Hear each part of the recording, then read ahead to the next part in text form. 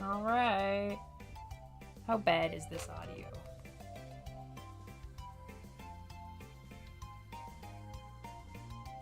I don't hear echoing.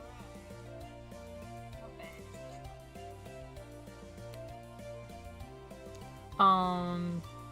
Promise to yell if there's echoing.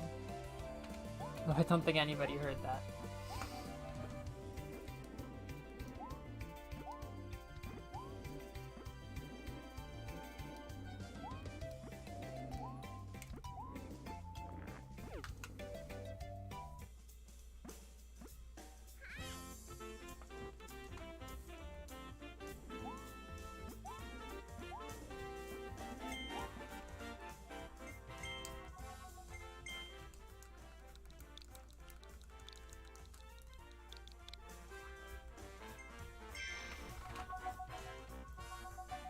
Oh, I'm sorry. Do 30, 22, and then also free roll.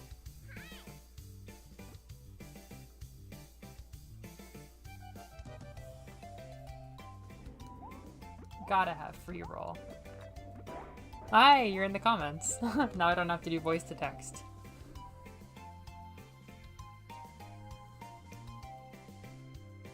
Thank you. Yeah, so, Switch streaming is a lot different from computer streaming.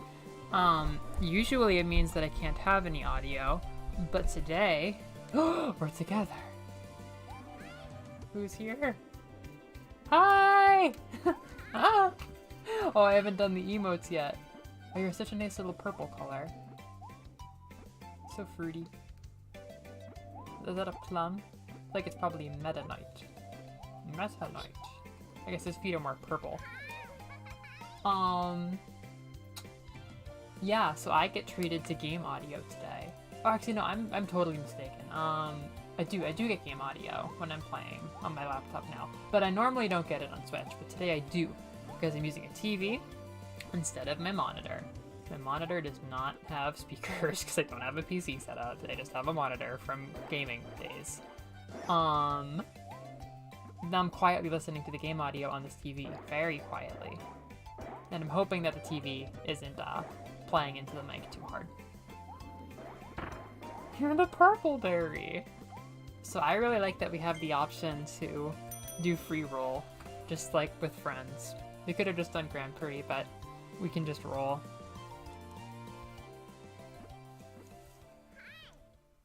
Wow. This is the first thing... This is the first thing that I did back when I started it Thursday night, or Wednesday night rather. I was just blown away by how like big and open this area is. No! Oh my god, that sent me all the way to my death. I can't believe they brought back burning. That is just so chaotic of them. It could have just been fire. It could have just been fire, but they called it burning. What would the last burning have been? The last burning that I should know is probably as mentioned in my panel, Squeak Squad. Or no, did they already merge? It's just an amazing mirror. Maybe there is a spin-off. Look at you moving in the distance. That is so cute. Like maybe it was in another spin-off, but there's no way it's been in a mainline game since Amazing Mirror.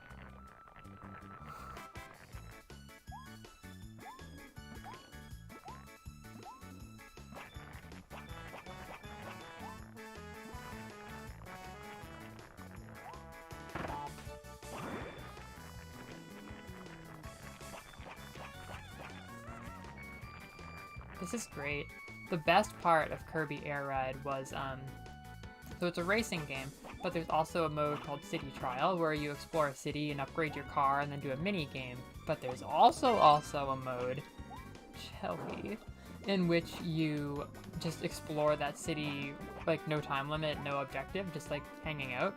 And that is just the most fun to do aimlessly with your friends. It is just straight delightful. I love this hour-long timer. My pizza's here, so I'm gonna switch to the pause thing, and then the stream is gonna start. I'll be back.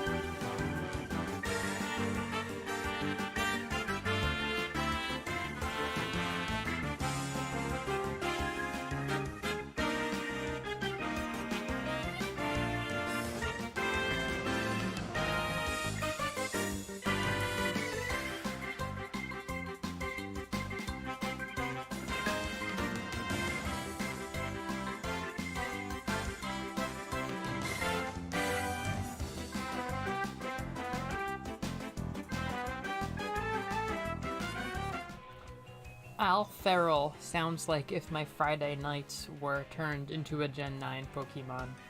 With small If and Lechonk, it feels like they're really leaning into like internet speak and meme words with these new Pokemon. Except I don't actually know how many people say feral outside of like me and my particular like friends. Not to serenade the world with camper stories and risk overexposing information of kids that I worked with. Again.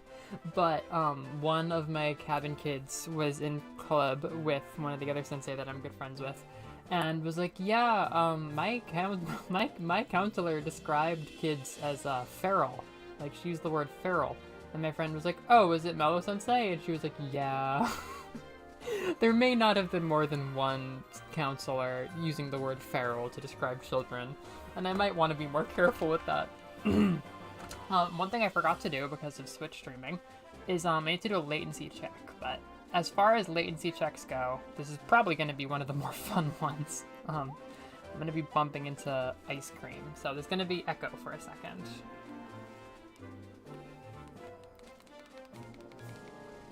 Alright. Mint. Ah!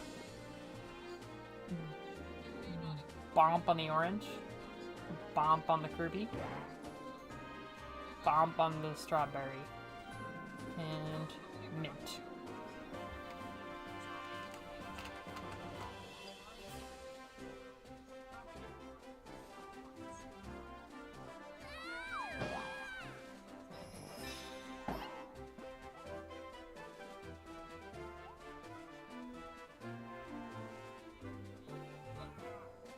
Oh, wait and see. It's not that good.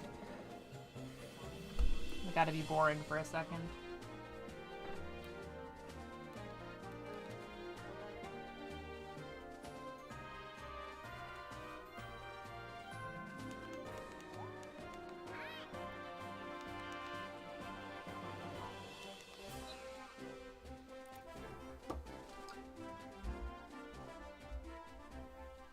Advanced audio settings. Advanced audio settings.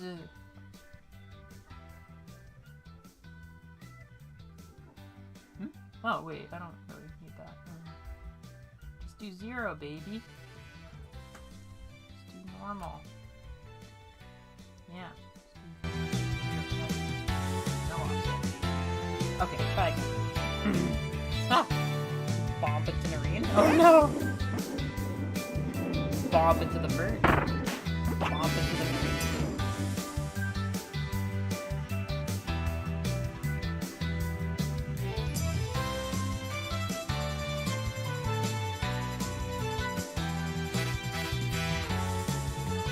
Oh shoot, there's issues.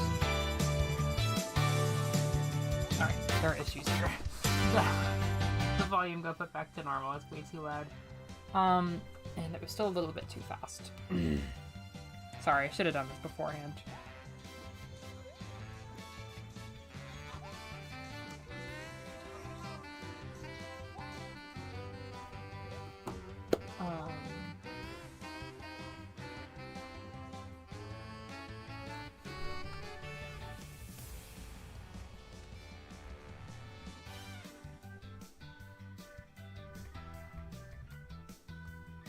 Oh, volume. LOL.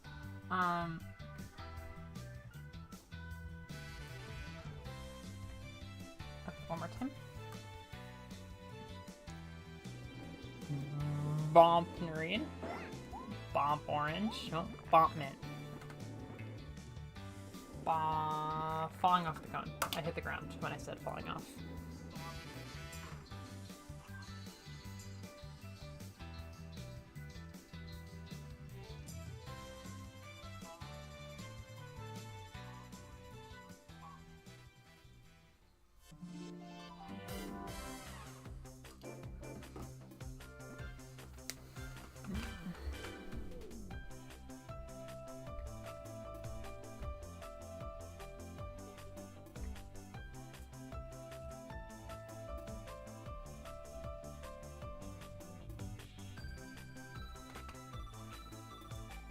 Okay, one more time. I'm just gonna do like jump, Jump. Jump. Jump. Okay.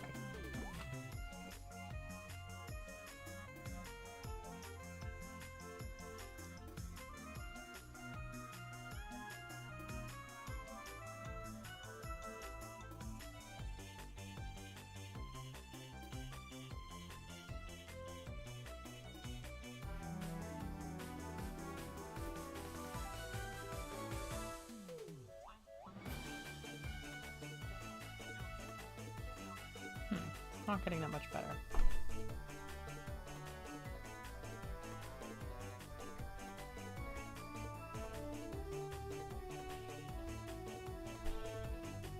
Okay. Sorry it's taking so long. Jump.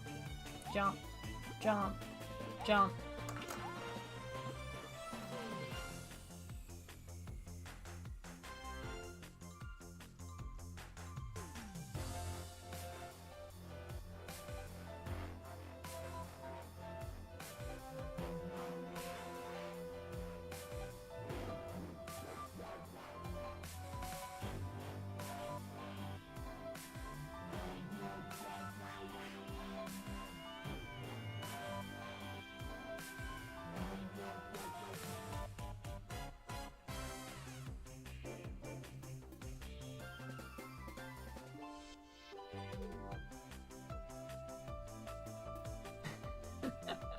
You're really nestled in that ice cream there.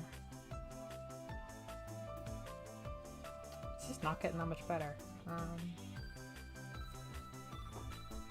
Time for drastic moves.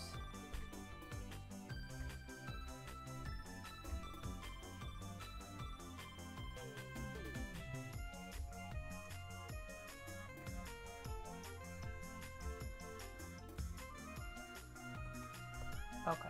This should be it. I went totally nuts on the offset. Jump! Jump! Jump!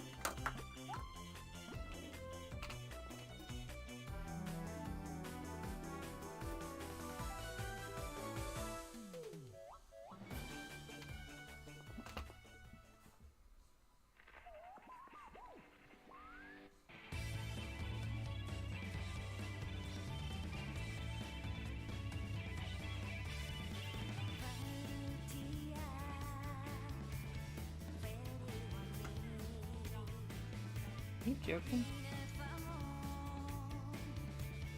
It's still barely synced. Oh my gosh, Nate is here.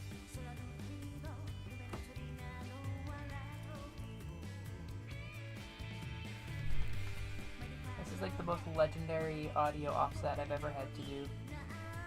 But I'm just gonna do it. I don't think I've ever handled things in the thousands of milliseconds before, but here we go. Alright, jump, jump, jump. I helped Temmie Chang, the Undertale artist, do this on her stream. It was just like an issue, and I was in the chat giving her advice because I've done this so many damn times. It was very special.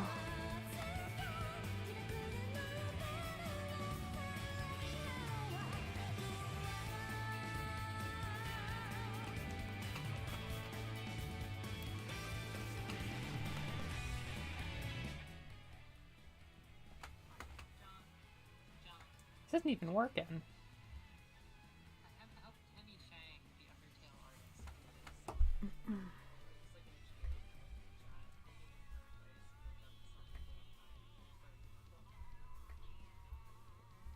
I'm just going by the thousands, the 10,000s of milliseconds now. Jump, jump, jump.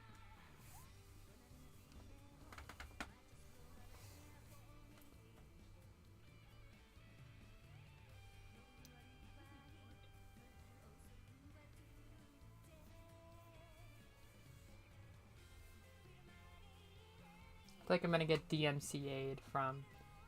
Or is DMCA even the word? Is that what it is? I think I'm gonna get copyright struck because Nachel is singing. This isn't working. Why is this not working? I have to add 70,000 more milliseconds. Fuck it. I'm adding 100,000 milliseconds if this is gonna be so subtle. I can't even do that. I can't even add that much sync. Okay. We're going 999, 99999.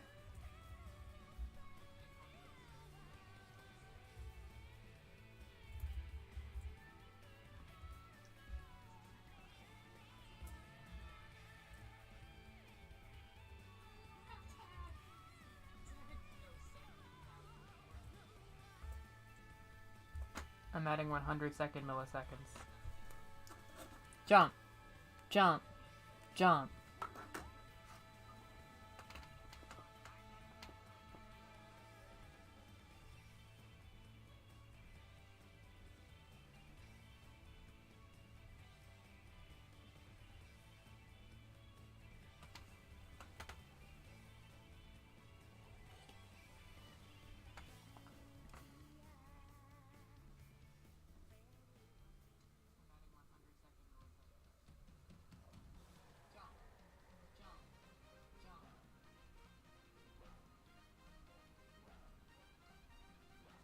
Why is this working so badly? What is the max offset I can even do? What a bummer.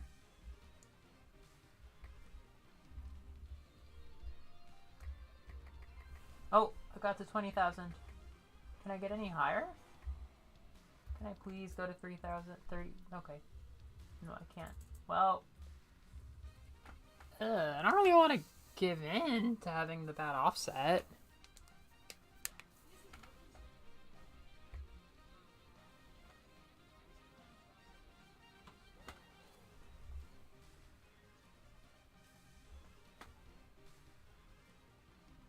Oh my god! Oh my god! I am the biggest space shot on this entire planet right now. Oh my god. I keep doing such klutzy things lately. I'm so sorry. I just spent 10 minutes delaying the chat. The goddamn chat. Oh my god. Okay. Well, now we can actually get a sync. LMFAO. Jump. Jump. Jump. I'm so sorry. I've never had to deal with this in the tens of thousands of milliseconds before because I'm offsetting the chat. Oh my god. Hey! Hey, Amber Sensei.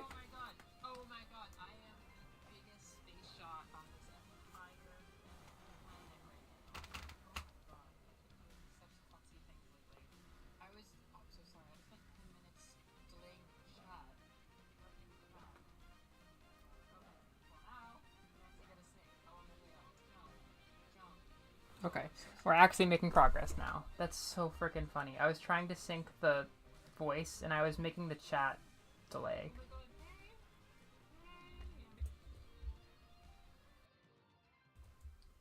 Okay, this ought to be fine. Jump.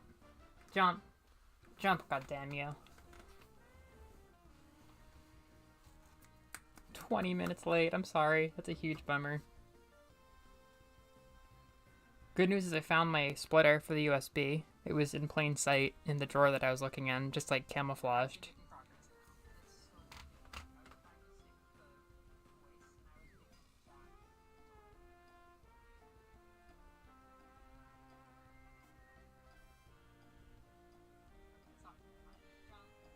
Oh my god, I sank it! I sunked it! Oh my goodness, I'm so happy we sanked it. Jump! Yeah, I have to do audio sync stuff, because, the Switch capture card is later than the voice. It's been a long time, clearly, since I did it, and, this time, I made a huge mistake. We laugh, but we cry. My Switch is, like, busting a nut over there with the exhaust coming out, trying to run this game. I'm noticing, like, it's really heated. Bomp. Woo! We only used 24 minutes out of our allotted 60 for mucking around. Sanked. Sink, sank, sunk. Am I right?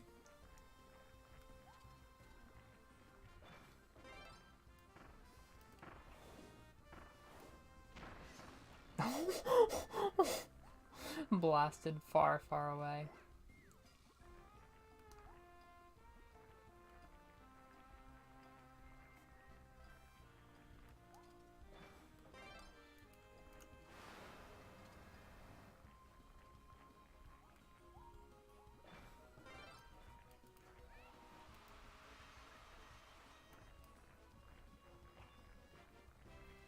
No commentary, just blissing out on this stream.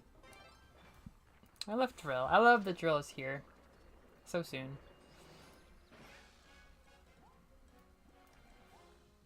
It's funny that they use the, like, half-loaded thing that they use to minimize lag when things are off in the distance in Forgotten Land as just, like, an effect here when the blocks are respawning. It feels kind of like they're trying to get us used to it.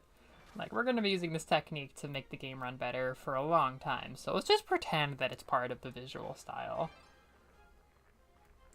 Chocolate shock. Chocolate shock.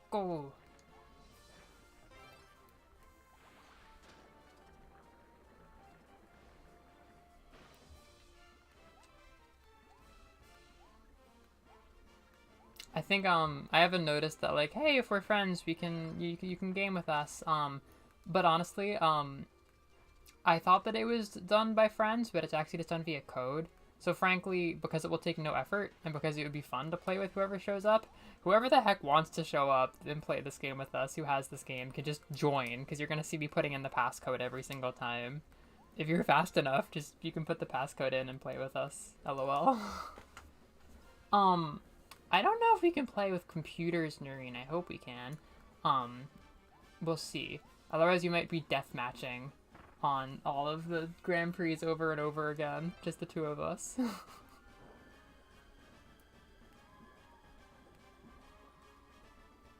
Come on in. Yeah, only $15. It's like I'm having a party and there's a $15 entry fee. Just drop $15 on the game and you can play with us. I've been seeing a lot of other countries' prices for this game before I saw the dollar amount. So I thought it was $20 for a while, but I think it's $15.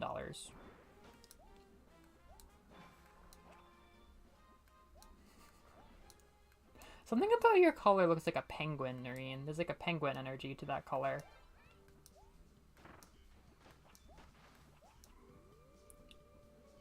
This song rocks. This one right here. This song rocks.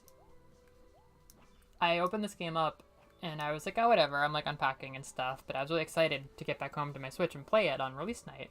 So I opened it up and I was like, whoa, at the opening and the hub menu and stuff. And I saw there was free mode, so I was like, heck yeah. And I opened it up and I did all the different copy abilities and I was like, okay. And then I left my Switch open on the table while I was unpacking. And the music just started to play. Like a lot of different songs playing here. And I was just like, I kept like pausing, being like, that song kind of goes hard. Like that song's kind of great. I was just kind of like sitting there going off while I left the console overheating. Like, okay, good to meet you. Very strong first impression. It feels so weird getting up here to like the ad zones where there's just like an ad. That seems to be what they do for the cheaper Kirby games now.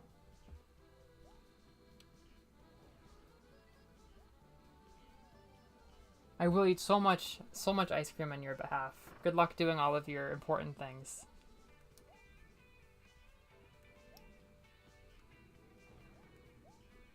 All of your soji. All of your kaji? Housework? Kaji? Nah? Yeah, I think so.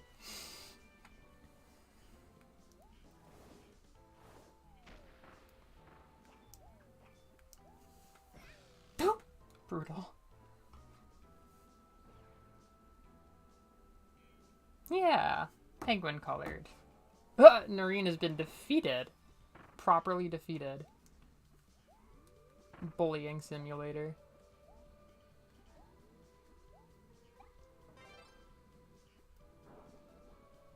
Jelly.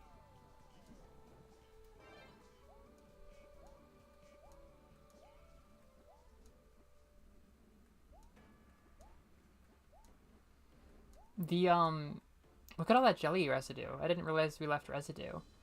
The director of a lot of the Disgaea games, and certainly the person who, like, apparently wrote the script and the lyrics for all of the songs in the first Disgaea game, has left the company for personal reasons. Has left Nippon Ichi Software, where he was the president and the head of the company. Like, it doesn't seem like a dramatic departure, just like, I am leaving for personal reasons, and we are swapping to another higher-up guy who's been here forever. So I saw that, and I was like, whoa. Change of Disgaea. No more Disgaea. It's not true. I have thoughts about that, but the reason that that's fun is I was just thinking about Disgaea 7 again. I was looking at the release schedule. I was wrong about Disgaea 2 coming out in 2005, which is embarrassing because I made a Tumblr meme about 2005 involving it. It was 2006, but there have been turnarounds in 2 years before. 2 to 3 was only 2 years. That's the 2-year gap. For a second, when I found out that he made that game in 2003, I looked at the schedule because I was like, 2003, I thought it was 2002 or 1, but it was 2003. And that's when I realized that there have been Disgaea games made in 2 years before. So they might just announce Disgaea 7 this fall. Which is so insane. Like, there's no reason at all with, like, these previous, like, 5 and 6 year or 4 and 6 year gaps between games. There is no reason to expect a game in 2 years. But they did a summer greeting card, and they always do summer greeting cards with art of a game they're releasing next year. And this not only is that, but it looks exactly like the teasers that they did for the other mainline Disgaea games. So I just got a new installment in this 20-year-old series that only has 6 installments, and I might just get another one next year. It is so weird. It has just been such a ride.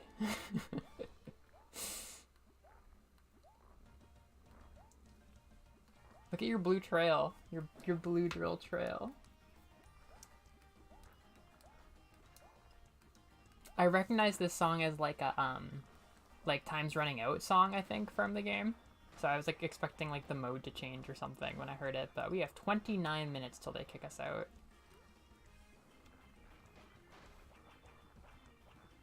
A. We found an A. I'm guessing that becomes like a character cookie once we have more character cookies. Although I suppose you're probably seeing your character cookies in this area, not mine. I saw like the Robobot mech and some other ones that I have. I love the Pocky. The Pocky looks so good.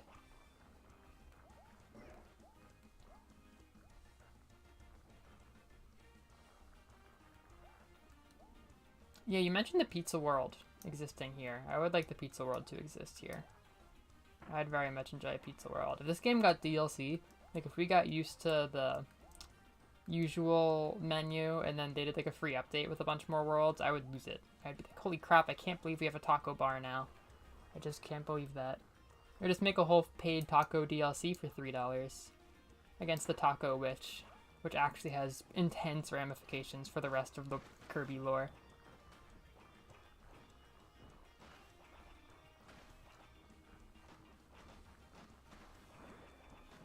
Size up.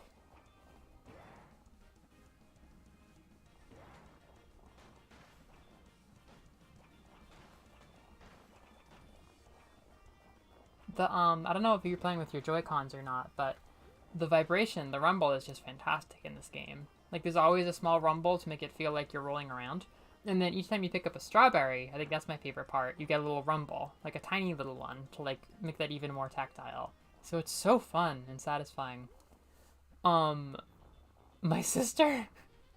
My sister and I, the night that Animal Crossing New Horizons came out, had a couple of misconceptions. And one of hers was that she thought that there were different noises for each fish that you catch, because she had never used a Switch before. She got her like limited edition Animal Crossing Switch that night, which was very nice.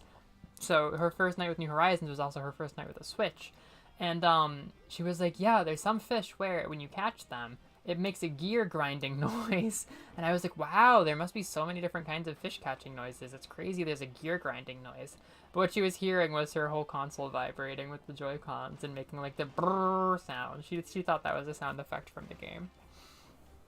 Oh, Rumble. Oh, Rumble features.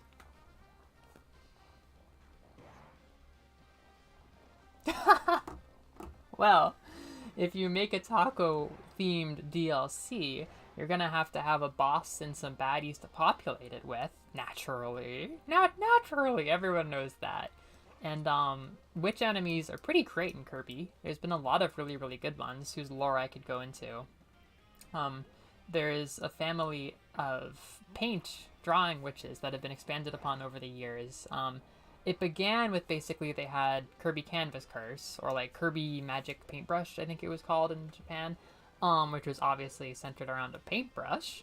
and they needed a paintbrush switch to go with it, and she was so cool. She had such a cool design, and the music for her final boss was like one of the first game songs that I really, really got into and connected with. So she was great, had a lot of vibes, and then randomly, with no explanation, they just made a sub-boss that was a clone of her in Kirby Triple Deluxe, like 7 years later. They just dropped Paintra to go with Dracia, and then we had Paintra. I'm pretty sure it's Paintra, not Glacia. Oh, that's also a mess. So there's those two, and I think they're actually sisters. There's like Paustrian lore talking about the fact that they come from the same paintings.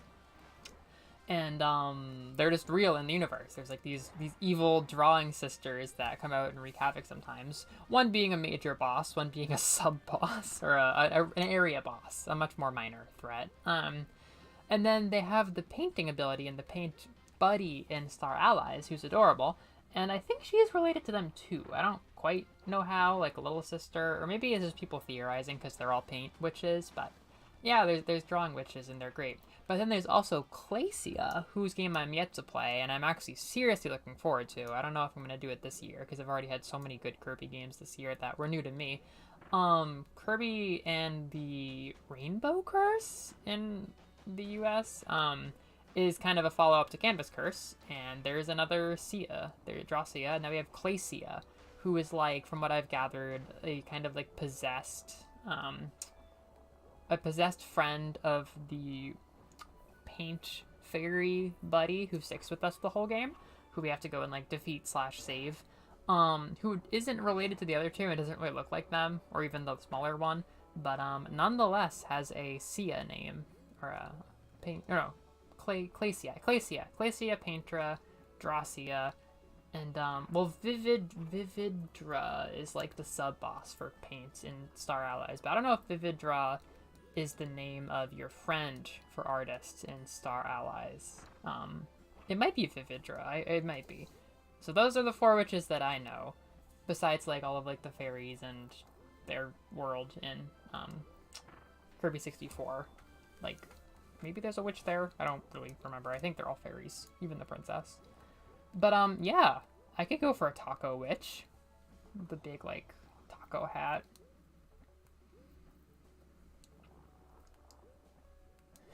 We're getting properly fed out here.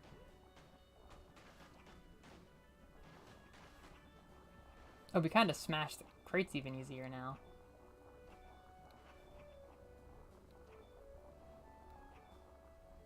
Oh, Noreen!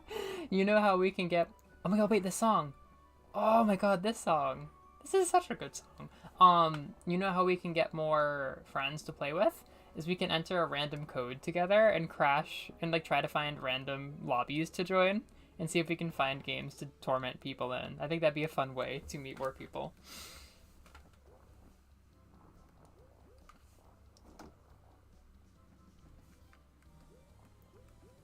I'm gonna eat the Strawberry Mountain and see if it ends the game for us. Then we can do like a Grand Prix. Delicious. Change event type, yes. Gourmet Grand Prix, yes.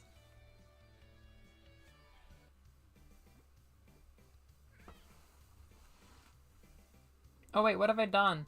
You're not here. Ah! This should be get toable if you leave and go to like the menu and do Grand Prix. Is it 3022 or 2230? What are we? I think we're 3022. Just barge in on random dimensions. I want to get the Elflin color and hat so badly. I'm so unreasonably excited about Elflin being in here. This game, and honestly this whole celebration with like the Kirby 30th Music Festival and stuff, has just made me such a dumb sucker for like fan service, kind of like throwbacks for like the fans and that kind of thing, like celebrating 20 years of blah blah blah history. Like, if they do a Disgaea thing for the 20th anniversary next year, I'm gonna be dumb. Like, that's already a series with a lot of good callbacks, and like you feel like you're like really growing your understanding of the universe the more you play, and it's very cheeky that way, like introducing characters that shouldn't be there from other games and stuff. But like if there's like a music thing or an art book, like going back over all the years of things, I'll freaking die. Like I think, whoa, what is Baumkuchen? Baumkuchen. Is that pineapple cake in German? Baum. That's like definitely tree cake. Oh my god, this is awesome. But no, like I love. Oh my god, look at the Terenza mask. I love, love, love, love, love. Oh, we have. I think we have fake friends, and I'm extremely glad for that. Actually, I don't mind fake friends in this context. No, yeah, like I love indie games so much, where it's like one game, and you know the dev, and the dev says like, yeah, this is a transgender narrative, and also my friend Ramon made all of the music with his whole ass pussy, and it was the best thing ever. And you feel very attached to it, like in like a personal way, like. I don't know, it just feels like there's nothing about it you don't like sometimes. It's so small and you just know all the details about it versus mega corporations with their mega long games and kind of the soulless corporate quality and messiness that comes with that. The one good thing about mega corporations and their mega long series, though, on compared to like a standalone game, is that you get to do callbacks for like all the years and be like 30 years of Zelda memories, and I'm like, holy shit, I remember that. I think what really got me is seeing all of the Kirby Music Fest's musicians like totally grooving and like enjoying it, and it's like having like facial reactions whenever they talked about stuff during the intermissions, like seeing some of them react to like the Kirby anime getting a DVD set for the first time. Like these guys are real fans who have like 30 ass years of love in their chest for this thing, and that's so special when it's taken care of and allowed to grow for 30 years and stuff like that. Like I really love that. That is a huge benefit of these old Nintendo series. Oh my god, you ate well! I was like rushing to the end. Oh my god, this is delicious looking. Are these normal strawberries? They're very big. This is a triple, so this must be a single.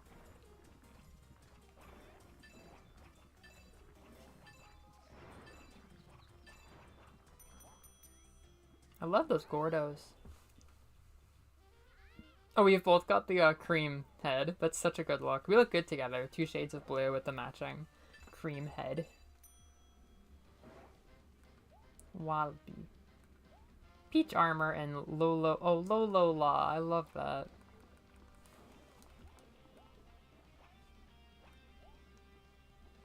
One fun, probably the most fun part of my real name? How do I say this? My real name? Not my legal name. Whatever. You don't have to know if it's legal or not, but my real name, Layla, is I love la la and like lo lo lo la la la jokes and stuff like that. The la is a really fun syllable to be affiliated with. Well, I guess mellow, nah, mellow, Layla. You got the lo lo lo la la la. I'm just taking over the whole block actually, so yeah, you could say lo lo lo and la la la from the Kirby series are kind of my buddies.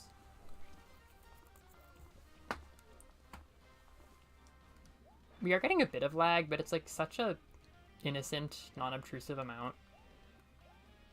I'm happy, honestly, that my Wi-Fi can even handle streaming and playing an online game at the same time. Oh my god, there's like an optional biscuit staircase going up. I'm gonna not rush, because I did not get more points than Noreen last time. I'm gonna eat all the damn strawberries here. That's very satisfying, actually, taking a second to not rush ahead and just, like, eat all this shit. I like that. I like moving to the left in a racing game. Oh yeah, get me out of here. I want to eat more.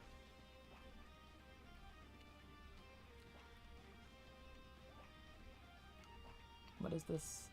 Rock. Looks like they got in there together, lol. Hey!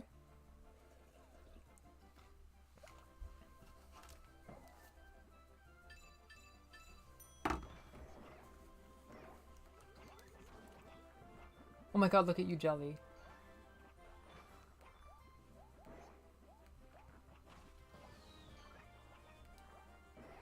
Bonk.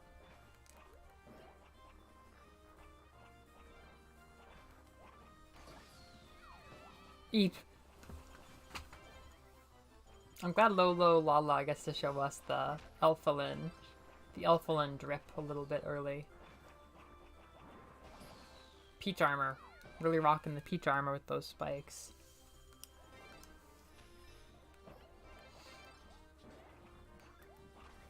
I will rock.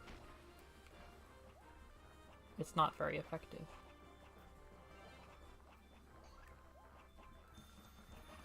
This is the best, and I could do it for years. I was just at my family rents a beach house, my mom's side of the family, pretty much every year. It's like a tradition. And I was there with my cousin, who has a Switch, and he really loves, like, party co-op games like this. Like, he really, really loves, like, chaotic, like, goofy, like, games kind of like this, where you're, like, screwing around with your friends, like, party games and that kind of thing. Like, really fun party games. So we were playing, Overcooked, and another one that he loves called Boomerang Foo. Both of which are food-themed. And it didn't hit me at all that I was, like, binging food-themed, like, co-op party games the entire time up to this food-themed co-op party game. So I'm, like, very much in this space right now. I really liked those games so much. See if I can catch Elfilin. Oh my god, that's literally Elfilin. Oh my god, I love it. Oh, good game! GG! Oh, this is precious. Oh, online bonus is a multiplier. I was actually worried we wouldn't even get experience for online. Do you want to do it again? I'm gonna click try again. I got D orange. All of these, like, half-assembled, like, things that look like other characters are actually kind of unsettling for me. Like, even the bandana D. Oh, that's actually cute. I wonder if that's new art. Even, like, the bandana D. Oh my god, Ruffin Nelly. Even, like, the bandana D bandana on its own, on, like, a normal pink Kirby, I'm kind of like, that's not right. That's not how it's supposed to look. Yeah, I know, isn't this satisfying? I think I have texts about Boku no Hero Academia again, which is not really always the best part of the week.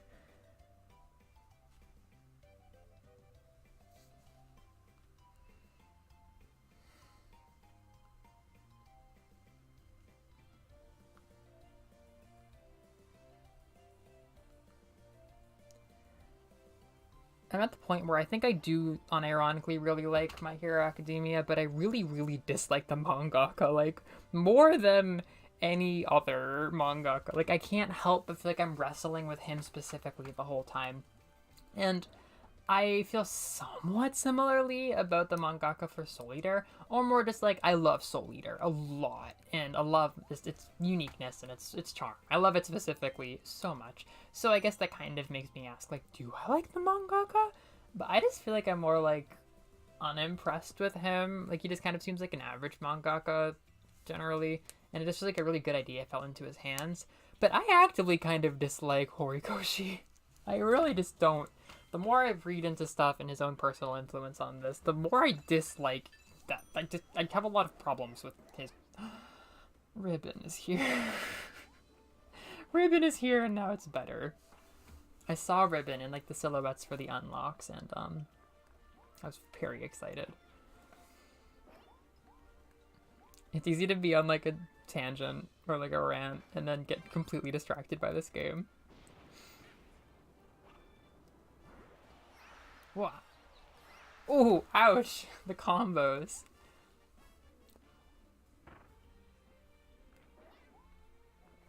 I love climbing this honey wall.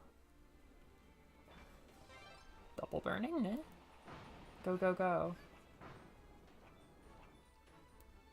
Let's break this down. Fire style.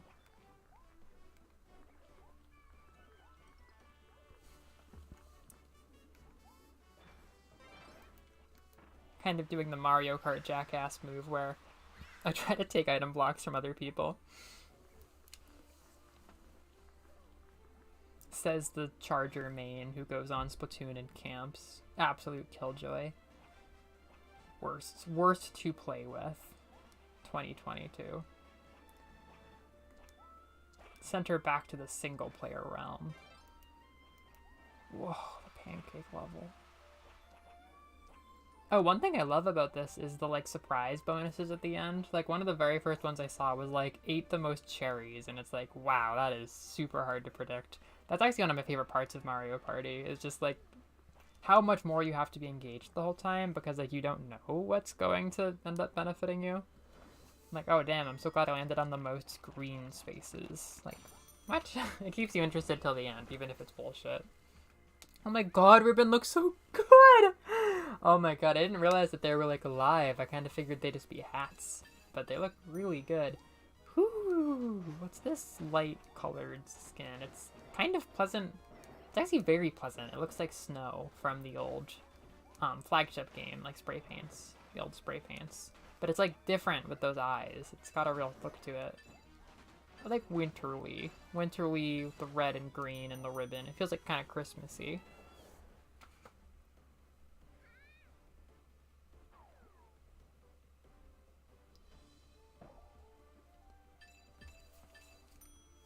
The random Francisca hat.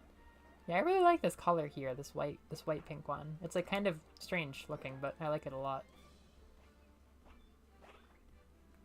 I was so excited when I saw in some of the promotional material that they had like the like a new brown color and like a kind of mint chocolate looking Kirby to go with this. Because most of the first material that I saw was just the standard 4 colors for co-op.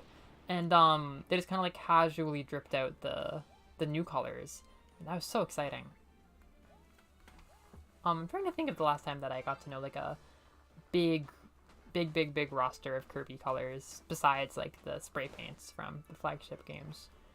I think there might have been a bunch of alternate colors in like Kirby Battle Royale. Like I can at least picture like an orange Kirby and stuff there, but in terms of like inventing this many, I don't know the last time that they did that. That's like a green churro. Huh. That's really cute.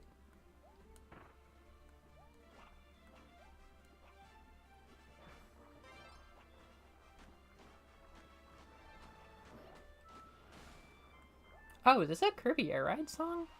I'm struggling to hear like all of the songs, but this string part right here feels like a Kirby Air Ride song. It's like melancholy and string and Kirby Air Ride. You know, Kirby Air Ride, the melancholy string one. I feel like your average Kirby Air Ride song that I can remember is like and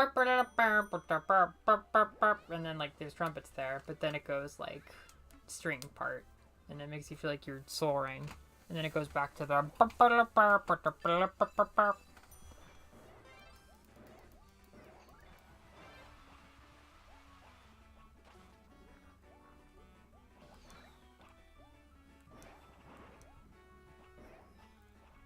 Yo Tornado. It was an honor to compete with you all. Oh, this is such a cake. This cake is like what my heart looked like a couple years ago during my like orange and blonde phase. My blonde era. It might be very hard to believe that this is like how I would have painted my room a few years ago, considering that I mostly just make everything black with like strong neon colors now in my life, but this was like my absolute shit not long ago.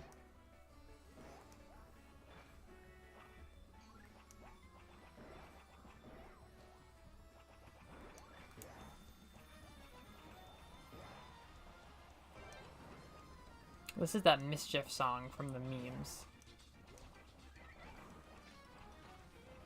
Wow, pointy! Look at all those strawberries! Oh my god, yeah, she sure did. 10 strawberries. What I wouldn't give, nah. Gamin'.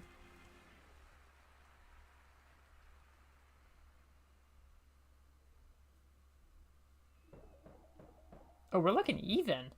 Oh my gosh. Oh! Oh my gosh. Ooh, what the? Where is this even going?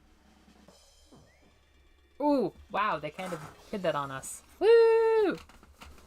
This is a tight competition.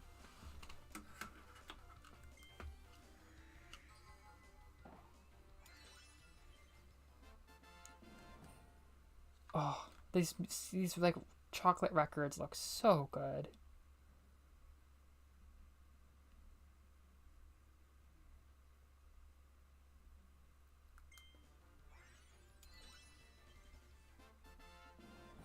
Oh, bakuken is a roll cake slowly built upon layers.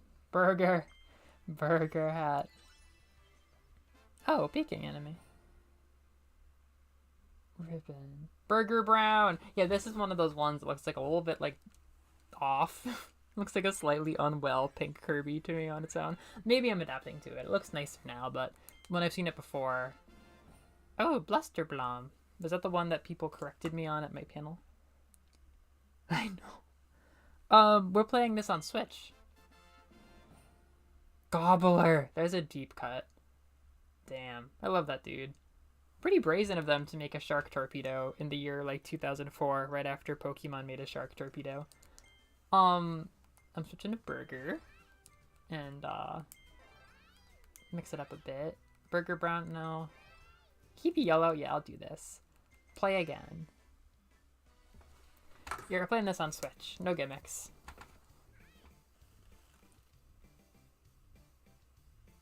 Akiba?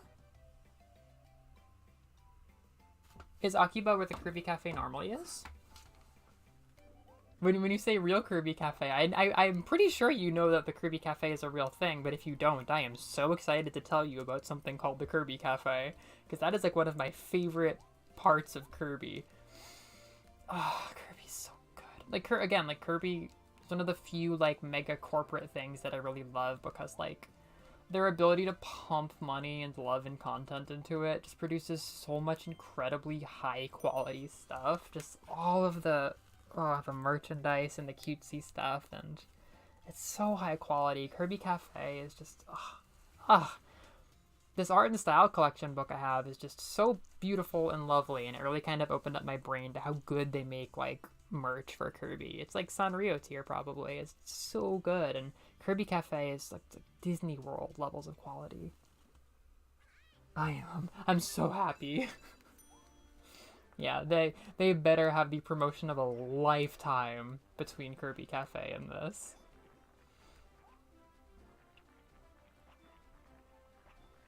This like mint chocolate look reminds me so much of my friend Natalie. Like, I don't think they've ever said specifically that they like mint chocolate, but like those colors and these designs, it's like extremely them. Cook! Look at Cook! He's got quite a look.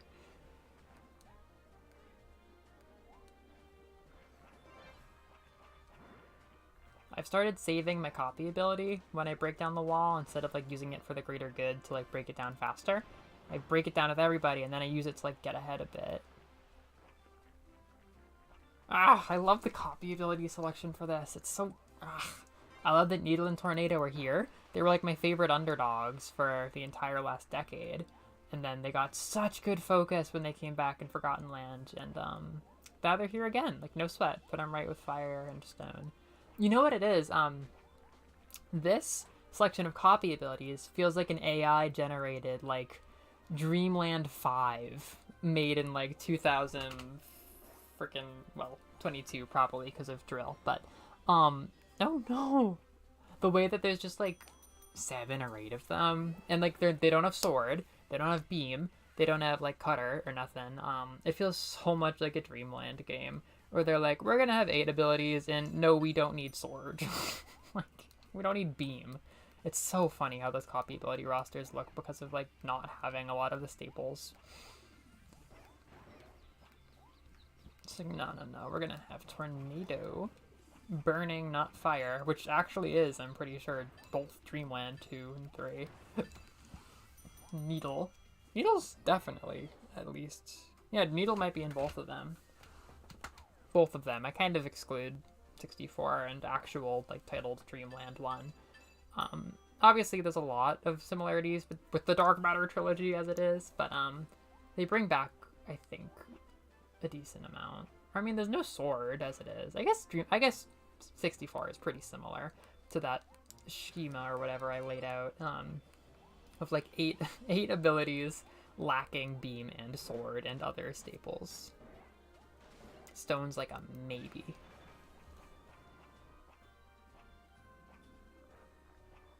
Yeah, they got the squiggly bouncies. Those are also super Natalie. I love my friends. They really made, God, what is Taboo? the Easter Island head kind of guy. I've never felt so much fondness as seeing him dipped like a little donut.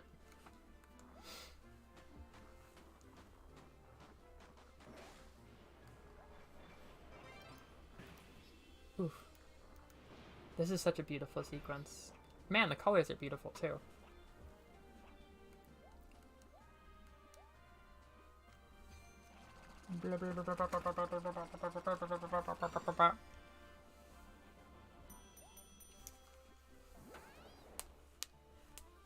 Ooh, we are the big burgers today.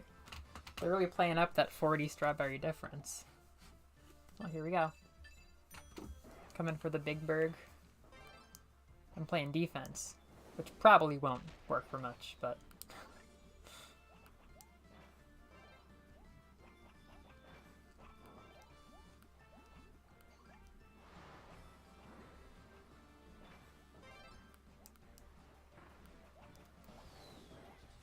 This sounds like Gourmet Race, but like the key or something is different. Like it's the same rhythm and all, but like the pitches are different. Sounds even more dramatic somehow, which is crazy. Like sudden death Gourmet Race, as if Gourmet Race wasn't already dramatic enough.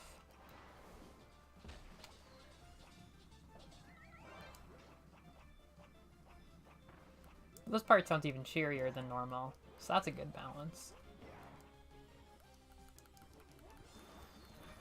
Oh, we're drowning in the air.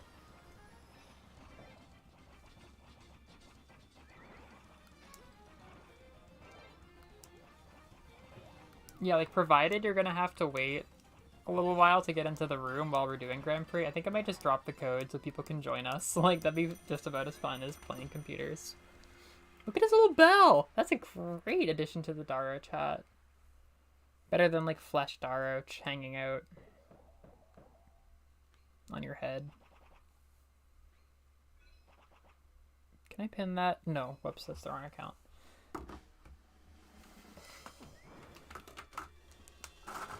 Blah, blah, blah. Oh, I did it.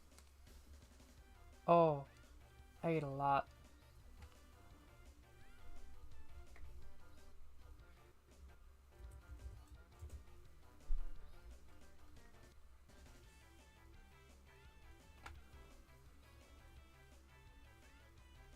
Yeah, just eating on the side.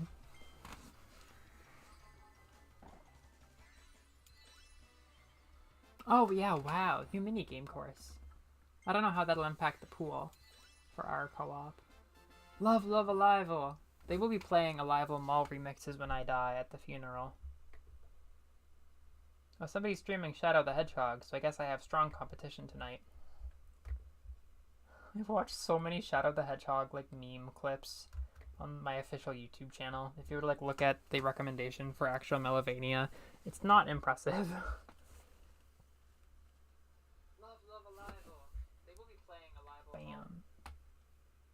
Oh, I'm so glad you showed up then. Sure.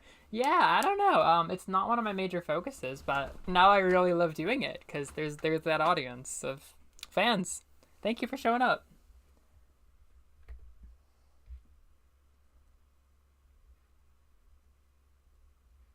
Hey, Juno! Welcome. We're having a party. The cover fee to get in is $15.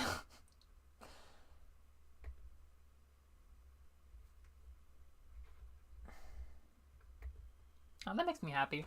You're one of the first people from the panel to stop by and say hello like that. That's sweet. Nightmare Wizard! These look like new arts. A lot of them are just stock art, obviously, but this one looks like art. I was kind of... Oh, me devil! From the 3DS re-release of Kirby's Epic Yarn. What was I going to say? I was kind of like, me, it's all stock art when I was collecting them. But then I like did the rotating thing in the like collected cookie gallery and saw how absurdly beautiful the models are. And I was like, whatever. You could stick anything on here and I would love it.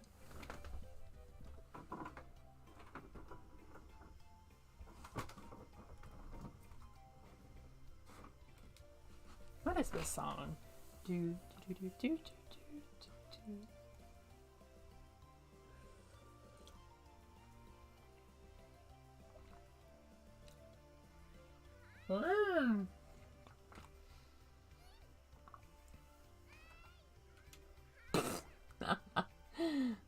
get goofed on.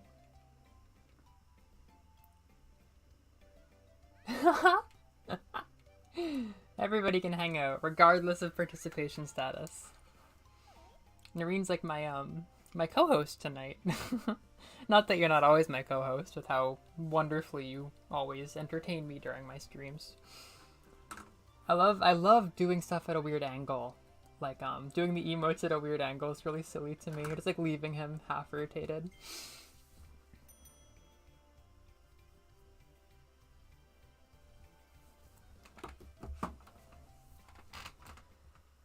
Oh, Burger Town.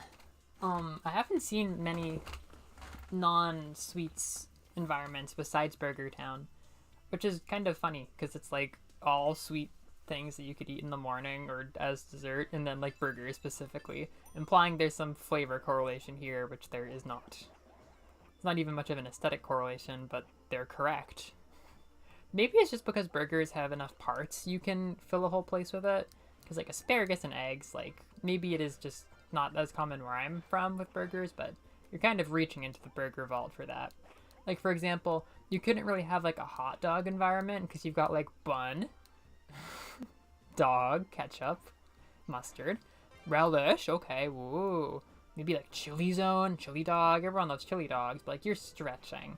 Where burgers, you got bun, okay, this is an entirely different sandwich, but you know, there's a lot more to work with burgers.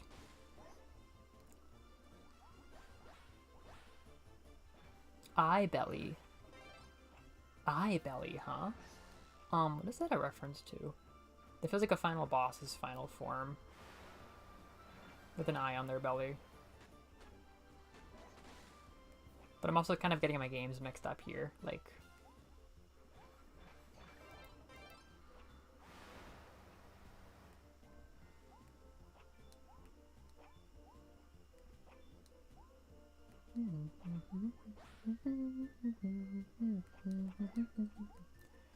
Amber, I'm pretty sure I remember us talking about how, like, you weren't exactly wowed by the Kirby Forgotten Land trailer, but, like, we talked about, like, you seeing this trailer for the first time at camp, and you were like, oh, hell yeah, now that's a game.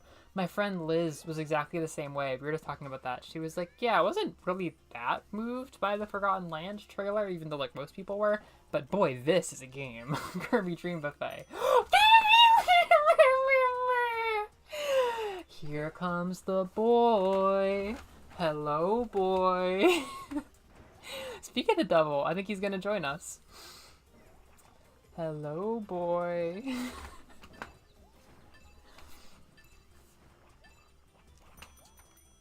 Yo! No! Not me literally introducing you as you walk in. Not the ESP that our friendship gives us. Hello, Liz.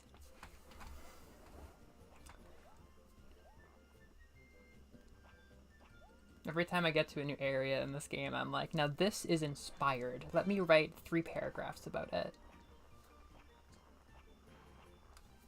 I'm saving this jelly. No, I'm not. Wait, no, I'm not. That's the whole point. Haha.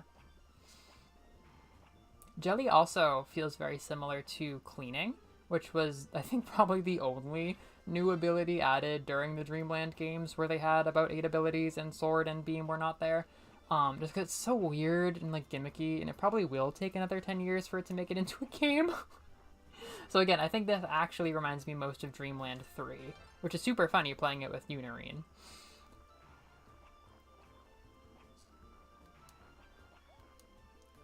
Again, I think I rushed this. I think I got to this 50 far too early for comfort.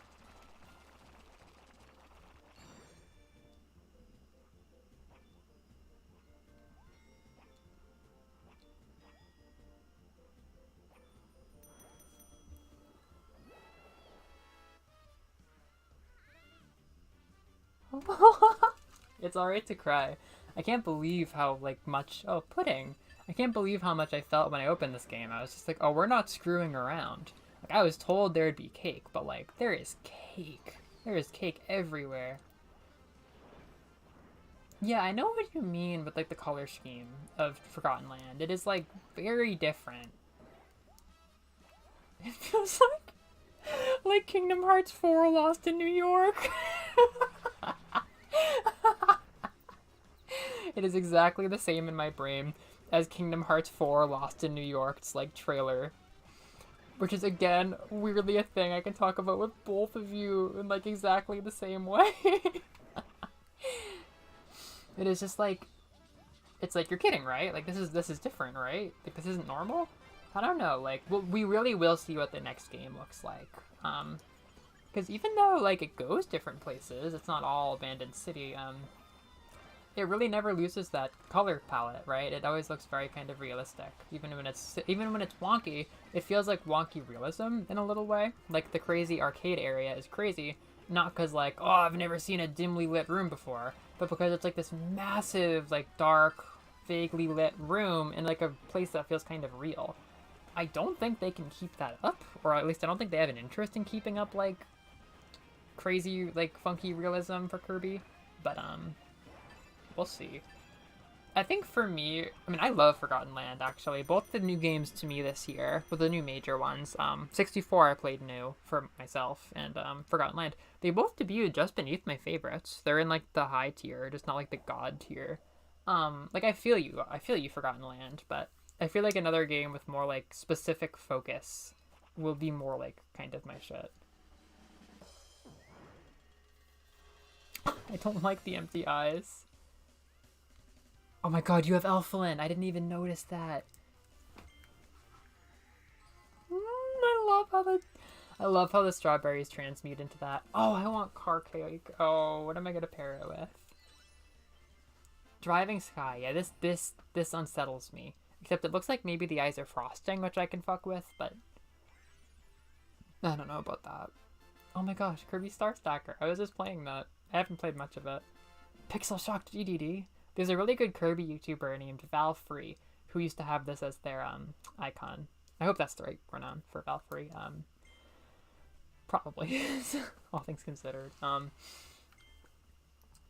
Go to online and then Grand Prix and then enter the passcode 3322 and we'll wait for you in the lobby. It's like password based, not like friend lobby based. Kerburger and Carby are such good additions. The Waddle Cafe was just such a good thing. They know what they're talking about over there at HAL Laboratories. Burger Brown and Carby is kind of a mood. I'm going with it. Play again. I think we can wait in the lobby till you come.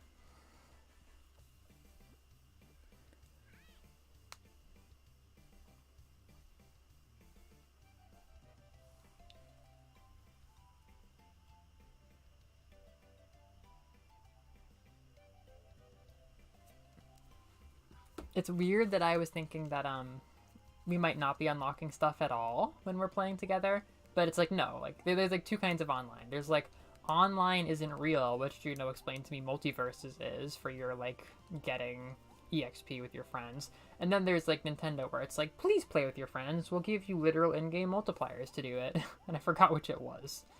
I was totally on the multiverses track of like, oh well, this isn't real PogChamp gaming, so they're not going to give me experience at all. But no, it's Nintendo, and they want us to just, like, do the Splatoon thing, where you play together in a room for 5 hours, and they just, like, pump in-game currency at you.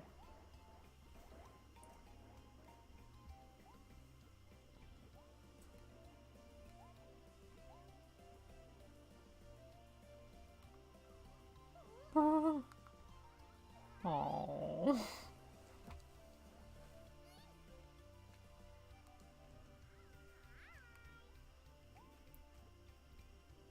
Oh, really? I don't think it was the leaks that I was looking at, the data mine characters that I saw. What happened? What did they do?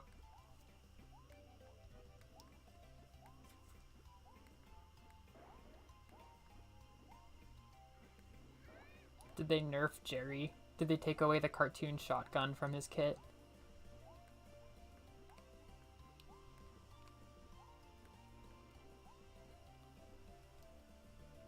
Ah. Oh, I'm sorry, it's not... Ah, I'm so spacey today. It's 3022.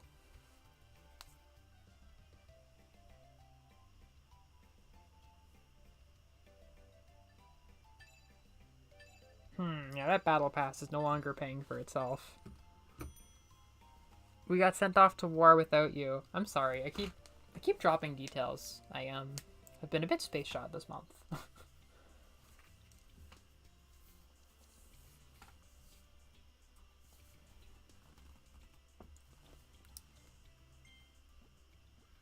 Dang. Morpho Knight? Oh wow, that's kind of giving me chills. Morpho Knight New World. Pink Bowler. Wait, does Elflin flap when you fall off? Are these flying buddies? That's literally ridiculously good.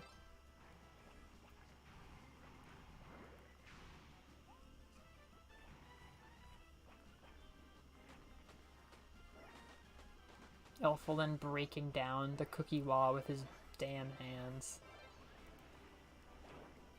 Oh!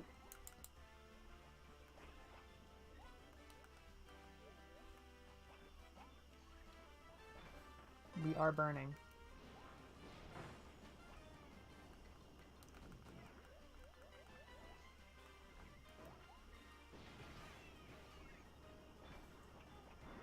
Sorry's up.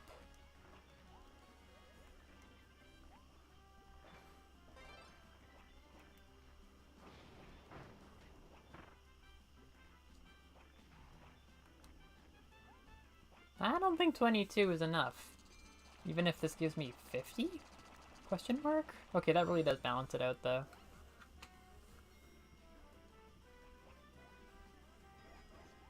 Oh my god, you're too good at Fortnite. You're too good at Fortnite. Gamer girls, rise up. Oh, I just think you think you've seen it all. Something new pops out of the oven.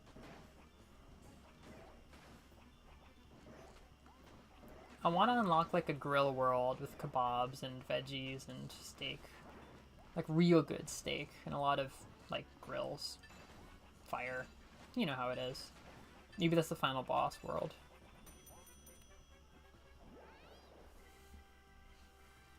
I think we have to think of more DLC. We thought of the Taco Witch expansion in which you go to a taco bar and fight a really nicely themed taco witch, who I can just picture really well in my head. And there's just a lot of other places to go after that. Like there could be a freezer level where everything's icy and you can just kind of like see what's beneath it. Like ice cream, but also it's like other frozen food. Giant dead-eyed fish. I helped a fish live. I helped 2 fishes live at the beach. My uncle caught them. You can't keep them unless they're 28 inches long, and they were 27 inches long. So it was a bit awkward having them flapping on the sand with hooks in their mouths. And we got them out of there. But while he was busy, because, oh, by the way, these were twin fish. After like a day of waiting for a bite, he got 2 bites at the same time on his 2 rods. We got 1, and then halfway through that, I was like, oh fuck, there's another one. So I had to like babysit that fish, not knowing that much about fish. And I just got like my mom's thermos and just started filling it up with salt water and dumping it on the fish because he was like not quite dehooked enough to go back to the ocean. Or I mean he was, but I didn't know fish carrying technique, which I was just gonna grab with my damn hands. And then my aunt was like, watch out for the teeth, at which point I realized I don't know what's going on. Because apparently you have to carry them by the mouth? I don't know what that's all about. Maybe they'll just like flop up and hit you in the face with their tail if you just grab them like a cat. So I did not grab the sea bass like a cat. I just poured water on it until he could grab it by the tongue or whatever and bring it out to the ocean properly. But both fish lived. They might be traumatized, but I watched them swim away. They looked fine. We were so close to eating them, though. Ooh, jelly. I'm so glad you showed up, Liz. I'm hype. Like, I don't often have the energy to do much after work. But it is Friday night with King Dedede in my time zone. Ooh. Oh, eat up, eat up.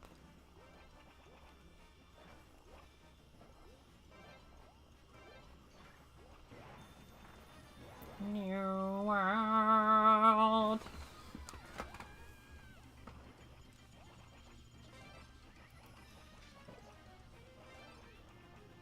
One thing I will say about Forgotten Land is even though the visual style is a little bit like less friendly, you know, there's a lot more just like empty look vibe areas. It is not any less kind than any other Kirby game. Like, it has a very, very, very, very warm little emotional tone. It is just constantly, like, pleasant, whimsical game. Oh. Oh my god, oh my god, oh my god, the comeback. Yes! Oh my god! I saw that. Oh my god, congrats. GG. Oh, he's such a cute color scheme. Oh, this is the best damn game. Pop it in your mouth. Did you get Goku? Oh, Fortnite. I thought it was multiverses. Like, yeah, why not Goku and multiverses? Pixel Grizzo. Just like Splatoon.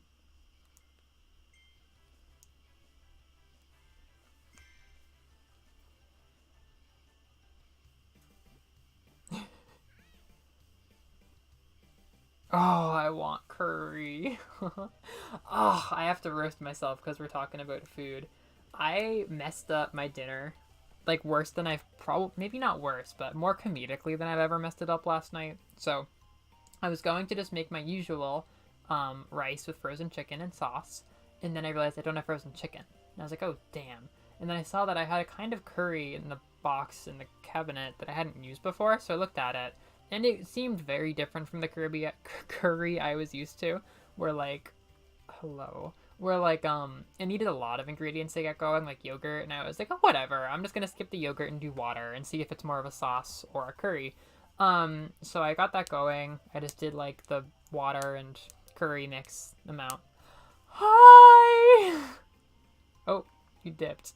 That's worrying. And I had to put in a little bit of extra. So everybody's dipping. I had to put in a little bit of extra because I'm like, it doesn't look thick enough. So I put in more than, on the higher side of curry powder. And it was like, okay, fine. This looks like it might be curry. So I mixed it in with my rice, thinking, I'll just have curry/sauce flavored curry with my rice, and that will be dinner. And the curry sucked so bad because it was meant to be mixed with all these other things. But it was just powder and water. So it was just hot and, like, way, way, way, way too much flavor. It was just complete powder, basically. And I was like, oh my god, wait, I'm the genius. I have yogurt in the fridge. I'm just going to put yogurt in here and mix it all up. So I mixed in some vanilla yogurt, and it tasted still so fucking bad because there was just way too much curry powder. And it was god awful. So, unfortunately, in my haste, I kind of mixed the curry powder with my yogurt as it was. So I just tossed the whole rice, yogurt, curry mix in the trash. But I still figured I should just, like, finish the yogurt while I have it. And there was just, like, the faintest trace of curry powder left in the yogurt. And I was like, fuck it, whatever. And I just mixed it in with cereal. And just had to eat a big bowl of cereal with, like, the slight fear that I would get a small taste of curry as I ate my strawberry Special K. Which didn't really happen, but in that moment of wasting all of that food and then having to eat cereal that might have a kick of curry powder in it, it sucked so bad. It was the silliest thing I've ever done.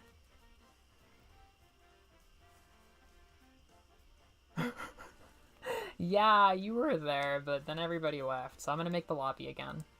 It'll be Grand Prix with the same 3022.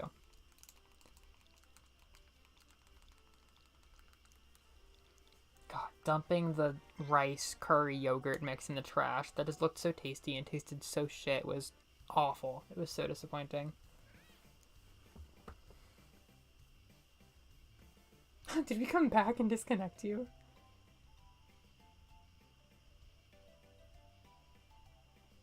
Yeah, you did the comeback, Noreen. You got every single one of the surprises.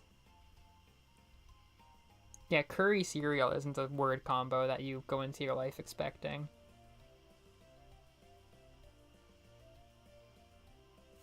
Hello? Roxas?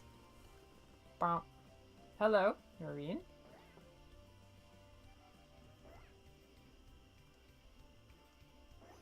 Hello? Sad, yeah. I've had a decent week learning how to cook, like, box curry, which really just means how to heat up box curry. No tragedies yet, a few success stories, but, this is my first horror story. Curry is there for all of the stories. Curry's always with us. Oh no, my first sad curry story is that, it took them a while for kitchen-related reasons to get curry right at camp this summer. And it was very watery the first couple times, and then they nailed it when the good chef came in to run the place, and it was so freaking tasty. That's when I started getting really into curry, and it was so damn good. And me and my table of kids during the last week were kind of feral, and at first none of them wanted to eat the curry, and I was just like, well, it rocks, so we're gonna eat it, even though it looks like cat puke sometimes. And then a few of them figured out it was good, and then they got a bunch of extra. They didn't eat it, but I was like, you know what? It's fine. I'm going to put it with my employee stuff. I'm just going to, like, sneak it away, make a couple dishes of curry, and have some really good midnight dinners before we leave. So that half worked. I snuck away. I was really glad. My co-counselor let me go one of the last nights we could sneak out. And I had a great midnight curry. And then I was like, oh boy, on the last night, I'm going to have that again, because I have more. And then guess what they did while we were cleaning the place up for the next group of counselors? They threw out all the employee leftovers, and I came out at midnight, my last midnight before leaving, and found they butchered my girl. There was no curry at all for me. It was so sad.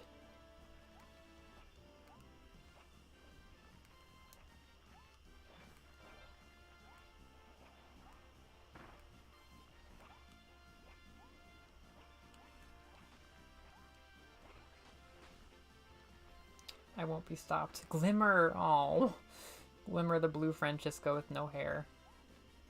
Ooh, get your own. There's something like musical chairs quality about like when it's close and you're trying to get one of the strawberries but not the same one as someone else, and oh my god, I lost it, so now I gotta scramble.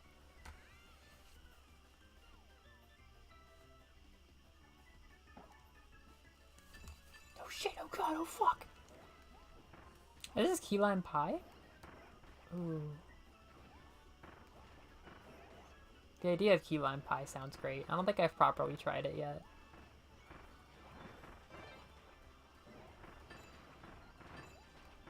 I've been to the Key though. I've been in a authentic key lime pie shop in Key West. And then I said, no thank you. I'm too anxious to try new things. And I went on the airplane, not having eaten it. My curry powder rice, my yogurt curry powder rice, literally like burns your tongue to the touch. Because it's kind of hard for me to judge like consistency, but also like, is this too much flavor? Like too much flavor. I had a brick of golden curry, like the chunky guy, and I did the normal the normal proportion with the water. And it was just far too much. Like unfortunately, it was tasty as hell, but I was like, this is just too flavor blasted for me. So I did less the next time. And again, like the consistency went down a bit. I guess in my mind, I'm like, if there's a good curry consistency, then I should have put in enough powder, but sometimes you get that consistency and it is just way too much flavor. It is just too much powder, which is like, these are two separate sliding knobs that have to meet somewhere between curry water and flavor, not flavor. You would think it would just work, but who am I to say?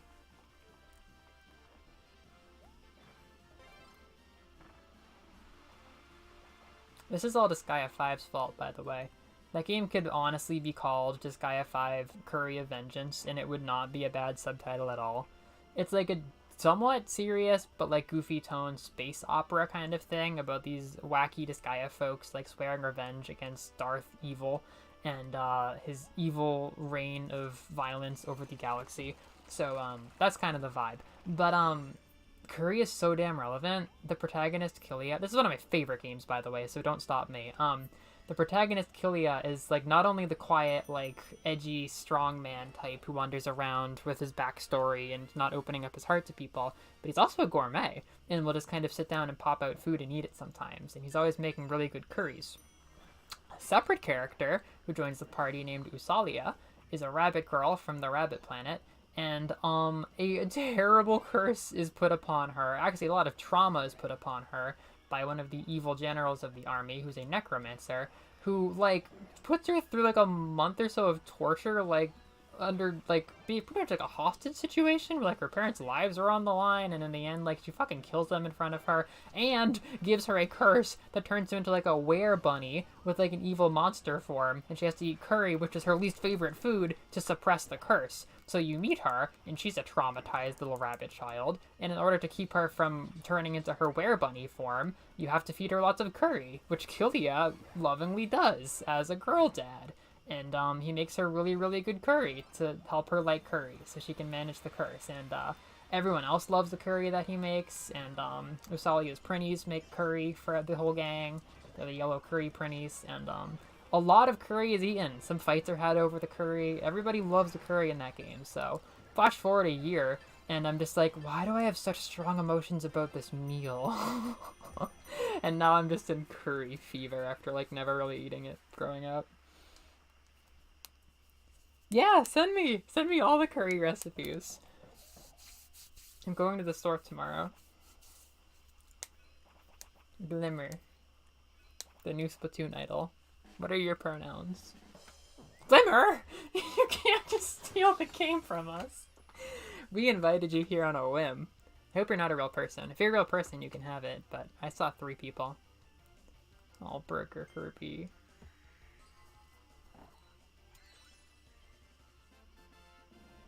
Strawberry! That looks like a chili pepper. So, you failed. Route 8 on a winter day. If that's from Kirby and the Forgotten Land, then that might be a banger. Fan. Burning Stone, lol. That's nice. That's a nice drawing of it.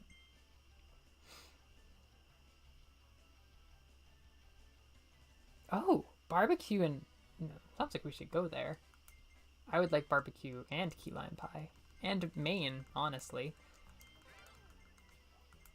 Here we go. Now we're cooking. I've got a real aesthetic here. See? I call it Chili's.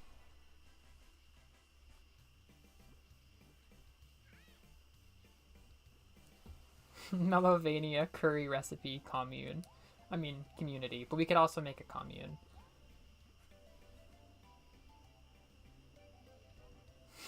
I wish that I had like the community tab thing where I could like post stuff onto YouTube, like text posts for people. I don't know when you unlock that, but I would really misuse that a lot.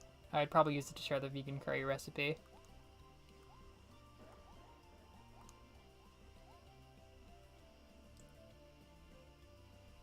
Ooh. Oh my god. What are you? You have ears? Is that no woofy? What is your nose? Oh, it looks like a cat, actually. Oh.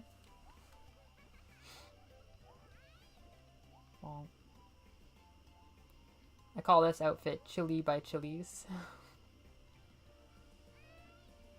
Sometimes... Amber Sensei, sometimes I remember your bag that you had at camp.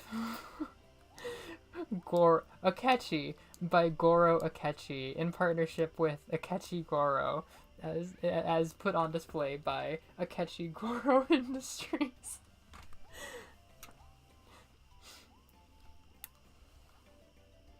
Oh my god, you're Rick. You're just a hamster. I call this outfit Chili by Chili's. Chili pepper. Oh.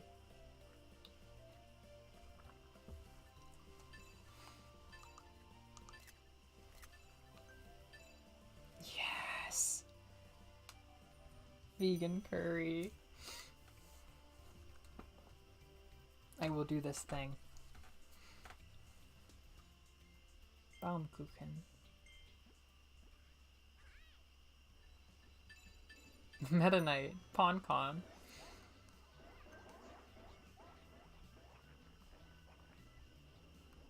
Got a snack.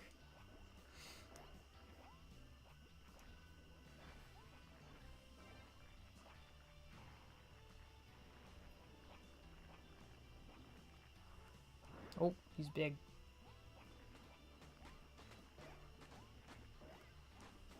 Liz, you probably can't answer this right now, but I saw you changed your thing to any pronouns on Twitter. Does that mean that you're also okay with they? I've never called you they before. It's probably going to be a long time before I get an answer on that, as we are gaming. I'm doing not that well on this.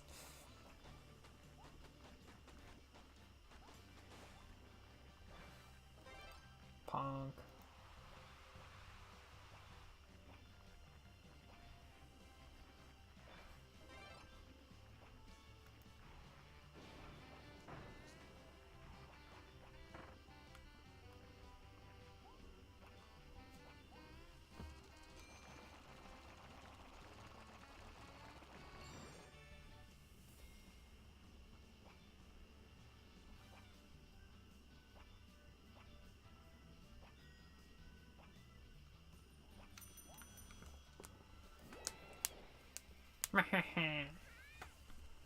Look at those green eyes. Your favorite bag. Akechi by Goro Akechi.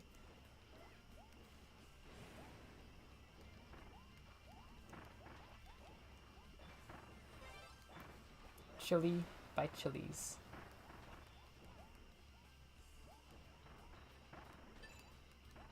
Snack.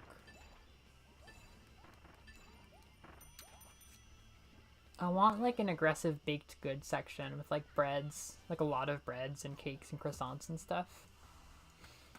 Oh, look at this. Waddalore. Waddalacia! Waddalacia! That looks a lot like the name of the country in Castlevania. The Super Castlevania Super Show is Wallachia. So when I saw Waddalacia in the data mine for this, I was like, yo, we're going to Waddalacia. The most fucked up vampire in Waddalacia. But Waddalacia, or Waddlecia, totally sounds like one of the witches I was describing. Glacia, Dracia.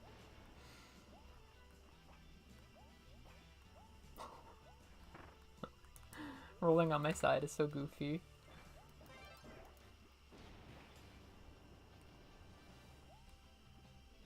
I know that this is called Strawberry, and I should be proud to have Strawberry as a strawberry game, but all I can see is a spicy gummy.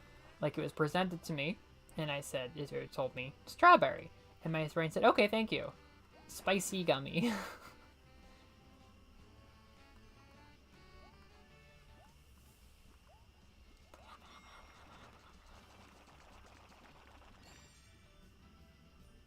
You know, Pac-Man could have done this too. This could have been Pac-Man. There could be Pac-Man DLC.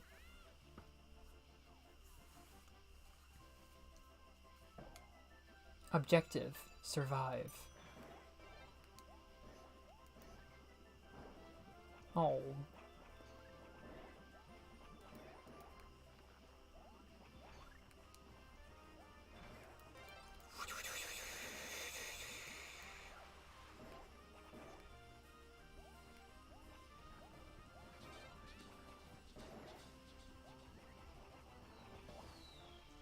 Oh.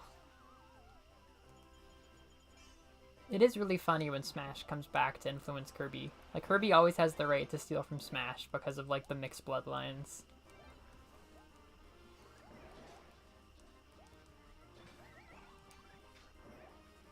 I remember, I think I got into an argument in, like, 3rd grade when I was obsessed with Melee. My friends would tease me about it. We were arguing about something, and I said something like, no, Kirby's the most important part of Super Smash Brothers, or like, no, you don't understand, like, Super Smash Brothers is a Kirby thing, it's not like a Mario thing, because Master Hand and Smash are in Kirby, Nightmare and Amazing Mirror. And my friends were like, they had no clue what I was talking about, but I was like so into it. I was like, no, you don't get it, it's a Kirby thing, Smash is like a Kirby game.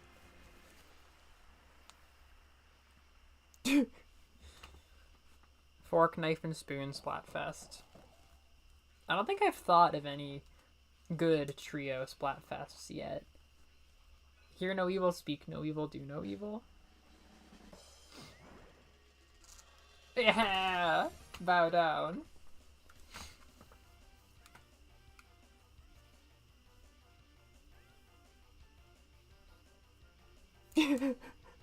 Catchy back. They wore that every day. That was a well-loved Goro Akechi bag. Oh my god! Oh, that's a good-looking ice cream race course. Dance with the painting witch! I wonder if, Paintra, ne? Paintra? I wonder if that's triple deluxe. Oh, I've never been so soft to leaf in before. There was a phase right around when RTDL was new, and I wasn't quite so in love with it, but it was just like a game that I played. Masher! I remember Masher. I know Masher well. There's a phase I had where I really, really wanted to have a favorite Kirby copy ability, and I picked Cutter when I was younger. Leaf was also one of them for a while. I was like, no, you don't get it. Like, I love Leaf. Like, I am the Leaf girl. I love Leaf so much. So I would be like so emo during those like 3 levels where you can use Leaf during RTDL. And now I never use it. Like, it's actually pretty good against the Sphere Doomers if you're offered it like once or twice in the game, but I just don't think about that ability ever. Leafin.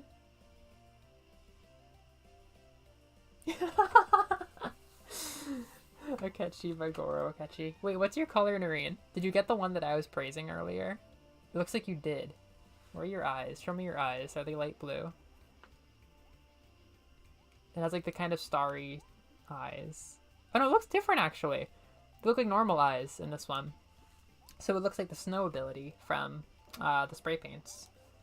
Which is like absolutely one of the prettiest ones. Like, it's probably the same. Like, it looks exactly the same as what I remember it looking like, but they kind of had like blue zombie eyes when I saw the computer with it. This one looks like a more normal blue. Rick Cream. Oh my god, it's got some speed. Wait, did you also get the Leafin? Or did you see Leafin on my stream? Like, our awards probably aren't synchronized, are they? I'm just realizing your screen looking because I'm streaming the game, so yeah, you would see what I get. I'm getting like a serious speed boost off this. We call it fork dashing. It's mandatory for the any % croissant level.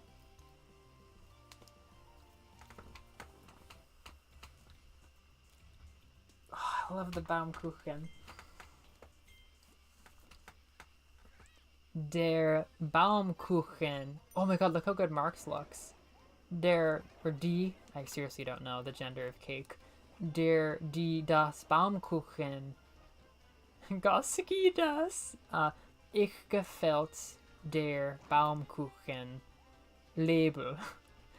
Label. Thing is, I completely forget what a German accent even sounds like. Like, I forget what German is supposed to sound like because it is not a part of my day. I can say 5 Jahre alt, but I really don't know the verbal nuance there. Jelly goes so hard. You know, like, say you're hanging out with, like, a lot of your friends, and, like, the whole group knows each other, but, like, a singular new person gets introduced. Not, like, multiple new people. It's not, like, a mixing of groups or anything, but, like, one new person gets brought to your friend group, and, like, they kind of fuck. Like, they're kind of great. That's how I feel about Jelly getting added here. Like, it's like, oh, you invited a fanfic ability, but it's, like, kind of the coolest one. Look at him go. Baumkuchen ist mein Lebensessen. Oh god, I lost hard reading the chat. Oh, I lost hard. Begging for scraps. I can't believe I have to wait a whole other Grand Prix to ask you this. Oh my god, you look so cute. I did not see the light brown blush on your ice cream color. That is probably the cutest color, or one of the cutest colors that I've seen that are new to this game. You look like a fantastic little marshmallow. I have to wait this whole time again to ask Liz about his pronouns.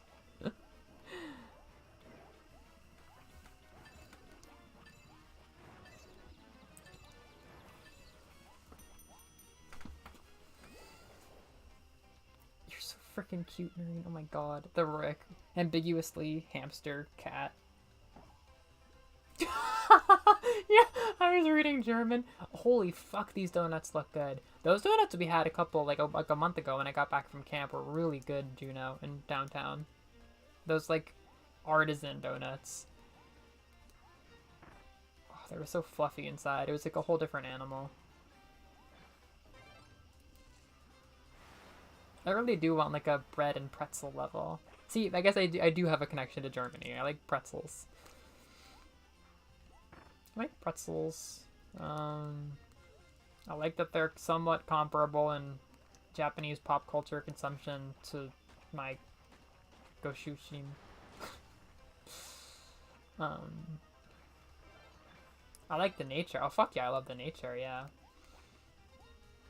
Like, earnestly, besides, like, the work connection I have to Japan, like, I'm not really, like, dying to see the Japanese countryside or, like, nature in Japan. But Europe? Oh, yeah, sign me up. There's, like, 3 countries in Europe that I really want to go to.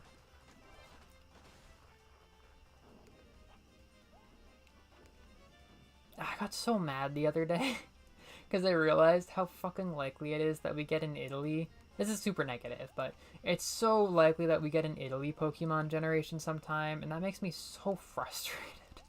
I'm just so mad, like, it's so boring. I would rather a fictional world. It was like something else more inspired, like I know that like Spain, or what is it called? Paldea is like super authentic to Spain or whatever, but it just looks like a bunch of grass fields and towns to me. Like, so did Kalos. Unova was like, it was like stereotypical enough to be American. Like, oh, we got the cowboy and the big city, but even that's like Hoenn was tropical. Hoenn had a general theme. Sinnoh was wintry. It had a vibe, but Kalos does not have a vibe. Paldea does not have a vibe. I think they actually manufactured a pretty good vibe by playing up some stuff with the UK. Like, I think they actually kind of salvaged something there, but Italy, like, oh, I have no freaking clue what Italy would look like. This sounds so boring. But I saw that, like, Italian is one of the languages that were first added to the Pokemon games, so presumably there's a lot of Italian players, but, like, there's gotta be places with more players that would be more interesting to represent than Italy. Like, I am Italian, so I can kind of bash it, Italian-American, whatever, but I just don't know, like, oh, it's the pizza Pokemon, it's a gondola, like, ah ha ha, like, I'm so tired of European Pokemon regions. Please, God, just send us to Africa. Just do something distinct, like an environment that's different.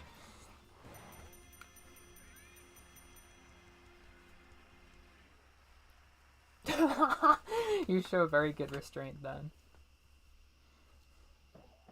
Bomp. Oh yeah. Me and my blueberries. Oh, and my strawberries? Hell yeah. I love that fat Marks. Oh, hey! The same race was sponsored by Chili's. Oh, look at us all transmuting. Yes! Oh my god, I really wanted the barbecue level. I did not think there was one. Oh, I'm hyped now. Oh, I'm really hyped to keep unlocking them now. Ribbon! Pixel Kirby. That is authentic. Okay, that sounds kind of hype, going with Rome.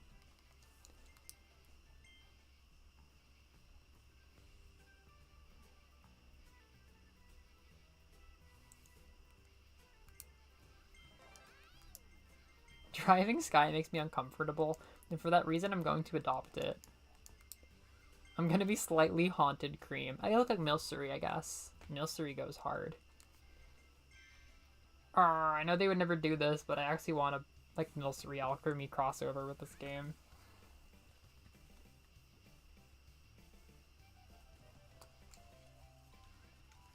Bomp.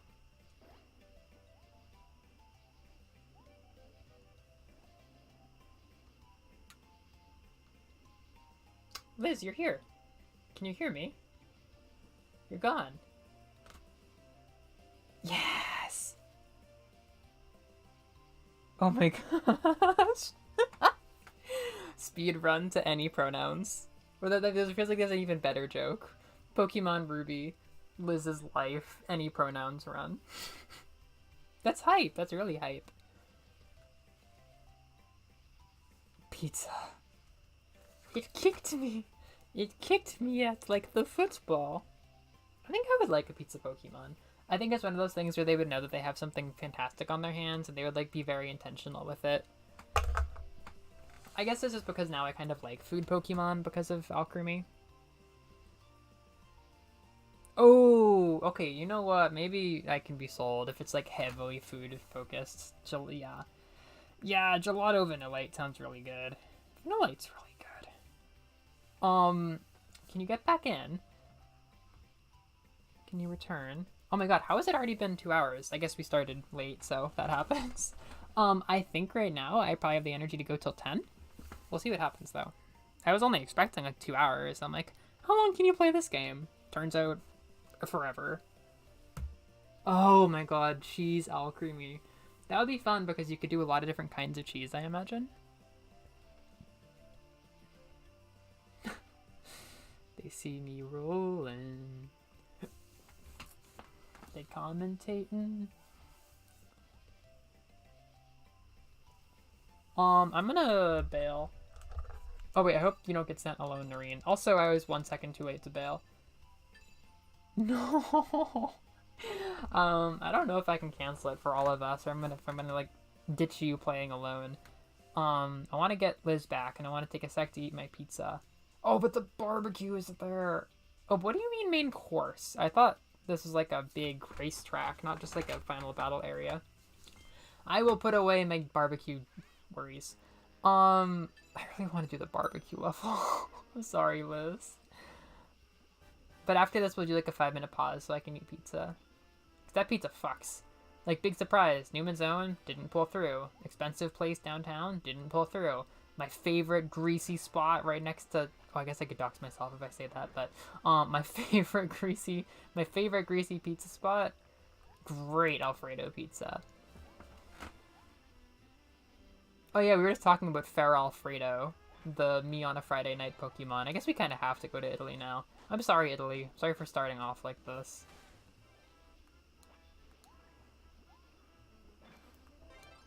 Oh, this ice cream, yeah, this ice cream one goes hard. But again, like, this is kind of how I want. I'm so dissatisfied. Listen to me bitching about my barbecue level. I was hoping the grill level would be a long one like this, not like a standalone like arena place. Because these are the ones where it's like, ooh yeah, I'm really sinking into the vibe. Oh man, this is just the best, the popsicles.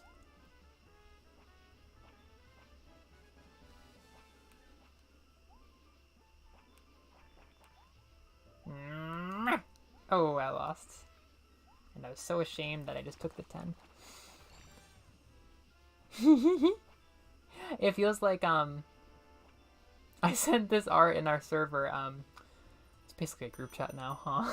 Jesus. In our group chat. Holy shit, you're cute. I sent that picture of Waluigi on the Wiggler going around, I mean, honestly, it could be either now, going around the new ice cream popsicle Mario Kart level that we all love, but like the Kirby's rolling behind him, which now that I think about it, it could very much be either of those two games that both got the same kind of level at the same time. That is just like a delightful, delightful addition. Maybe this game will become Nintendo Kart when I get all these crossovers that I want with people such as Pac-Man from Nintendo's history. Pink Ball looks like a Liz imposter. Oh man! Oh, these green levels hit really well. Oh, look at this green frosting! You don't know how fast I would buy the green donut if I was at Dunks. Green frosting? Yeah. Sign me up. Oh, fuck, I really want one now. Oh, jeez. Whether it's like mint or like kiwi or lime, just hit me with it. Matcha, hit me. Oh, look how cute Shatso is! Yeah, Shatso and Kabu are cuter than they have any right to be in this. There's some ones that have like the full-on gummy redesign, but then there's them who just have like frosting on top and are a little bit rounder, and I'm like, they're perfect. How am I in third? Nobody's here to pass me. How am I in second? Oh, is that actually a strawberry count? That's a strawberry count. That's really cool, actually. They don't even tell us our race position. Oh my god, these purple donuts, though! Oh, Liz. Liz, meet me at the intersection of starry purple donut, where our aesthetics touch. Jelly up. Empty eye jelly is kind of a vibe. I think I mocked this, this color because I actually like it. The empty eye thing is kind of a vibe. I was just dredging up this memory. Cartoons were quite often the first time that I felt a lot of gender things growing up. And those memories are kind of like precious, so I don't tell these stories often, but because I went to the beach house, I remembered that when I was young, like 5 or so, there was a music video that played on like a preview for on TV for like Now That's What I Call Music, in like probably 2004 or 2003, and there was like an animated music video that flashed through quickly, of a character with like hollow eyes on like the side of a mountain that just kind of flashed through, and it freaked me out, the feeling that I got. It was like spooky but like kind of gender, and I was very small and like that feeling was like way too much for my little brain. So it like really stuck with me, and I couldn't help but think of it, like when you think of like a scary story that you heard when you were a kid. I don't know, it just really like, freaked me out. And now I think about how much like Hollow Knight and stuff with like that empty eye look, and I'm like, yeah, that does resonate someplace. Like that's kind of a vibe that I was not ready for when I was like 5. And I think about it now, and that was definitely 2D from Gorillaz in like the Feel Good Incorporated music video or something. I went back and watched that music video because of this, and I'm pretty damn sure it was 2D with his 2 eyes. So actually, maybe I do like this blank blue thing.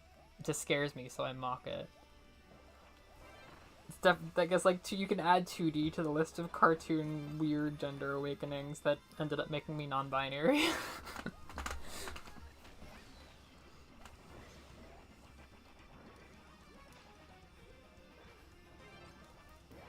She's a 10, but she posts Murdoch on Tumblr.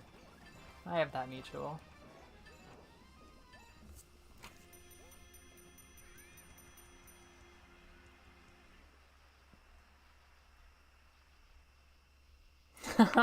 I like that I told the story in a way that you could tell that it was Gorillaz, but like you couldn't quite. Oh, look at 2D Kirby. God, your hamster ice cream look is still so cute, Noreen. Okay, I'm gonna close the lobby for a sec, just like 5 minutes, and then we can rematch with the same passcode. Hell, you two could do your own round with the passcode, and I'll probably join the second time. Kirby Fighters 2. I was just thinking about that game today. I still played so little of it. The King Dedede outfit. I love that game. It feels very high quality. Oh, it's Dedede Blue. Oh, that's why it's penguinly. I really like. Oh, I get so distracted. Damn Ghost. Forget my story. This is way more interesting. Yeah, Kirby Fighters 2. It's like I don't like have a casual way to play it with folks. I don't have like an online way to play it with folks, nor do I really desire like grinding with strangers. But also like I can only really get so much fun out of the single player mode. Like I love the single player mode that it's there, and I have had a lot of fun with it, but I get pretty bored fighting bots and fighting games pretty quickly, so I just kind of admire how pretty it all is and how much I like the wrestler ability, but I have not played it much. It's like, it's not that I don't like it, it's just like, I don't know, I just haven't really found a way to play it. It's definitely much better than Team Kirby Clash or Star Allies, in my opinion, though. That was definitely when Switch Kirby started getting decently good. And now it's getting really good. Yay! Yeah, the customization, fun as hell.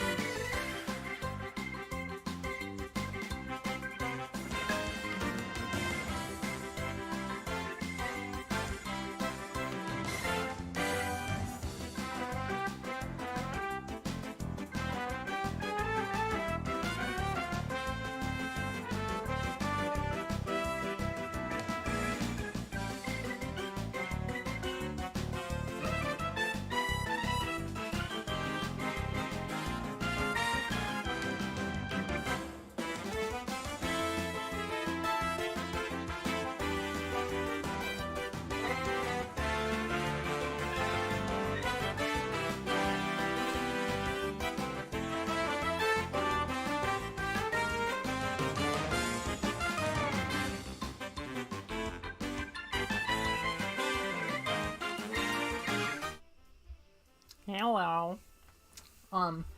Another reason that this game is just blowing my mind with how beautiful and immersive it is I'm sitting so close to my TV.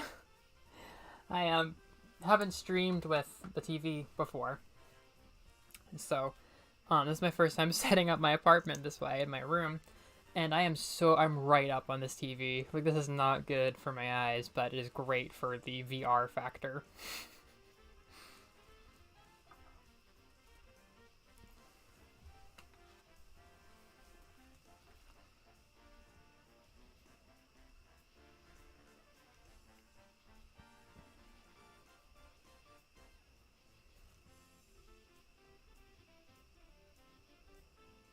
Mm-hmm. Yeah, this soundtrack just goes. I love just leaving it on. They did the sound real good in this game.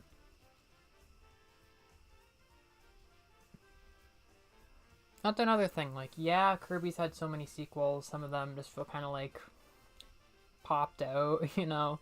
There's definitely games, not that many, but there's games where it's like, yeah, this is kind of just a sequel, but you make that many games and just like the culture of the series just grows so much. There's just so many songs to pull from, and even if a song doesn't add a lot, like some gacha game or something, even if a game doesn't add a lot, like some cheapsy gacha game, there might be some gem songs in there for them to pull from.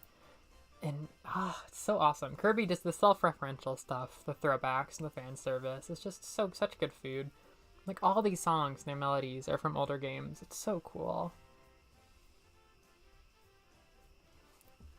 I really just got hit in the face by that music festival. I saw that and I was like, you know what I like? Anniversary concerts.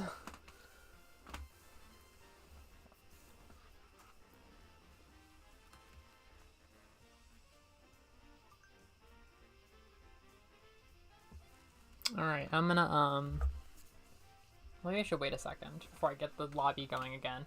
I'll wait till my ballers come back.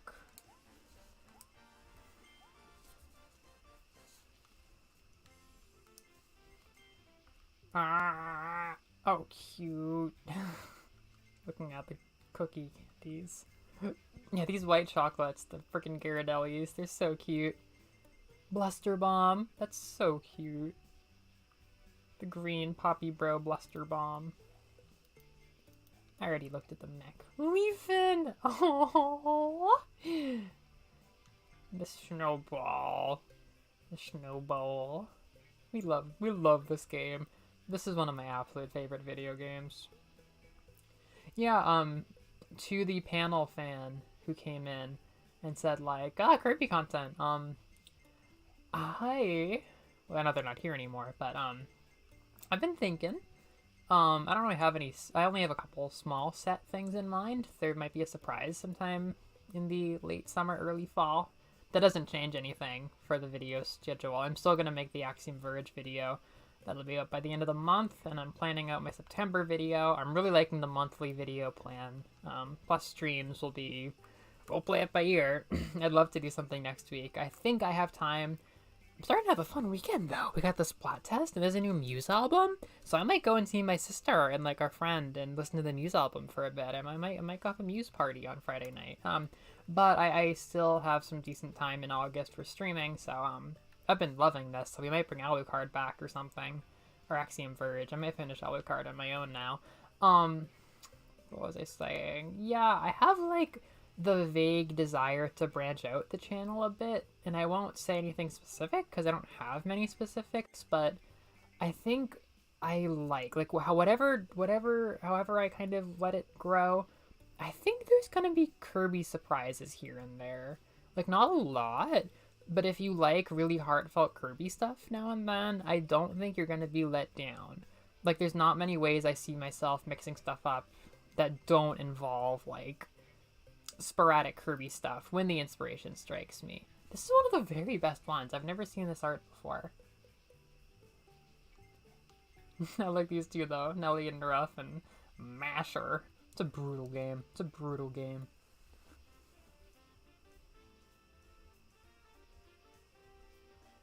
That's so nice, Noreen. That's such a nice way to start meeting them.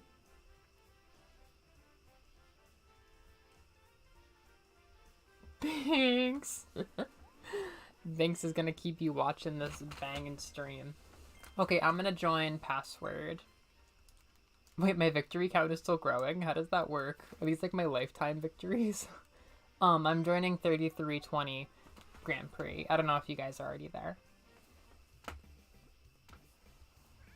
Yeah, no, the collectible treats are like gorgeously detailed. Even though a lot of them are just like a printout of like stock art, there's some really, really cute ones. And just like the treats themselves look utterly fantastic.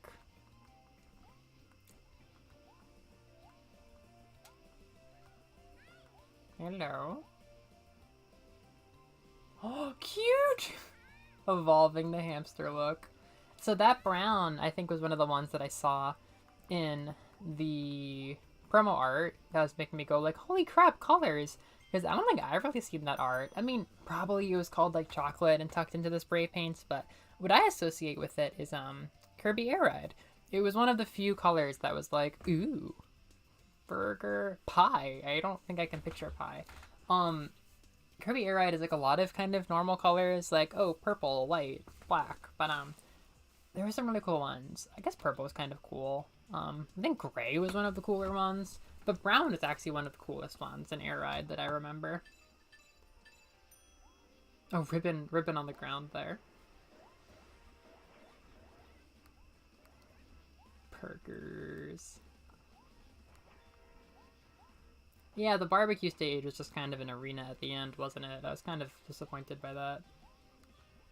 But I still am holding out hope for like a ramen bar. Just like a bunch of noodles and broth and toppings. I really want another one like the burger one that's like long and different, you know? I guess this is literally giving us cravings, huh? Like, man, I'm craving something like dinner foodie. Guess it's because I've been eating with my eyes all of this dessert and breakfast food. There's some food aesthetic people that are just like shitting their pants over this game. Like, this is exactly what you've been waiting for. I'm not much of a food aesthetic person. I mean, I've dabbled in like pancake aesthetic and breakfast during my blonde arc, but I sure am a food eater. I'm a food fan. One of my favorite YouTubers, Arlo, has like a running thing where he'll just like wherever he can, he'll talk about how much he loves sandwiches, and that's been a thing ever since like his 2017 videos. Like, that dude really likes generic lunch food, and he had his nephew on to talk about this game in a review, because he always talks about his like 6-year-old nephew playing like Pokemon, Mario, and Kirby and stuff.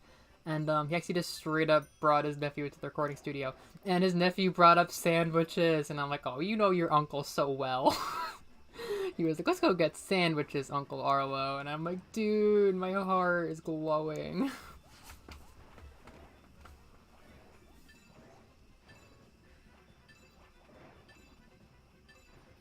That dude has single-handedly caused so much Nintendo drama by like causing like Paper Mario stuff and all this stuff, like pointing out like really like big negative takes about stuff. But like, that's definitely created this impression that he's like an extreme hater, I think, for a lot of people, because he's one of like the most visible Nintendo YouTubers, so like, you get a reputation. But like 85% of his content is just like gushing about how much he likes things and just like food. He's such a simple YouTuber. Like, I understand this is a simple YouTuber that has caused a lot of trauma, or at least like Nintendo fan arguments and stuff, but like, it's just a sandwich, dude.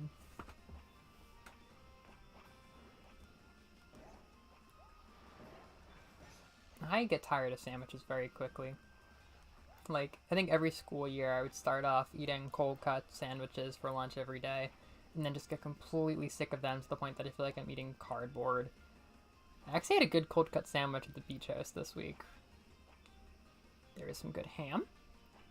And Monster cheese, which for some reason is what I grew up eating when I was like a fetus. It's like, well, I mean, it has its own distinct flavor that I can't describe because I'm not a cheese person, but it has like an orange like tint around the edges.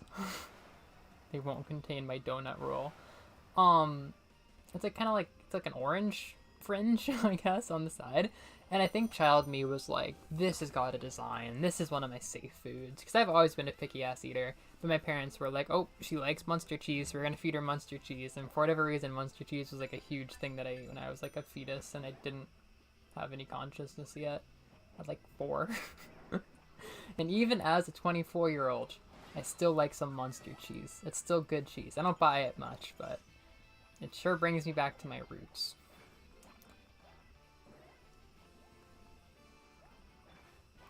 Oh, this is some Kirby Air Ride music. This really does just make me want Kirby Air Ride on Switch. I saw a YouTube comment where somebody was like, big Kirby Air Ride person, this really gives me hope that it's going to come back. And I'm like, this only takes away my hope. Because they've already got, like, 2 party games now. They got 2 whole ass party games. So far, I like the side game scene on Switch a lot more than I do 3DS. Because maybe it's just because I came late to the party and saw, like, the carnage of releasing, like, 6 different $8 spin-off games based on the mini-games from Robobot Triple Deluxe, but that to me looked like a huge headache. Like Fighters Deluxe 1 and Drum Dash. Well, Drum Dash I still want to see come back, but there was so much, like Kirby Clash 1 and Battle Royale, which is like a full-ass game. There was so many spin-offs at that time. Like, you know, I've liked all the ones that I play. They're good for their size and stuff, but I've been liking so far, like I don't know. Like screw Super Clash, I actually just like that game, but Fighters 2 in this game feel a lot more inspired, and it feels like they're not coming out too quick either, which I really like. It feels like they've hit a balance where it's like saturated with Kirby fun times, but each one feels like it kind of like deserves to exist a little bit more than, oh, we made this mini game in the game, so we're just gonna make another version of it. Meta Knight! I also have dedede. Just straight up. Dark Meta Knight. Dark chocolate. Oh, you didn't? Oh, I'm sorry. I'm so zoned out.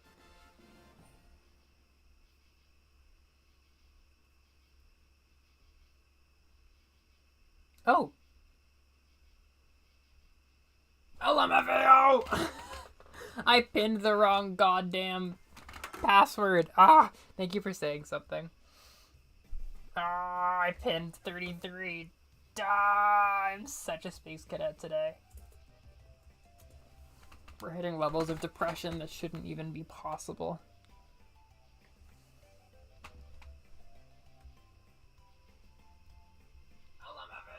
Oh, there I am. In the past. Burger tag. Yes! Oh my god, that's hilarious, Noreen. Is Munster popular with children? I did not think that that would be a common child experience.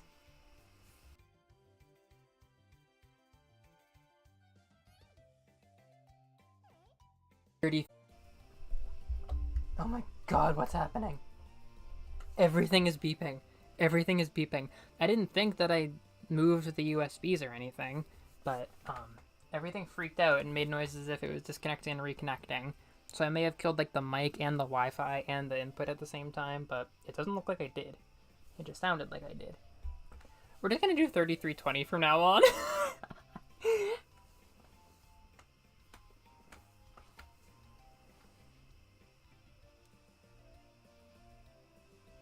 Gooey?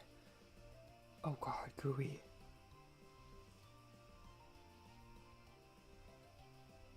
Oh, okay.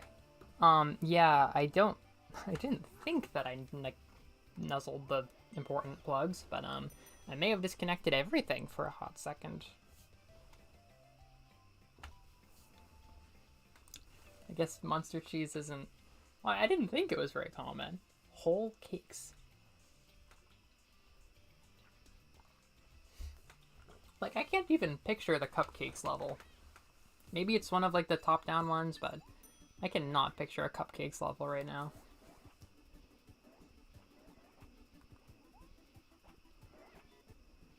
Oh, sorry, Noreen.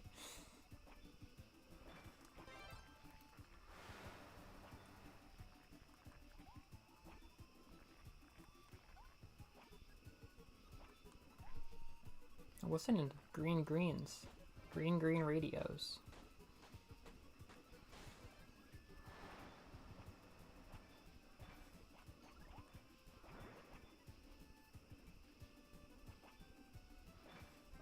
So, I was really close to making a holiday for myself called Skyward Sword Day, where you just play Skyward Sword for 24 hours straight, like, all day and then all night.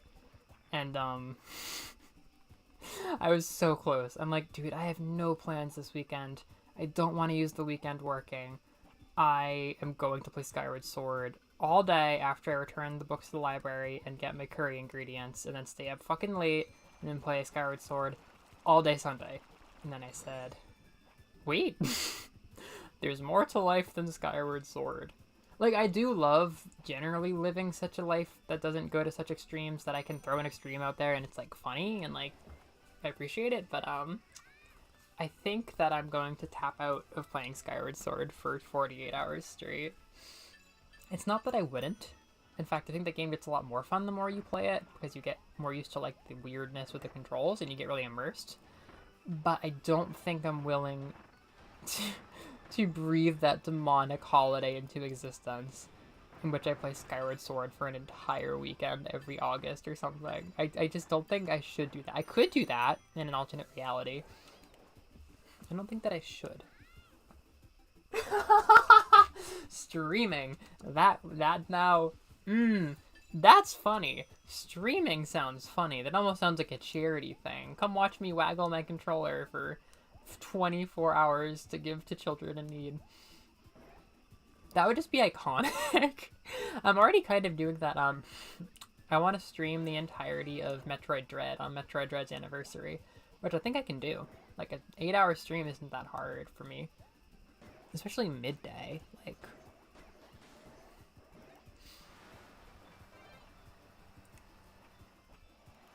Oof.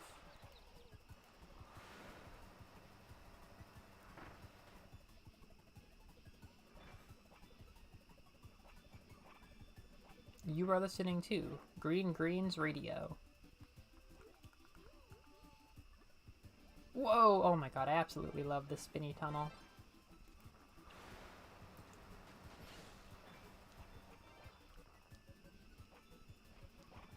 I'm gonna get big score. And a blackberry.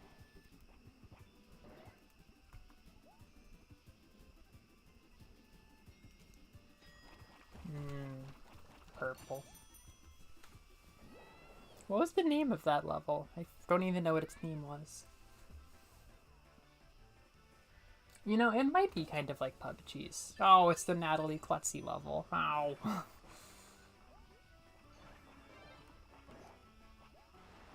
Liz and their pronouns.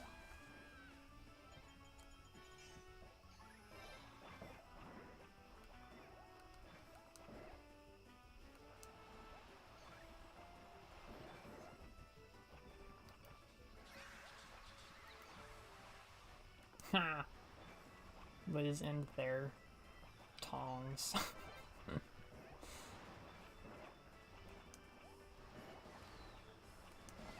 Ooh, I'm tied. And now I am in third. Oh, you are looking much better than I. Second.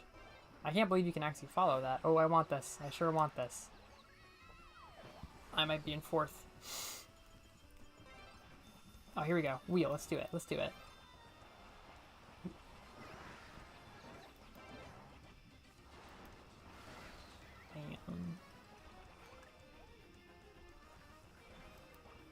Let's do this, let's do this, let's do this. Eat up, size up, take it all. Steal. Or be stolen from.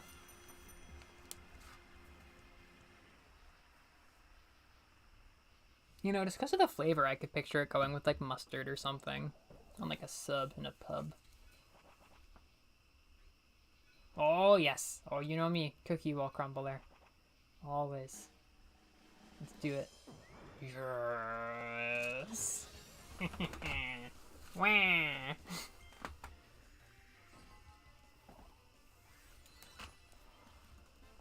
Meta Navy. Oh, that's lovely. That's Meta. I recognize that as Meta Knight.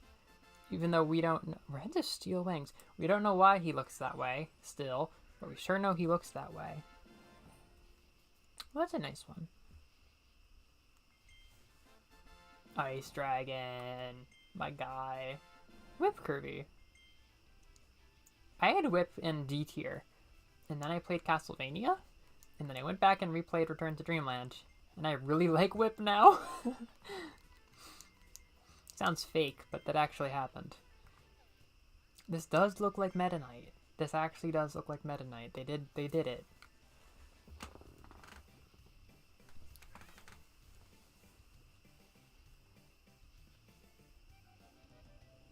Bom.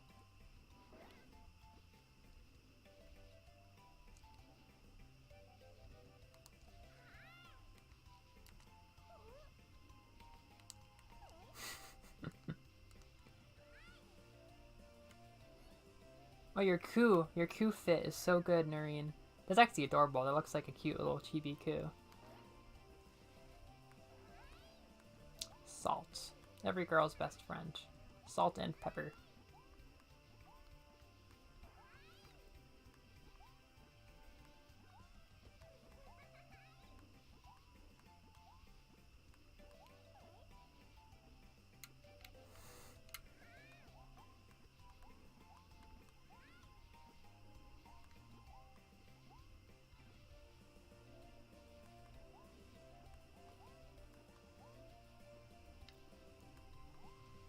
I managed to put the thought away for a while, but I've been haunted ever since like 20 minutes before the stream by this image of Elfilin with smaller ears and nothing else different. And the caption is, him name? Dweebus. It's been with me for like weeks, if not longer. It really says something. Him name? Dweebus. Like, I just keep thinking about Dweebus.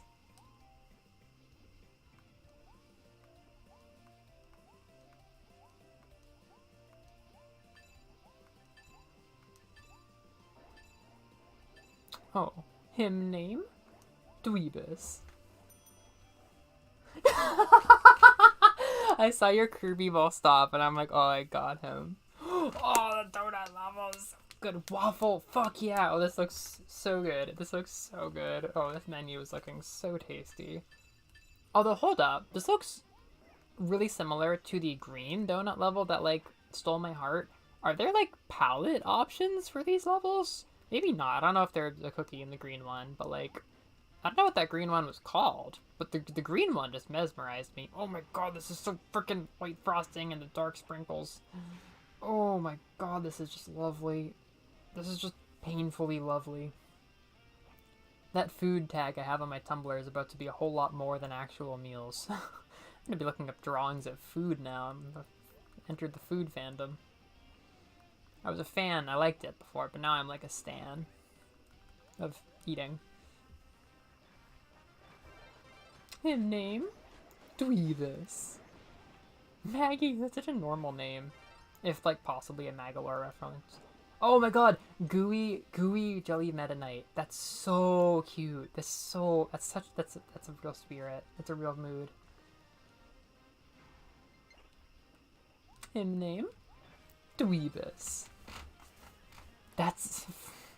I feel like I have to, like, put a cap on camp stories, because it's, like, real life, but me and my co-counselor for the second half, I was like, after the first half, I was like, I can't. Once I knew that my other counselors were switching up, I was like, I cannot be the oldest counselor here. Like, I need somebody more assertive than me. And it's not who I was getting. And I'm like, he's so chill. I'm like, we can't. Like, we're too similar. We're both just like, dang. We're just like too quiet and like not super assertive. Just like, kind of like people who think and say jokes, I guess, like kind of dank memesters. And then one of the supervisors was like, no, trust me, this is the power of chill counselors. And then we were in fact a duo, and we did in fact have like the absolute most mellow cabin, just the absolute most mellow kids. We were just the absolute quietest and silliest and dorkiest cabin. But we would just sit together on jobs and just say the dumbest shit together. And I feel like we would just, like, sit there and call things dweebuses together. That was absolutely the wavelength. Him name? dweebus. It was an excellent time.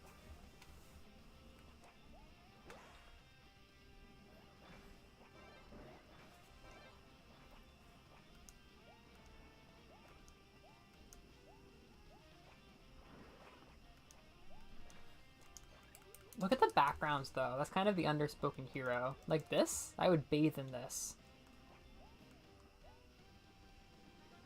Soft colors do get me. Oh, look at you two jellying.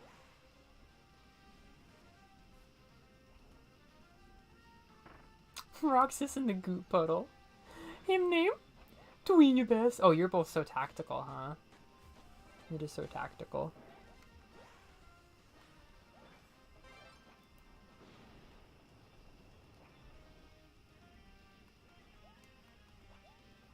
I called my friend Lisa Dweebus and she didn't like it.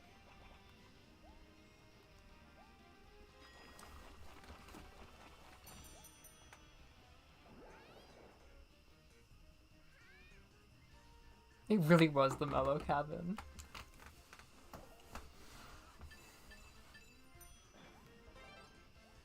Every time I call something Mellow, I'm like expecting the audience to be like, oh, the starring role, the title drop. The title track.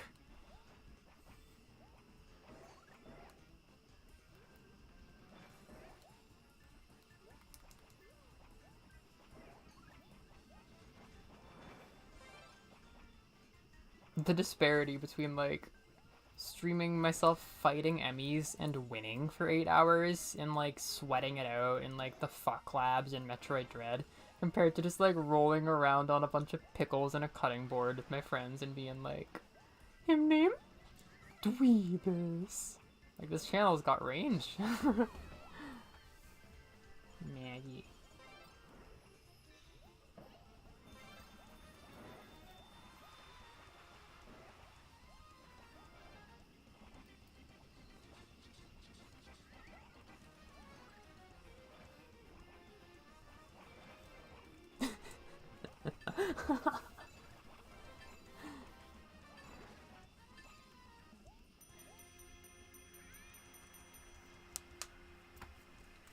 Blocked by an onion.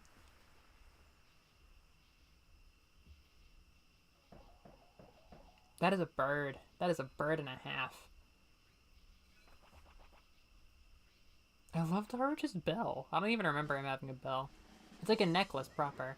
Oh! Nicely done. Key lime pie boy. No, those little bashful Meta Knight. Chubby bashful Meta Knight. Nice bird! Nice bird! Oh my god, chocolate! I want chocolate and Carby. Oh, very cute. Wow. That one looks great. Alright, Fire Yo-Yo. We love to see it.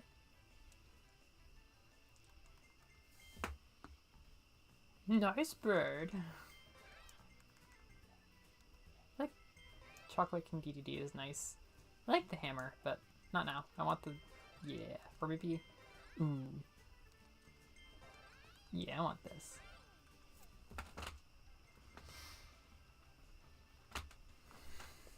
Dweebus.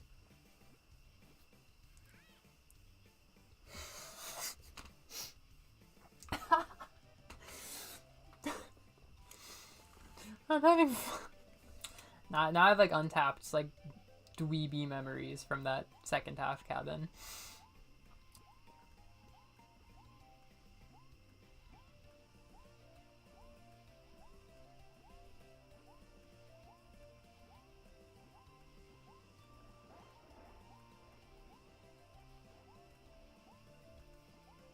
This is like the item world in Disgaea, where you're just like doing it endlessly and you're just on like floating platforms in Nowheresville that like kind of feel like they're like auto-generating just random stuff, and there's just like floating whatever in the background. Like you are not anywhere. And you're not leaving for hours.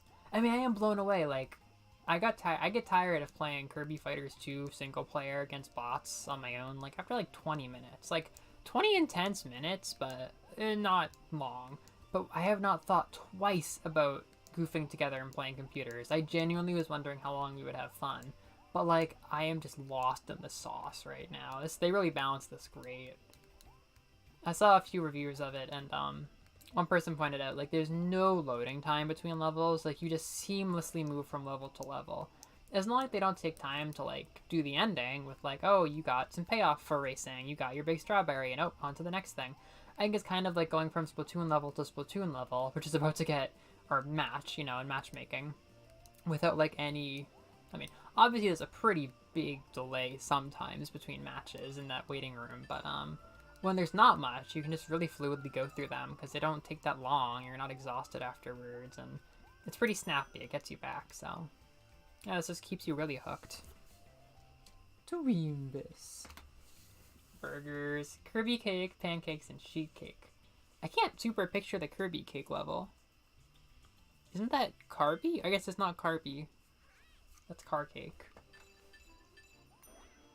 Kirby-chan? Kirby-chan! What up, Kirby-chan?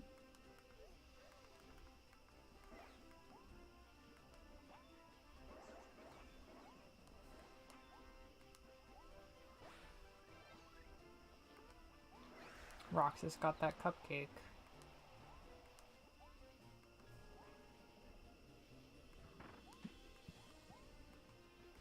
Asparagus. I think I actually would be a lot more amenable to asparagus if it was tucked inside a burger. That feels like the right combination of things. I'm not often very amenable to asparagus.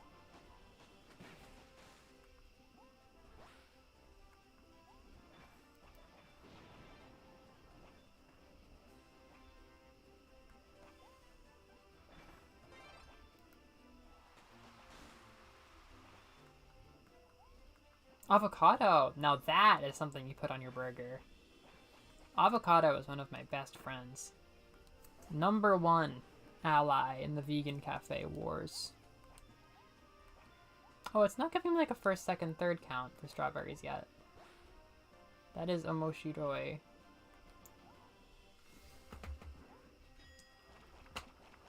I'm starting to form some lucidity and sense of what's going on, despite otherwise just being in a dream state. Yeah, they do this whole check-in halfway through, or whatever, between levels, and then, like, snap, you're right into it. Oh, this Kirby cake. Yeah, this is a Kirby cake. The gingerbread cookie eyes! Oh, God, I love gingerbread cookies. Oh my God, yeah, I opened up, finally. I downloaded a couple weeks ago, Cookie Run Kingdom, because one of my campers told me to get it, and, like, I'd been looking at the character designs, like, this goes kind of hard.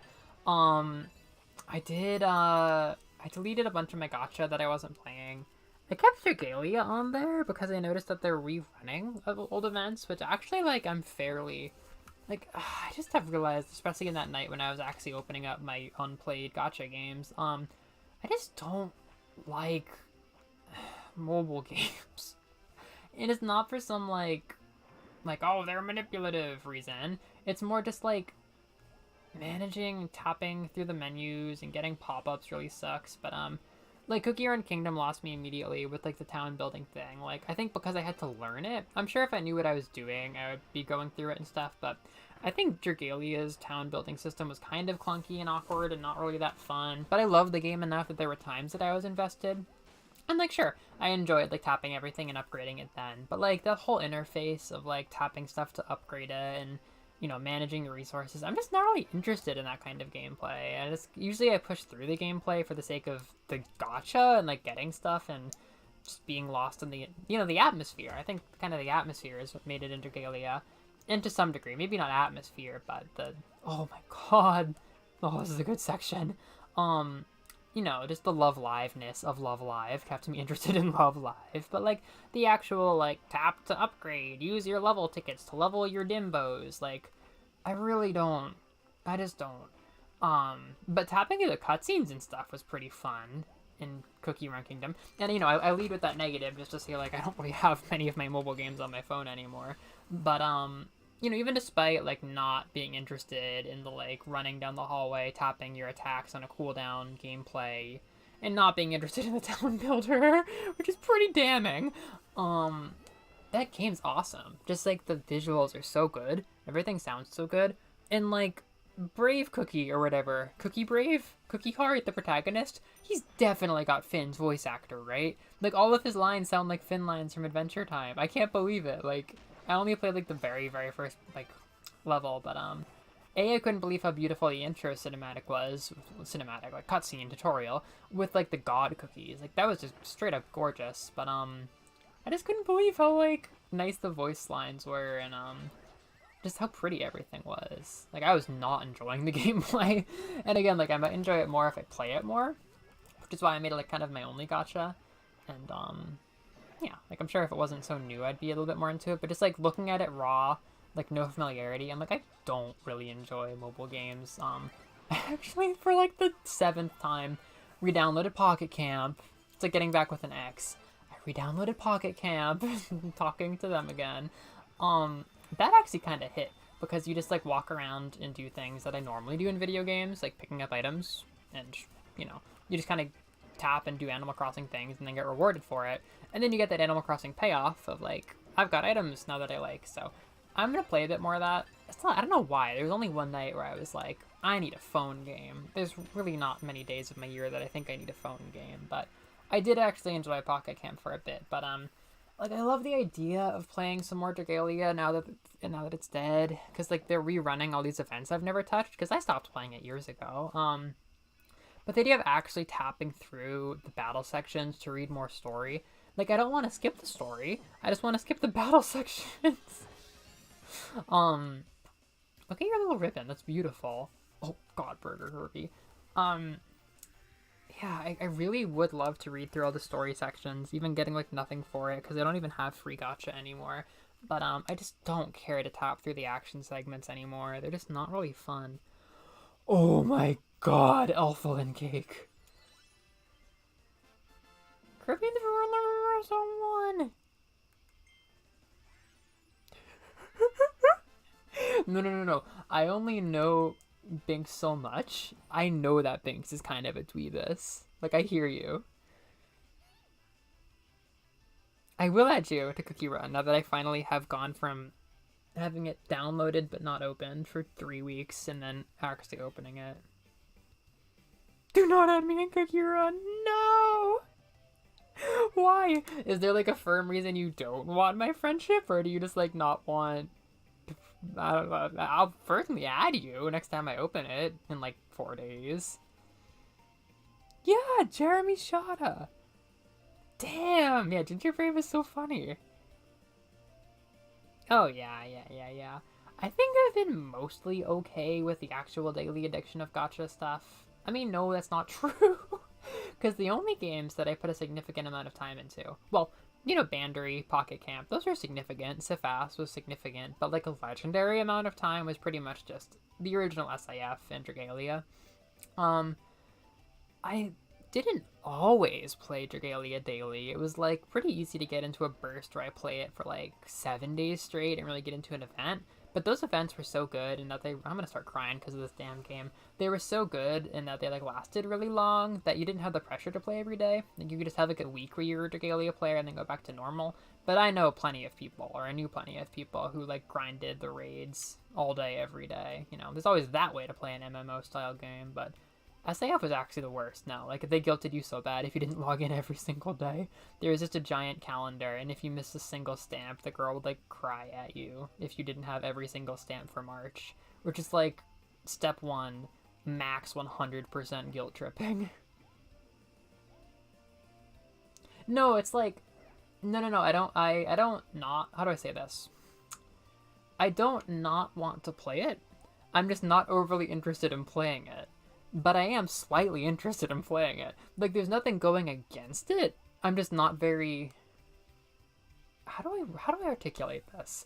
I like the game a lot. Like, I like looking at it and, like, hearing the music and, like, looking at the cards and stuff. I'm not overly interested in actually playing it. It's one of those things. Like, I like the game. I really like it. I just don't actually, like... I mean... I also gotta play. I will play it a bit more, you know, like not a lot, but like a little bit, because I'm sure it'll like be, you know, fun enough to tap through, and I might even get into it a little bit. But Junior Heavy, that's a good look. That purple with the King Dedede. What a lady. How do I say this?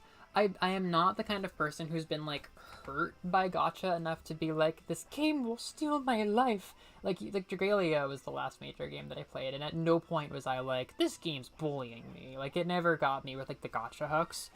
I just kind of, you know, had that pressure of like, I should be playing it, and if I didn't play it, I'd be like, oh, I haven't been playing Dragalia. But you know, I've never been a spender, and I've never been like super obsessed with getting all the materials, because I don't really care about the materials, because I don't really care about that part of gacha. Like, I don't know, like, I'm not usually like a material hoarder, except for like, if I really like the RPG, like Disgaea or something. I mean, I do hoard the fuck out of those materials, but I guess I'm just like not enough of like a gotta do everything person to like really have the hooks of like the daily quests sunk into me. Unless I'm like saving for a card, even then I don't do that much. So by and large, I've had a pretty normal relationship with gacha. Like, nothing bad's gonna happen if I play Cookie Run. I was just looking at it and I'm like, yeah, when I'm not feeling like obligated to like play a ton of a gacha game, it can be a lot more honest about the fact that just gameplay is not super interesting to me.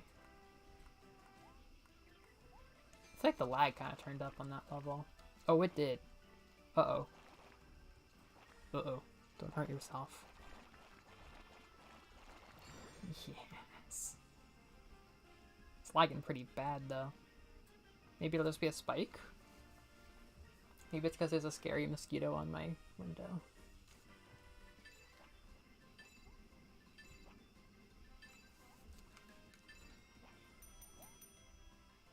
There's like a moth?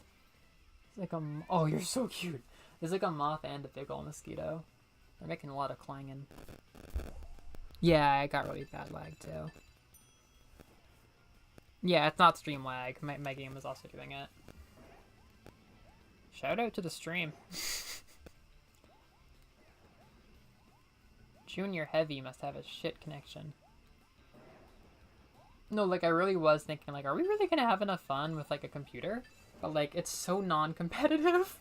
Like, it's just competitive enough that I'm like, I have not even noticed that we had a computer player.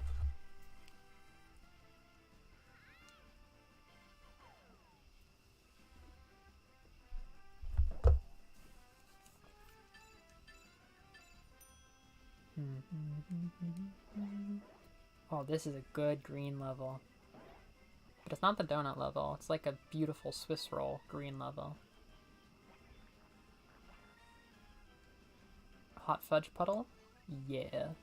Oh, the lag is not good right now. This is so bad. Are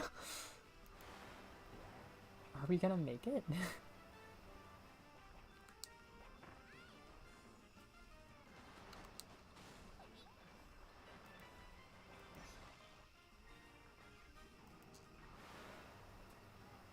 This is so bad. I'll do some rapping so you know that it's not the stream. Boom.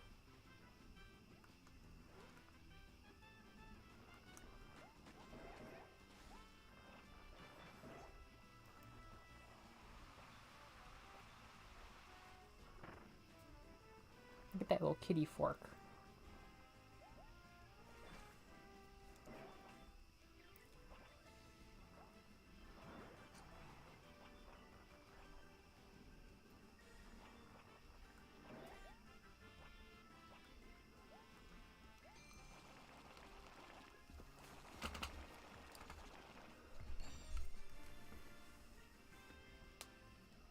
Oh, that's so nice. The Blueberry Academy. Oh my god, when you said Octonians, I wasn't even thinking Noreen. I was thinking Octolings and Octo expansion.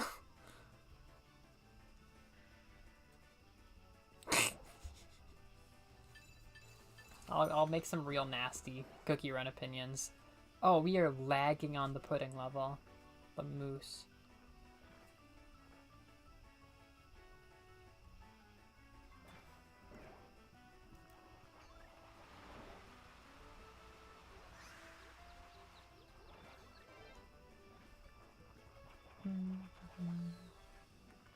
Womp. Dang, I got spiked hard.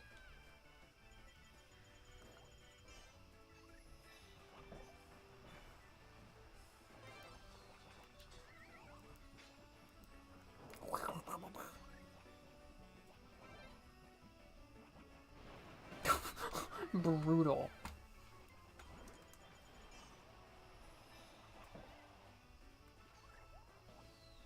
Sitting pretty in lag first. Oh. Oh, Junior Heavy. I'm just proud the game hasn't crashed. Like, usually Smash just crashes at this point.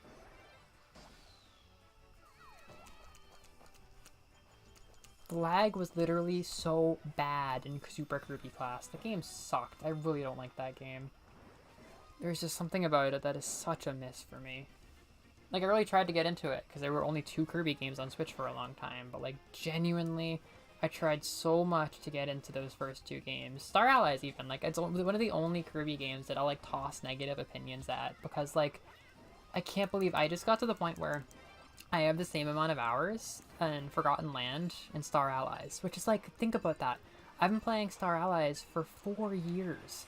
I've had so many sessions where I've sat down to, like, really get into that game, and all those years of trying to enjoy the game, I've only spent as much time. And to be fair, like, I feel exhausted by that game. I feel like I've been pushed to burnout by it, by all of the, like, time trial levels.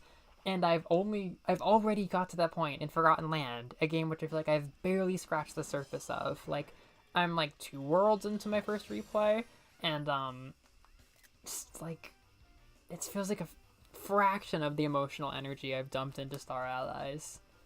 It's so sad. That game is just not fun. It's like, it's not... There's so much good about it. Oh my goodness. Here we go. There's so much good about it, to be fair. Like, there's so many good parts of it. But genuinely, playing it just feels like a chore. It's just not that fun. I don't know what it is. I've seen some people say smart stuff about it. I'm not quite so smart about it myself. But, I don't know. Like, I have a few takes about it, but it's just not that fun of a game to play, which I never wanted to be true. Like, I was actually super hype about that game when it came out, and it was one of my first Switch games that I was, like, mad into. I just don't really enjoy it.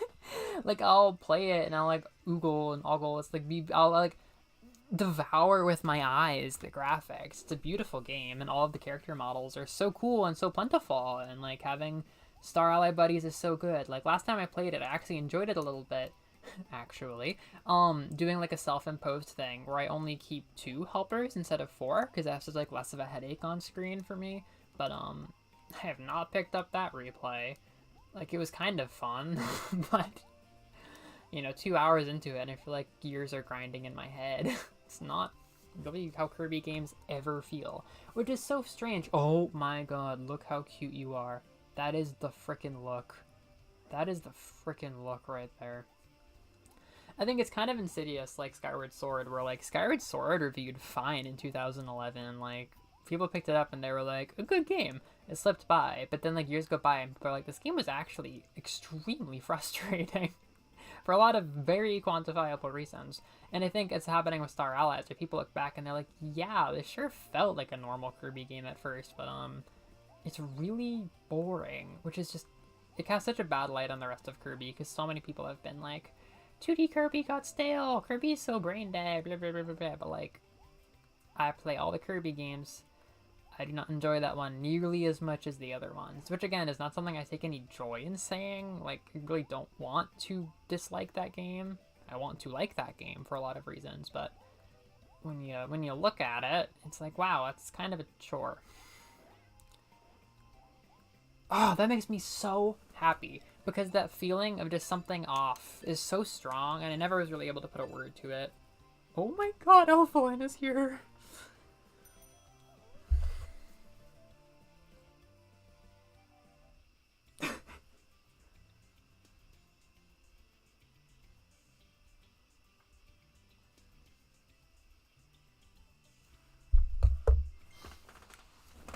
Yeah, I didn't really see like a outpouring of negativity for Star Allies until like right before Forgotten Land. Like, it took enough years, everybody looked back and they were like, oh, like, I didn't notice it, but that game was kind of boring. I could now rant about good stuff about Star Allies. I think the aesthetic with Highness and the Jam Bastion and the Mage Sisters is like unmatched. Like, I have a little bit of Star Allies footage from that replay I was doing in my like stream announcement video or like my channel update video in June, and it's just so pretty. Like those environments are god tier. It's like stupidly gorgeous. Like I understand. This is a crazy thing. One of the directors, I think Kumazaki or somebody, said that Star Allies was consciously a preparation for 3D Land for Forgotten Land. So they knew that they were going to be doing Forgotten Land as the next major Kirby project. They were going to go to 3D as like the big Switch debut thing, and they were doing this to prepare us. And he wasn't very specific about why. One thing he said was like, oh, it can be enjoyed by people of all ages because of the difficulty. Which is like, okay, that's always kind of been a Kirby thing. Let's say more specifics. My personal theory, because I played so much Robobot waiting for Forgotten Land, and we were not knowing what was going to come next. My personal theory was, wow, the Robobot and Star Allies had a really short turnaround time. So I was thinking, well, if we're flipping some assets and making more new ones in the same engine from Triple Deluxe, it's possible that most of the effort with Robobot went into the story and the level design, and the music maybe, but, you know, if we're putting our skill points into something, it has downright fantastic levels and combat and, you know, just a lot of ideas, kind of like Majora's Mask, where it's like a timely asset reusing sequel that's just like really creative and stands out amongst the rest of the series. So I feel like those levels are just more fun to play, and the game is just as a whole more interesting than most games. The graphics are not bad by any stretch of the imagination, but if they were flipping assets, or that sounds so negative, if they were building off of what they had with Triple Deluxe, which they should have been, then they wouldn't have had to spend as much time. So, then you have Star Allies, which almost seemed like afraid to invest into level design. Okay, I said it's gonna say nice things, but it's so beautiful. It almost feels like the team was divided, where one team was just working their ass off during the entire 2015 development time, just making HD assets for Switch, because it's ridiculous how straight out of the gate gorgeous Switch Kirby was. Like, it was just absurdly gorgeous, but it's like they were afraid to use the same stuff for more than one level. Like, they refused to have two levels with the same design, and they just never ever reused assets. They were just like showing off all the different beautiful things they made for us, but they had like no interesting levels to really show for it. I mean, I'm not that good at analyzing level design, but when I play the two games, I'm like, well, this is a lot of pretty things on not a lot of game, and then Robobot's a whole lot of game that didn't really need a whole lot of pretty. So all of my saying that is it might have just been them warming up their ability to make an HD game, which, you know, we're seeing the payoff here. They did freaking fantastic, and these games are like the prettiest things on Switch now and look spotless gorgeous, which is awesome, because like it must have been the hardest of any, you know, like the Kirby games have always looked like the best games on their console pretty much in a lot of ways, and this is that, but like stepping it up to no handheld, all HD console all the time, and they just freaking knocked it out of the park with Forgotten Land. They were ready, you know? Like, if you weren't playing Star Allies and looking, you would not be expecting, you know, looking at Sun and Moon to Sword and Shield and how hard that transition was, you wouldn't be expecting the Planet Robobot to Forgotten Land transition to be so good, but, like, they were training for years and years and years to just nail the landing of the visuals and the immersion factor. Yeah, there's just nothing interesting. Like, I think, it's so interesting on paper. Like, it's fascinating on paper, because, like, the idea of having allies, you know, turning enemies into friends like Superstar, but making a team of it is really fun in concept. It's kind of like a fanfic-y game, especially with the crossover element, because, like, having the Dream Friends is so cool from, like, a Super Smash Brothers perspective. Like, holy crap, everyone is here. But it's like, you know, they're not really, like, a part of the story, you know? They're not, like, needed for any levels besides the, like, challenge levels, so I guess it doesn't feel very organic. Like, there's a lot of cool ideas, but it's not like the Robobot armor, where the Robobot armor is a fun idea, and it's what you're doing. You're doing Robobot-themed levels that really bring out the fun, and it makes it feel like a distinctly fun experience to games that do not have the Robobot armor. Where, like, you could play many runs of Star Allies and never use Dark Meta Knight. Like, there's these things that are so cool conceptually that just don't really have a lot of bearing on the game. And similarly, like, the story is pretty neat. I think, personally, just, like, the Jamba folk are really cool. But that doesn't carry a Kirby game the way that having Dream Friends might, you know? Where that's, like, super neat and novel. And it also makes the Dreamland games memorable.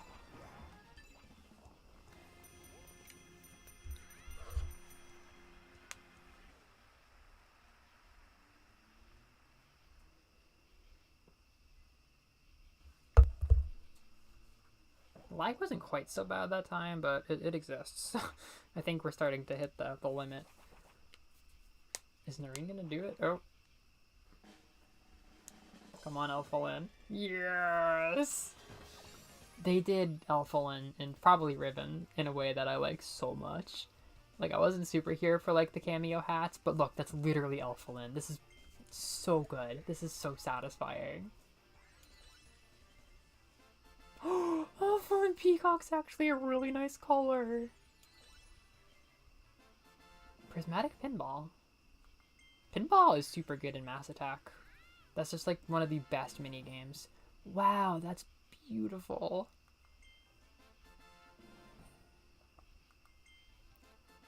Gooey.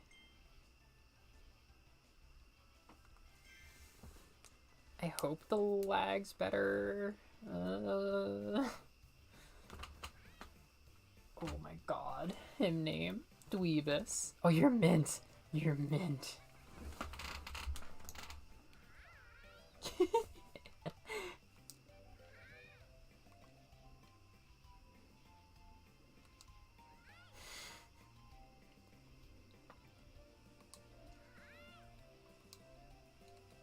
The little puff remains unmatched. The little puff is so good.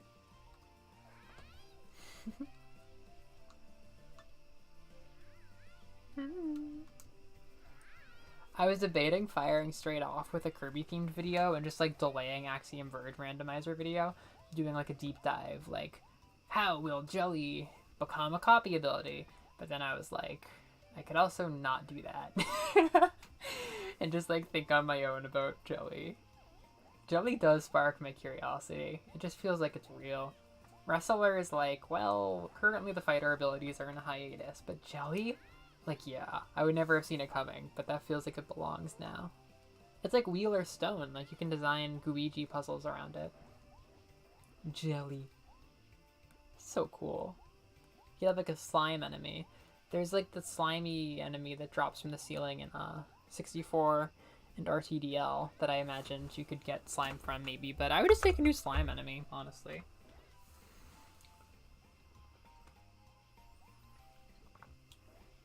The definitive Kirby slime would be a pretty big challenge, you know? How does Kirby answer the Dragon Quest slime? Yeah, this is like unmatched. I'm so glad. I'm so glad everybody turned out to hang out in the stream generally.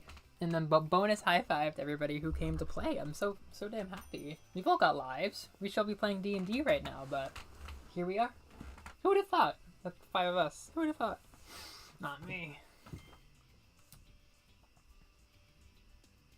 Oh, you are the smartest woman!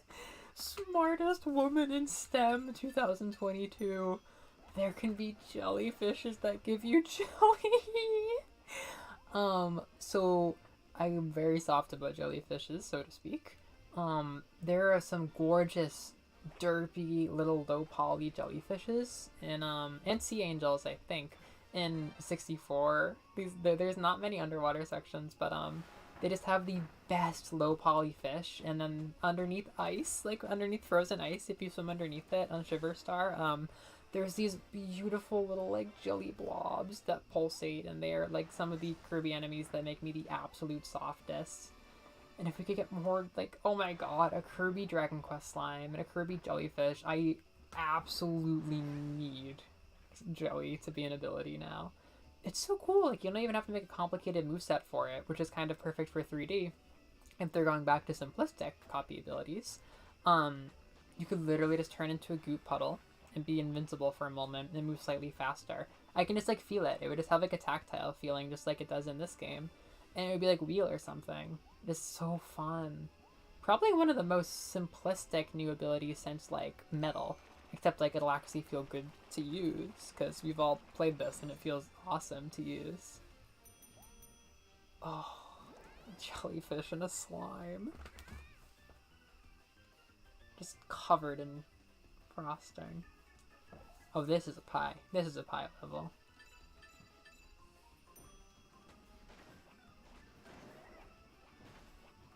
Pink Pal is blue.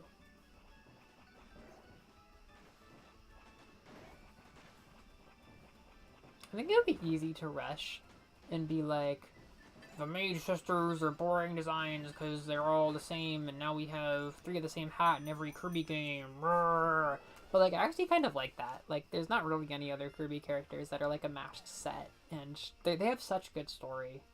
They're the perfect, like, deep lore Kirby thing, where it's like, just enough flavor to make you absolutely love them when you learn their backstory.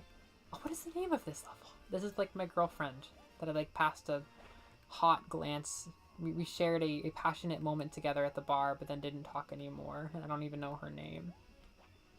The green level.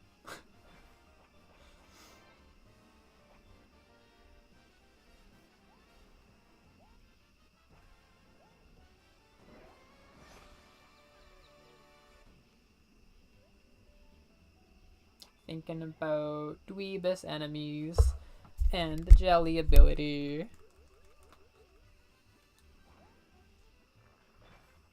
Jelly! It's the most fun in this Mario Kart of an Earth.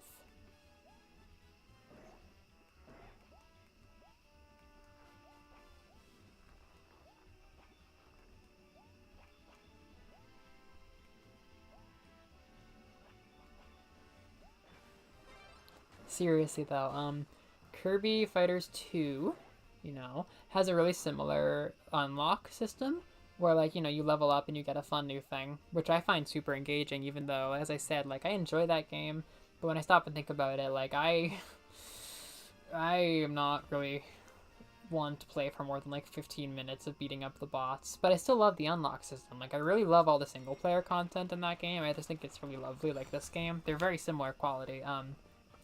But this, man, it is literally like I talked about, Forgotten Land versus Star Allies. Like, look, I've already done 30 levels of this damn game. Probably exactly the same as Fighters 2, but it doesn't feel like I've even begun. I'm not even remotely tired of this game right now. And that is so fun. Because I seriously was expecting to get sick of this, like, as fast as I got tired of Forgotten Fighters 2. Because again, I feel bad. I have, like, nothing bad to say about that game. It just doesn't super engage me. It was definitely the turning point for Switch Kirby.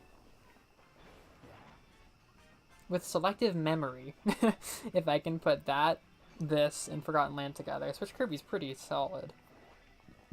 Better than GameCube, because GameCube's literally just Air Ride. Or maybe that's actually a fair competition. Just Air Ride versus those 3 games.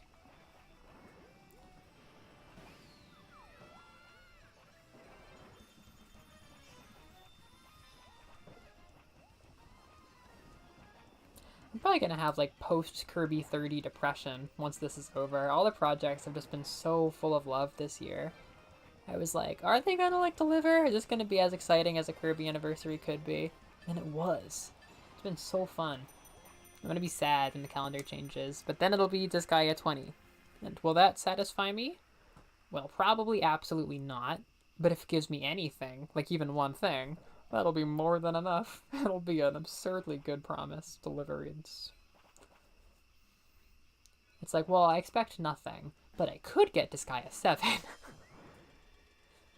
Here we go, Alpha Lim. Alpha Lim is so good.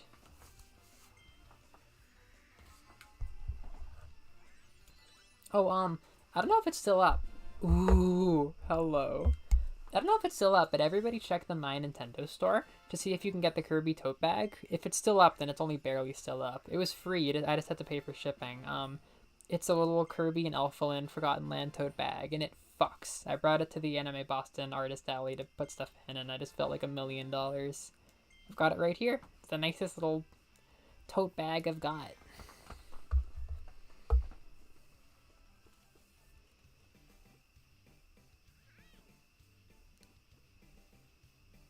Dweebus!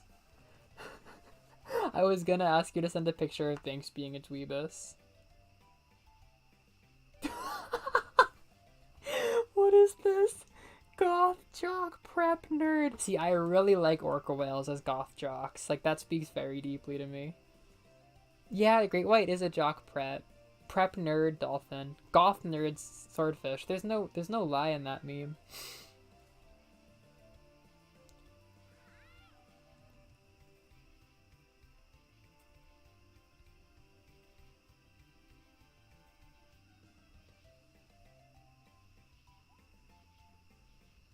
This is the time of night when Pinterest sends me an absolute shit ton of goth outfits from the goth e-girl section.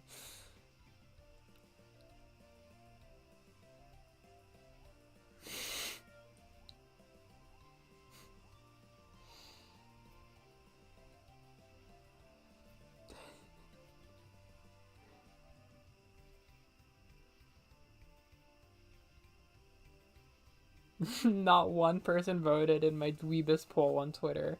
And then Maple explained that she was going to and it closed on her. They just couldn't handle my T-girl swag.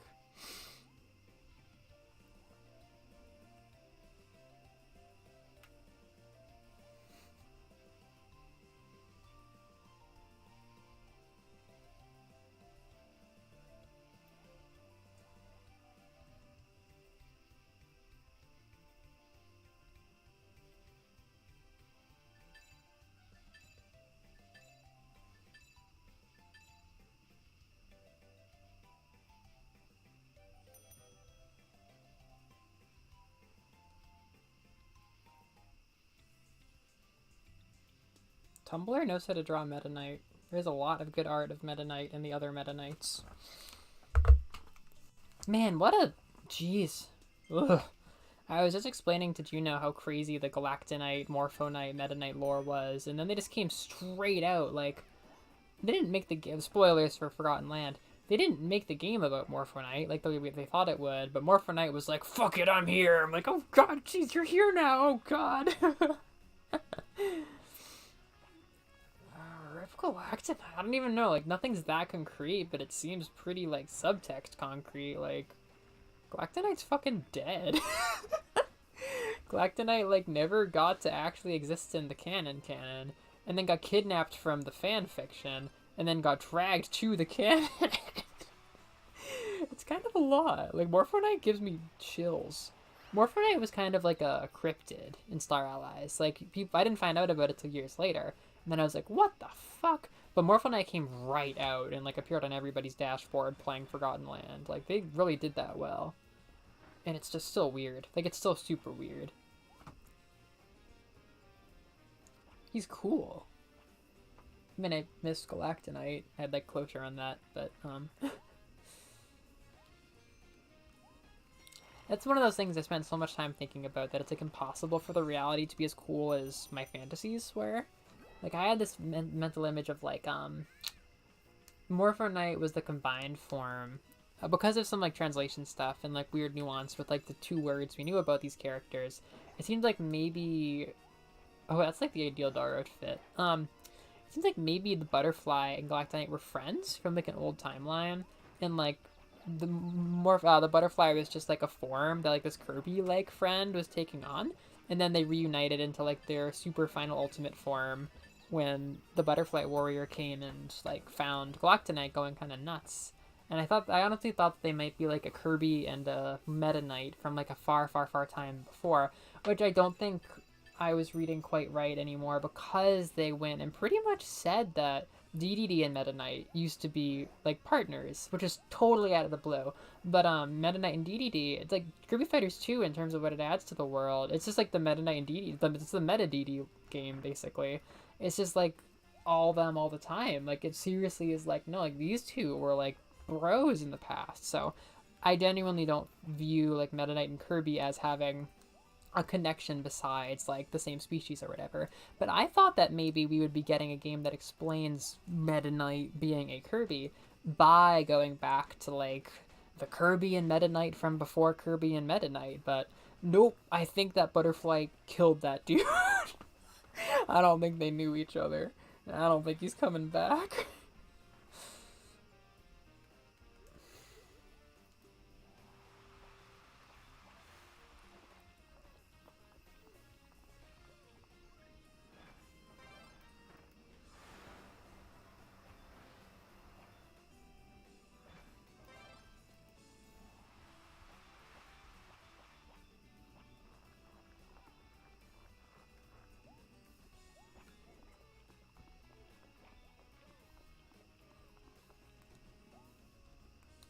Blah, blah, blah, blah, blah, blah, blah, blah.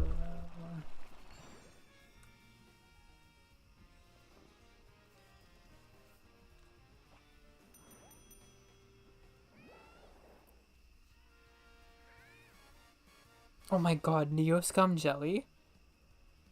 Oh my god, Neoscum Jelly, I would die for you. Neoscum Jelly. I have a great mental image of that character from your description. God, yeah, I think I am having like a renaissance with light green. I've been kind of getting into like blue greens and shades that didn't speak to me during my blue green era as much, but I actually visited the college that I went to during my Seafoam era, my Emma Verde era. I felt some part of me come back. I've definitely been kind of feeling that folksy vibe again. Been listening to acoustic guitar music. Been looking at greens. Seafoam Donut Land speaking to me again. I contain multitudes of aesthetics and anime girl related gender nonsense.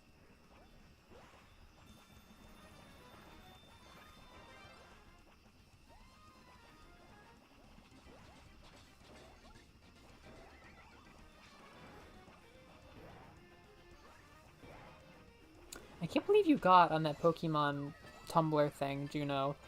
Oh my god, the arch just stole so many strawberries from me. I can't believe you got, those 3 Sinnoh Mythicals in order.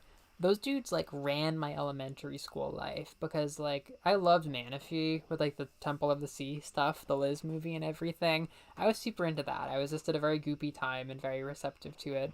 And then I found out, far before we were told about them, because back then you could just data mine the mythical Pokemon, I found out back, like, right when Gen 4 was new, and I was super, super obsessed with it. I found out about those mythicals, and I had them to look forward to for 3 years. I had this, like, fan magazine that I just recovered, like, 1 copy of that made it from back then. That would, like, pump up my imagination with stuff about these mythicals that the company wasn't telling us about. So I was straight up obsessed with Darkrai. Like, I still love Darkrai. And I was super obsessed with Shaman for a while. Arceus didn't quite hit the same, but like that trio in order is so nostalgic. That was like perfect timing. Being a kid, knowing about them like illicitly.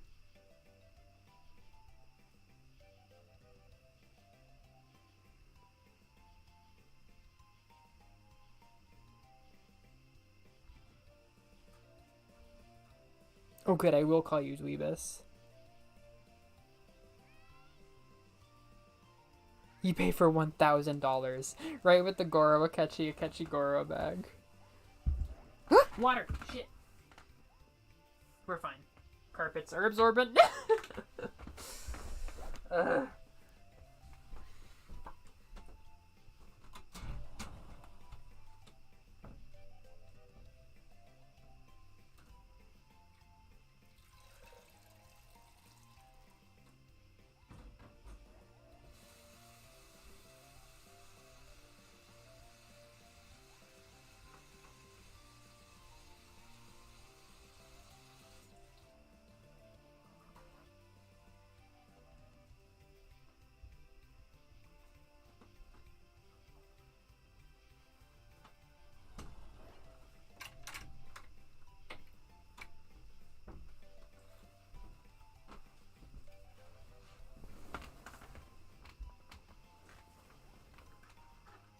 Let's get some paper towels on that, huh?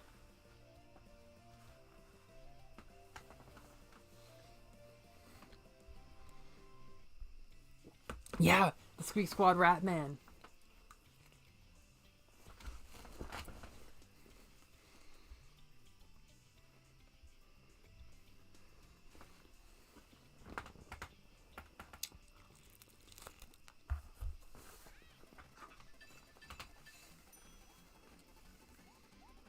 From Ripple. Do not tempt me with the possibility that Morphonite's connected to Ripple Star of all things.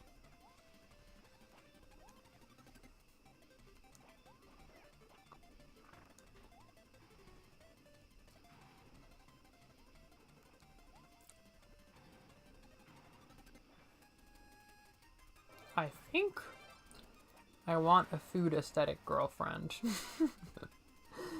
Like, I would love to meet somebody who just, like, lives and breathes cute pastries and stuff. That just sounds really good for me. And possibly my belly if we, like, go on dates to really, really nice pastry shops.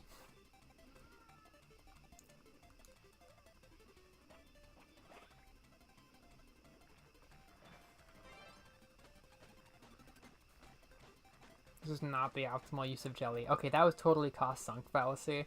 I was like, I've booped it too many times to stop booping it. And then I was like, you know what? It's not going to be the next boop, and it's not going to be the boop after that. I'm just going to use jelly. Oh, this is, I think this is Koo's song. I don't know if we're all hearing the same song. I think this is Koo's song from the Dreamland games. It's a little hard to tell for me. Bullied. Oh no, that song is like too fast. Maybe it's like the normal Woods stage music? Unless it's like sped up. It might be sped up. Ooh, be brave. Pay off.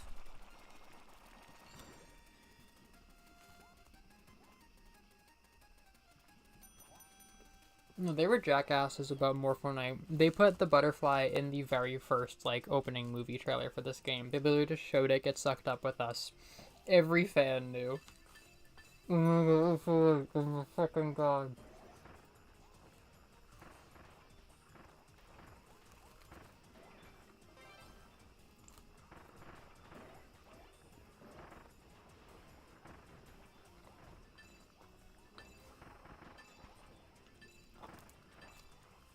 Yeah, I'm eating in front of the mic. What are you gonna do about it?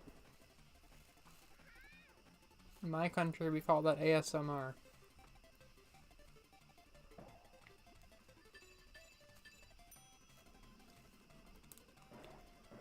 Wait, you can play this game with one hand. Oh wait, no, no you can't, no you can't, no you can't.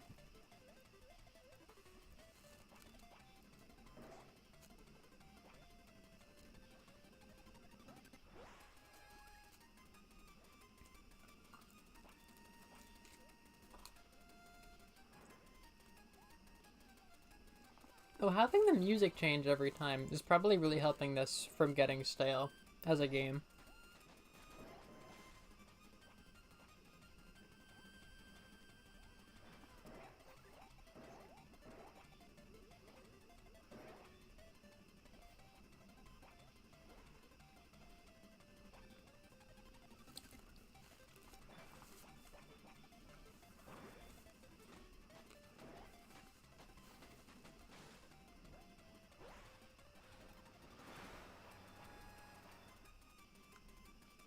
That wasn't long enough to be a proper donut ability.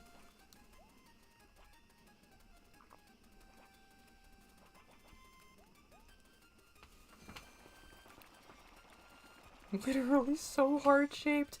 I'm so messed up by the people who were assuming that Elfilin was gonna betray us that I actually got a spike of anxiety when I saw that his stage spawned enemies. I genuinely was like, oh my god, is this gonna be theory food for people saying he's gonna betray us in his next appearance? Like, I'd be happy if this guy even had another appearance. I'm so damaged by people saying that. There is nothing to go off of. Well, I mean, there is kind of, he is certainly connected to the big bad in a very fundamental way, but there is never a moment where he actually did something that was sus. It's just we all got ourselves into a fit about him being a betrayal character like Marx or Magalore, when he is far, far, far more similar to Ribbon and, what's her face? I haven't played her game. Aline? Aline. He's far more similar to them, the way that he, like, hangs out with you and is always with you. That's not even remotely something that Marx or Magalore did.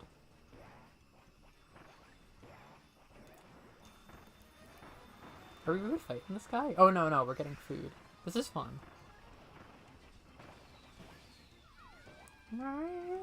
Holy shit, you got paid well for that. Moments that make you feel like there was a hit on you in a Kirby game. part 2. There better be 10 strawberries immediately, because I'm not moving once I spawn.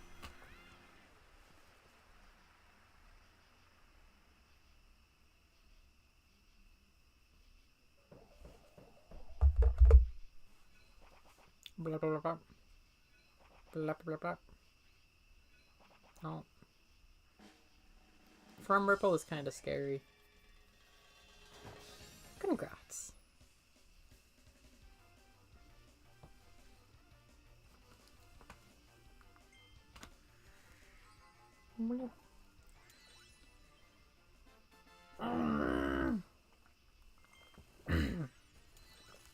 I thought you were saying...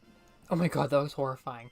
I thought you were saying that your Rick Cream outfit was like an ice cream color and Rick, but it's actually called Rick Cream, and it's really nice.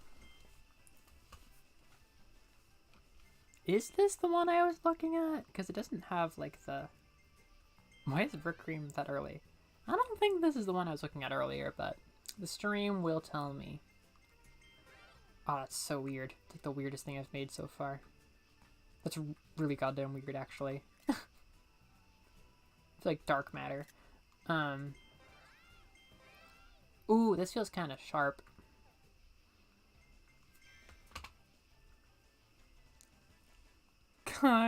It's so creepy on the pale one.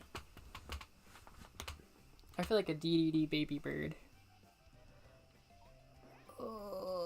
I can't believe it. I'm a fetus. I'm a baby bird. Oh, Screamo. Oh, Screamo. Screamo and your lyrics that I feel compelled to share.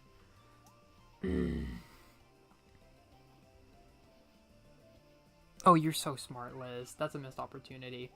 I want to knock on the door and be like, hey, you seem to love this game. Before you pack it up and go home, we have 3 suggestions. One of them's Pac-Man, the other one's Pokemon, which seems unfeasible, and the third one is a fish suit.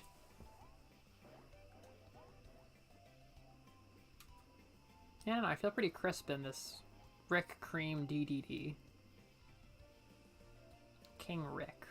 I like Rick.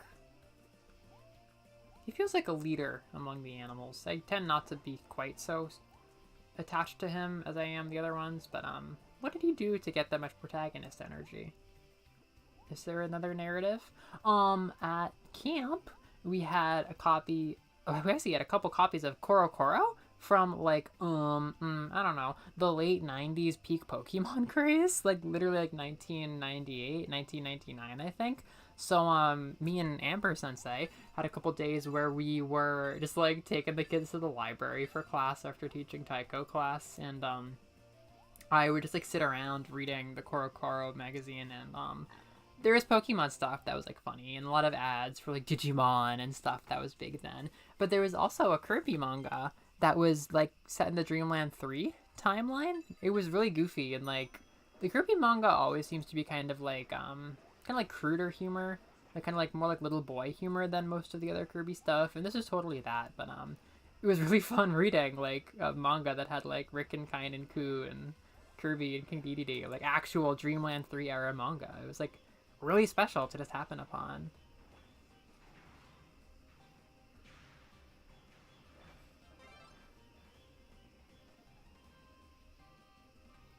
This is a song. I can only kind of hear it, but oh my god, the cream is so freaking cute. Oh, look at you go.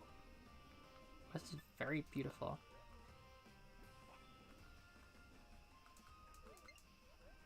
Is that a June bug? Fuck out of here.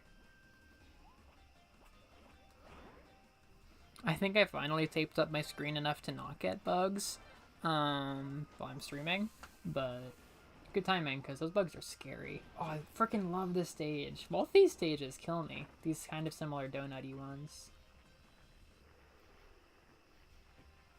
I think I've told the story a lot in person, but probably not on stream.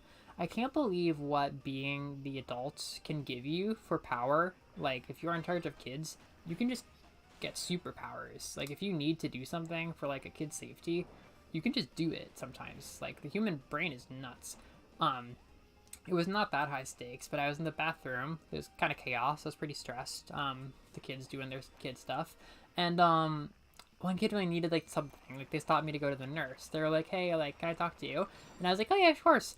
And I've been hearing people talk about this bug called a June bug. I'd never met one before, and I'm certainly not good with big, thick insects. Like, you know, there were some huge beetles where I grew up, and if I saw them once a year, that was the worst day of the year. Like, I don't do big insects. And one of these nice gentlemen, these solid, chunky June bugs, flew straight into my fucking hair. Just straight up got stuck in my hair. Flew out of somewhere in the bathroom. I didn't see it coming. Just got stuck in my ear, or my hair. Just right there on the back of my head where you don't want a giant, buzzing, thick insect, like a flying cockroach.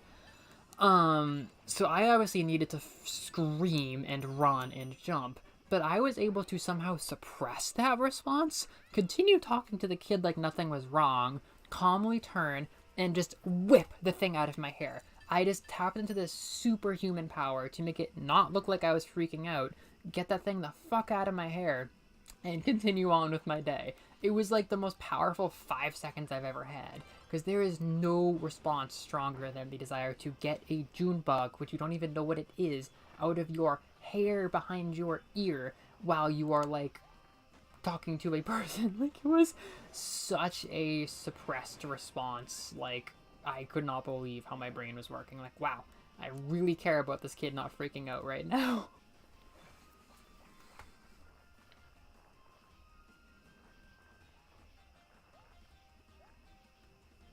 This is just gorgeous.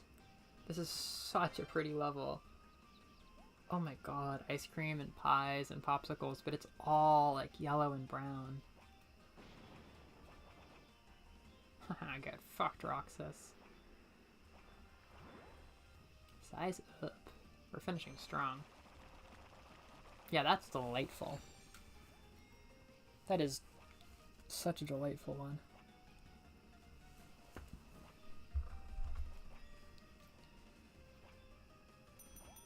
Yeah! Tadoku! Tadoku manga reading. Rick better not betray us. Here's our barbecue. Oh, it's just like a reshuffle of the burger one. I see. I see the cards you have to play. And don't have to play. Mirage Knight. Who are you? With the Chili's look? Ooh, oh, I'm dead. I don't like this. It's gonna hit me and I'm gonna go freaking flying. As soon as you start to resist the pain getting bobbled around, you're beginning to lose the experience. Because you will get hit and you will get bobbled around. Oh, it looked like cute white chocolate.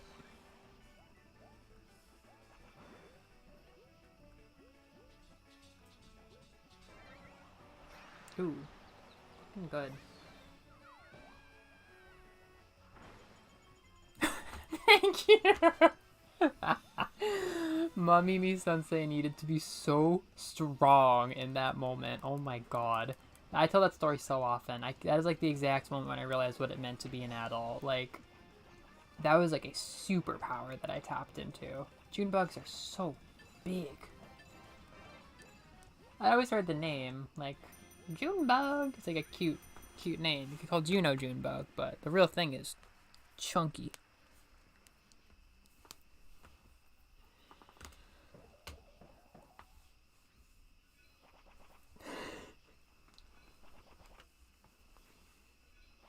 Feed her. She's so strong. The king.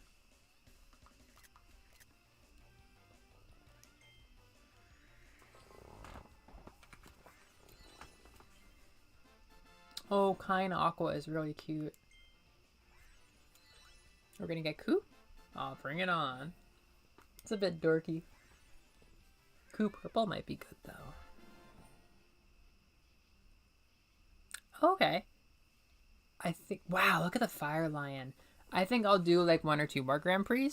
You can just hang out if you don't want to play anymore. That's also cool. Door is always open.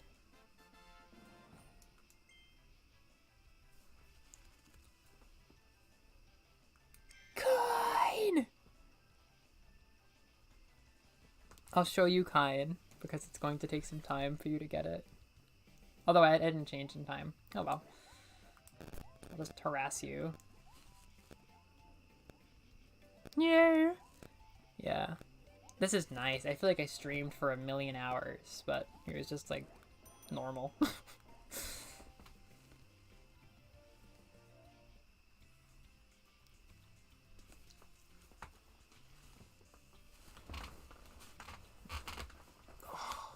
I've never not been happy with the menu when I see it. This game is elite. This game is so fun.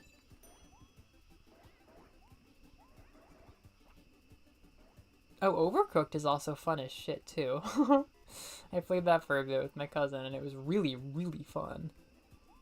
It feels 100% like you're working a job, but it's like only the good part. Or not even that, like, lunch rushes aren't good, but it's like the good feeling when it starts to click in a lunch rush.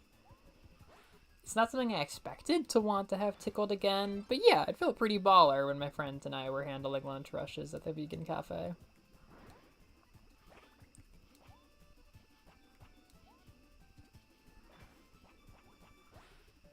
Now here's an old song. What is this song? I want to say it's a Dreamland 2 song. It could be Rick's song for all I know, except I don't think it is. I think that one's a little more chill. Or no, it might be Rick's song. So hyper. Burning. Fuck off.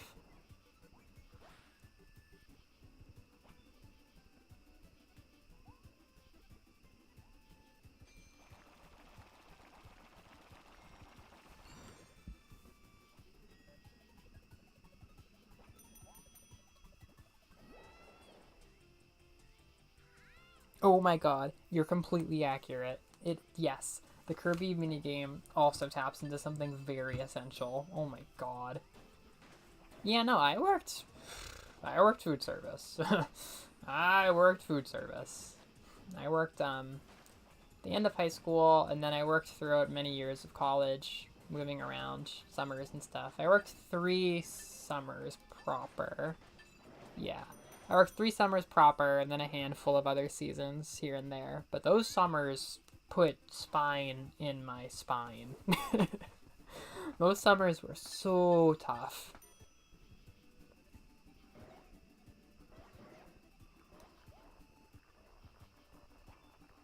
I have made vegan smoothies more times than you could fathom. I was still making them in my dreams for months after I finally left. God, I used to just rip open. Here, I'll run you through it.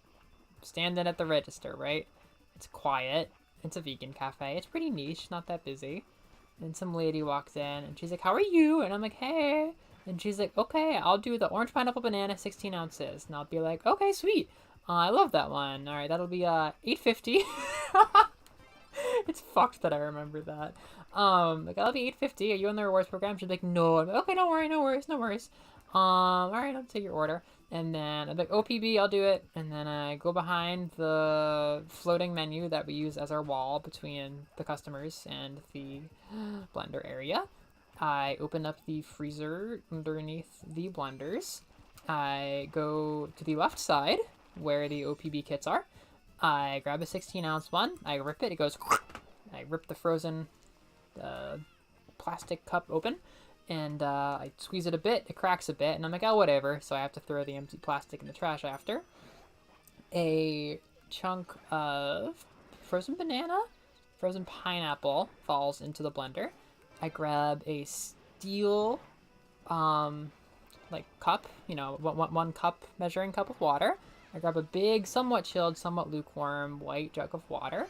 I just tilt my wrist, go, it comes out real fast. I fill up just a little under a cup. I pour that in. I put the blender under the coconut syrup squirter. I go, it's just a dollop of sweetness. I go under again to grab 2 3-ounce cups of frozen orange juice. I crack them open, throw them in, toss the cups. Or maybe I recycle them, I don't know. I throw that in, it goes for like 2 minutes or something. And then I grab a 16-ounce cup and I pour it in. It's like a little bit too icy, but whatever.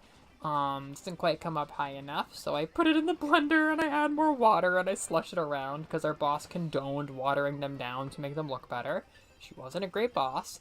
And then I grab a straw from my friend Justin. He hands it to me. He was just watching me do it because it's quiet. He's like on his phone. He probably ripped it, or maybe I rip it, just so there's only a little bit left. I stick it in. I go, orange, pineapple, banana. And she's like, thank you. And I'm like, all right, see you later. And she walks out. I haven't done that in 4 years. There's not one detail I forget, except recycling.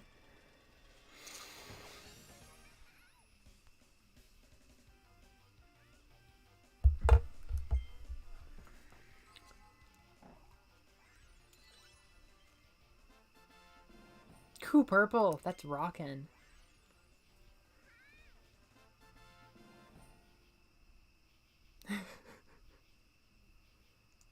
Wacky.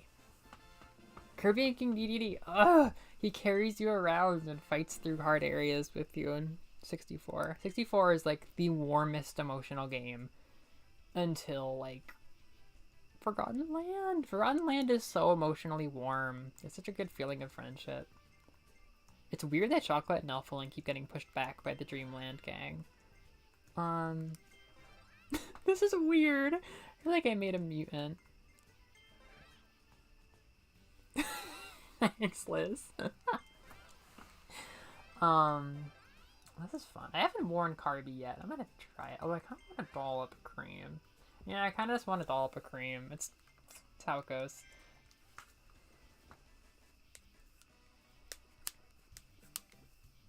Yeah, you sure? You used to hang out. I used to love seeing you. Bomb.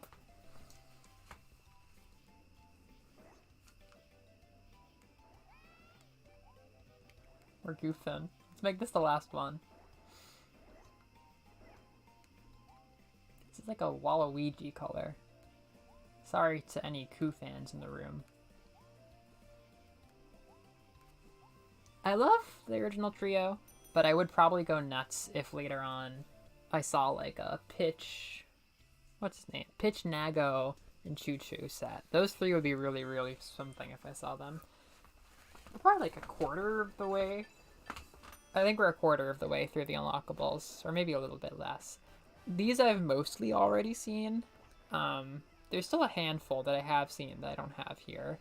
Like Daroach, Ribbon, Morphonite. For colors, I don't freaking know. But there must be like entire swaths of ones that I don't have yet. Oh, I guess there's the Mage Sisters. I don't know if I love the hats. It's just their hats. It doesn't have their wigs, which sometimes is awkward, but sometimes it's fun to have their wigs.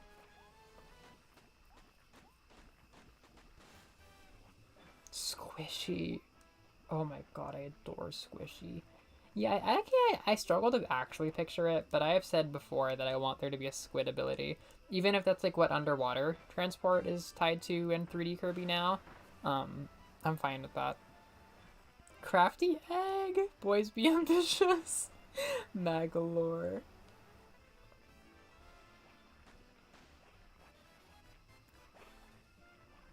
Boys be ambitious. Whatever that is. There's a Vocaloid song that has that line in it that I first experienced through a Kirby AMV, where there is a lot of art flashing through, obviously. I love Kirby AMVs. And they show boys be ambitious, parentheses, like this crafty egg in that part. I've always thought of boys be ambitious with that drawing of Magalore. Boys be ambitious! I'm really glad you got that.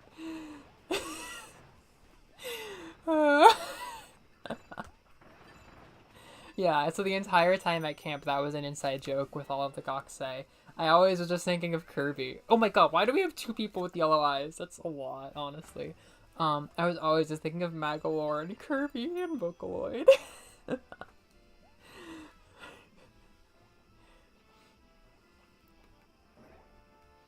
I do not like that the eyes bulge out with pupils if you get the surprised animation on something with the Magolor yellow eyes. Or the orange yellow eyes. I don't know if that's Morphonite or what. I feel like Morphonite's body is just black with white eyes or something. Or yellow, but probably very dark colored. Like his soul.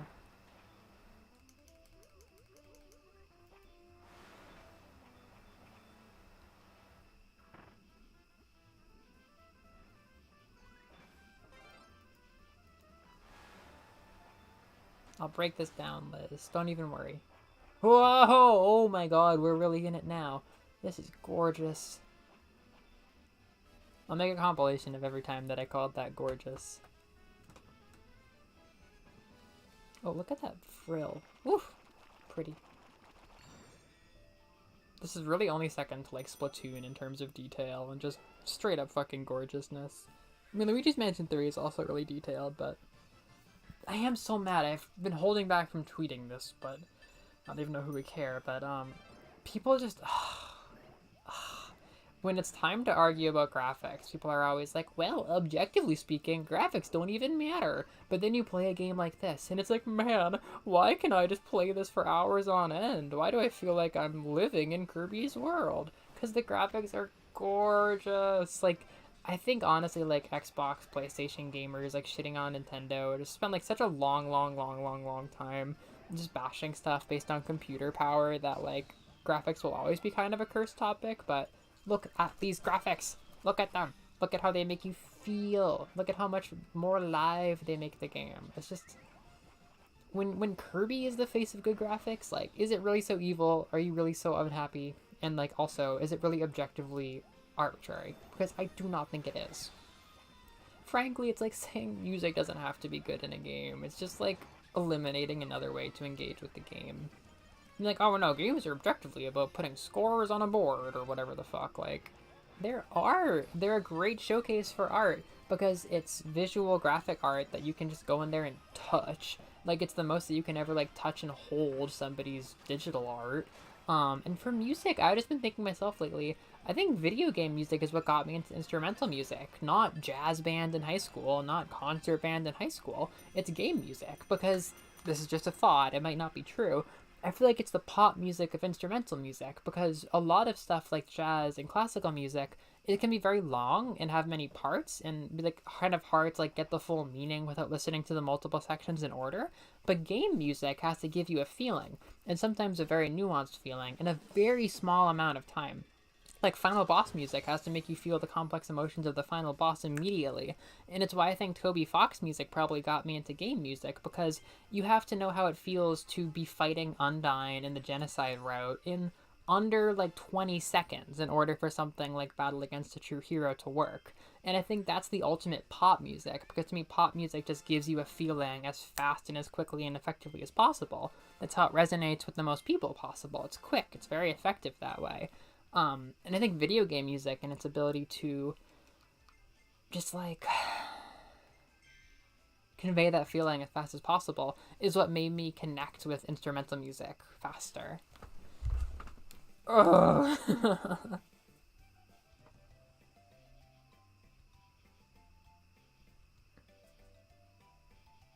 Or the pop of instrumental is how I feel.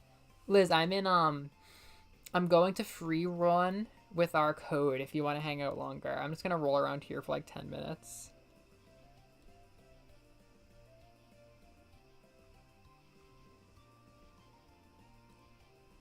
Yeah, that's what the song is, Liz. I never even know the name. I mean, when I see it, I see like ducky ducky da ducky ducky da. I always forget. I never remember. My Vocaloid connection is like exclusively like 2 songs and then like the Kirby AMV songs that I know, which I only know through the context of the Kirby AMVs.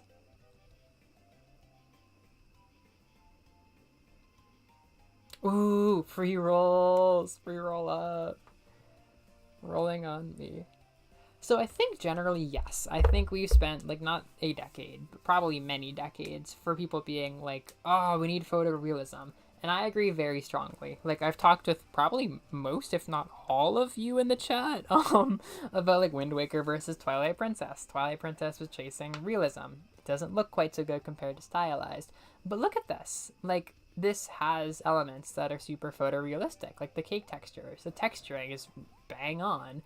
And it's also very stylized. It's a good mix of both.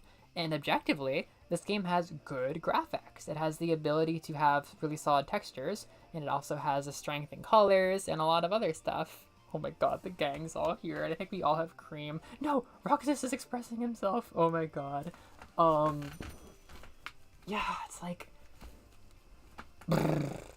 A lot of my appreciation of graphics has come from watching Arlo YouTube commentaries, and one thing he always says is like, let's go, Pikachu looks like shit. And I'm like, okay, I don't get that, because that's always appealed to me for its style. And what I realize is that's about texturing. For years I've been like, okay, I don't know what it is about this that is bad. I'll wait till I know. And it's the textures that are extremely unrealistic, whereas these textures kick fucking ass. And, like, yeah, it would still be a really fun game to run around in without the textures being really solid, but because they are, it's just a really passive boost to how it feels to play the game. It just feels like you can really taste the world, and that's 100% what they're going for. So the ability to produce those graphics benefits this. It's just that I think I'm missing the larger context of people saying that games are, like, totally trash because they failed to do that. It's kind of like a conversation I have with people about guitar, which is that, like, technical skill isn't everything. Like, it's one thing to be able to go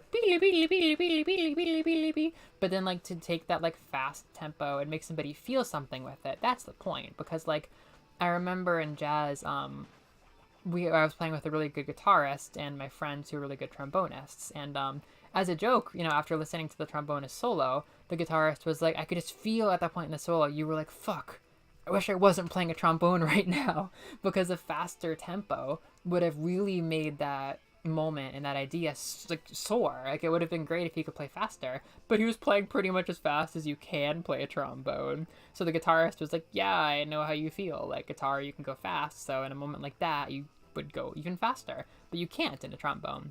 So in that case, it's not that the trombonist is bad or anything, or that it would be objectively better if he could play faster. It's just that having the ability to play faster would improve what he can add to his song.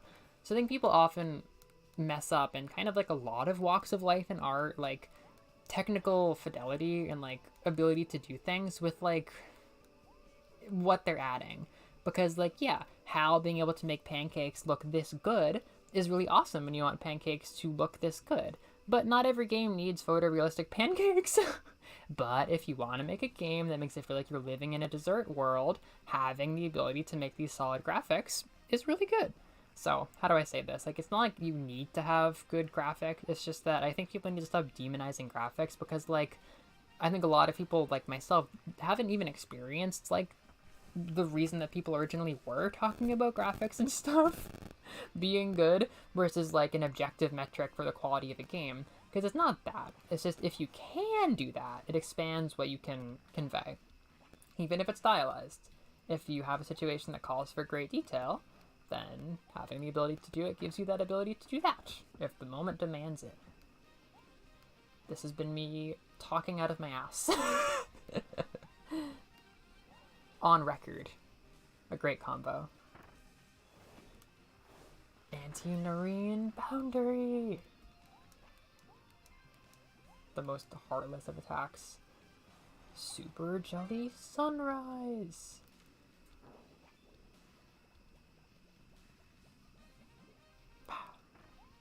We're getting amped with this music.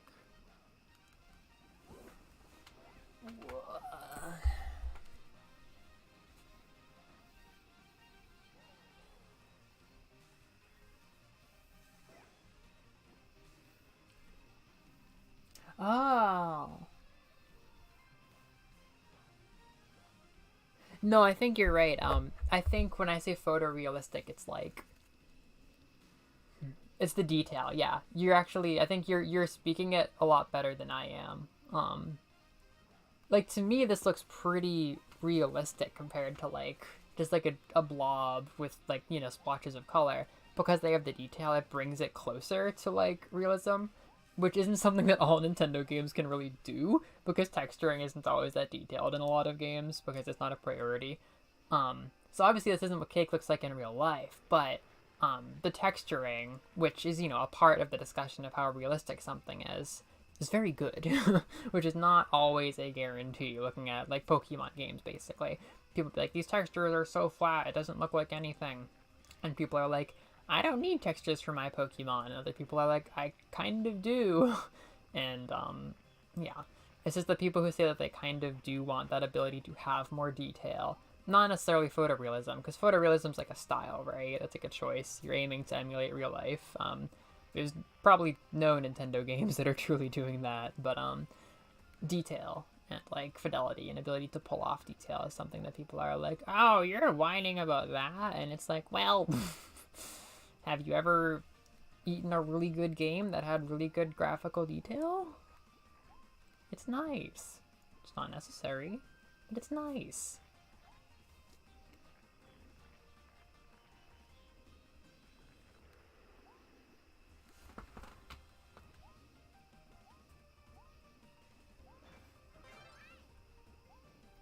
Muteki candy. I've probably heard the word Muteki many, many, many times, like listening to stuff and reading stuff, but it finally stuck in Disgaea 2, where the protagonist and his gang were entering a big fight in an arena, and it was very important and high stakes, and a lot of big characters were showing up, and they were like, oh boy, how tough is this competition going to be? And the first gang to show up on them was the Invincible Gang. They're like, you're not going to beat us. We've never been defeated before. And we bought all this Invincible stuff with the score. We have Muteki Sword and Muteki Armor, and our Muteki techniques. Never been defeated before in battle. And he's like, oh fuck, this is going to be tough. And then you wipe the floor with them. And they're like, well, considering that we've never fought anybody before, we weren't lying about being undefeated. And they were sold to us as Muteki Armor and Muteki Swords, but I guess they don't work. And that's how it is. Muteki, huh? I guess that was all a farce. Meet me in the Jelly Dome. Okay, here's a take. If I were to make a review of this game and give it a clickbaity thumbnail, a clickbaity title, I would say Kirby's Dream Buffet. Kirby Air Ride for the new generation? That's what I would say. Noreen's dead. Something about like sitting around here using jelly. I'm like, wow, this is like the same feeling as Air Ride without being Air Ride. Like we would just goof around. It's just like a new way to do that. There's something pretty big actually I saw in a review, which said this doesn't have 4-player split screen, which is pretty sad. Like if you wanted to play this with your friends for hours on end like we're doing, you better have 2 switches or just one friend for like split screen, 2 people.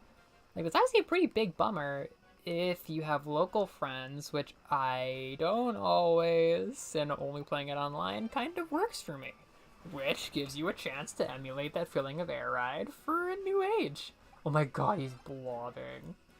So it's like, I'm very sad that like you can't do like, you know, the couch co-op 4-person that I did growing up, but also how many times a year do I have 3 people around to play it with? I know that's not universal, but I know a lot of people my age can relate to that.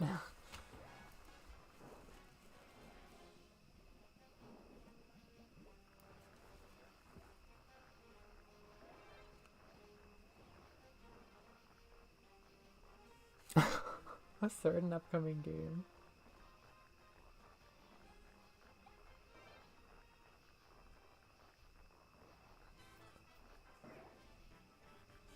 What game is it? I have like such a feeling about this. Is it Splatoon? I can't think of many. Oh, Scarlet and Violet. Is it Scarlet and Violet? I'm like, is it Splatoon? Because, like, what the fuck are you about to say?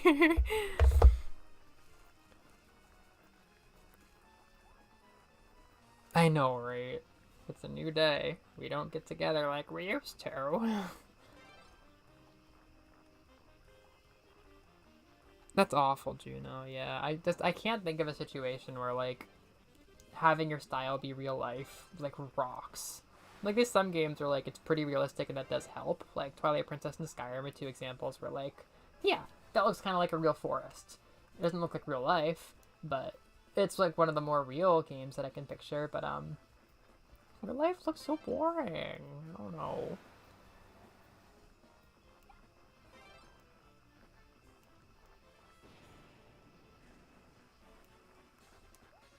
They did such a good job. I'm literally just rolling around using these abilities. You use them for like 2 seconds, but they're so fun. Like, step aside, Mario Kart. We got Jelly now.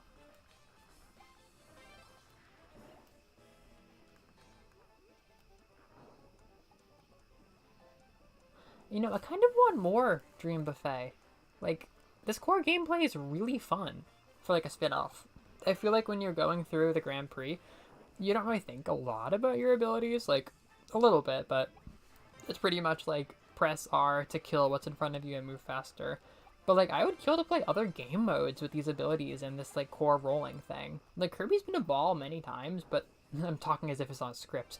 Kirby's been a ball many times, but I might even be able to say that this is my favorite outing in the Kirby Ball spin-off series. Like, this just feels so right. Like, it always feels so gimmicky. Like, Canvas Chris feels kind of gimmicky. Your ride is, you know, pretty good, but it's pretty limited. But this is just like, no man, I could do this for hours.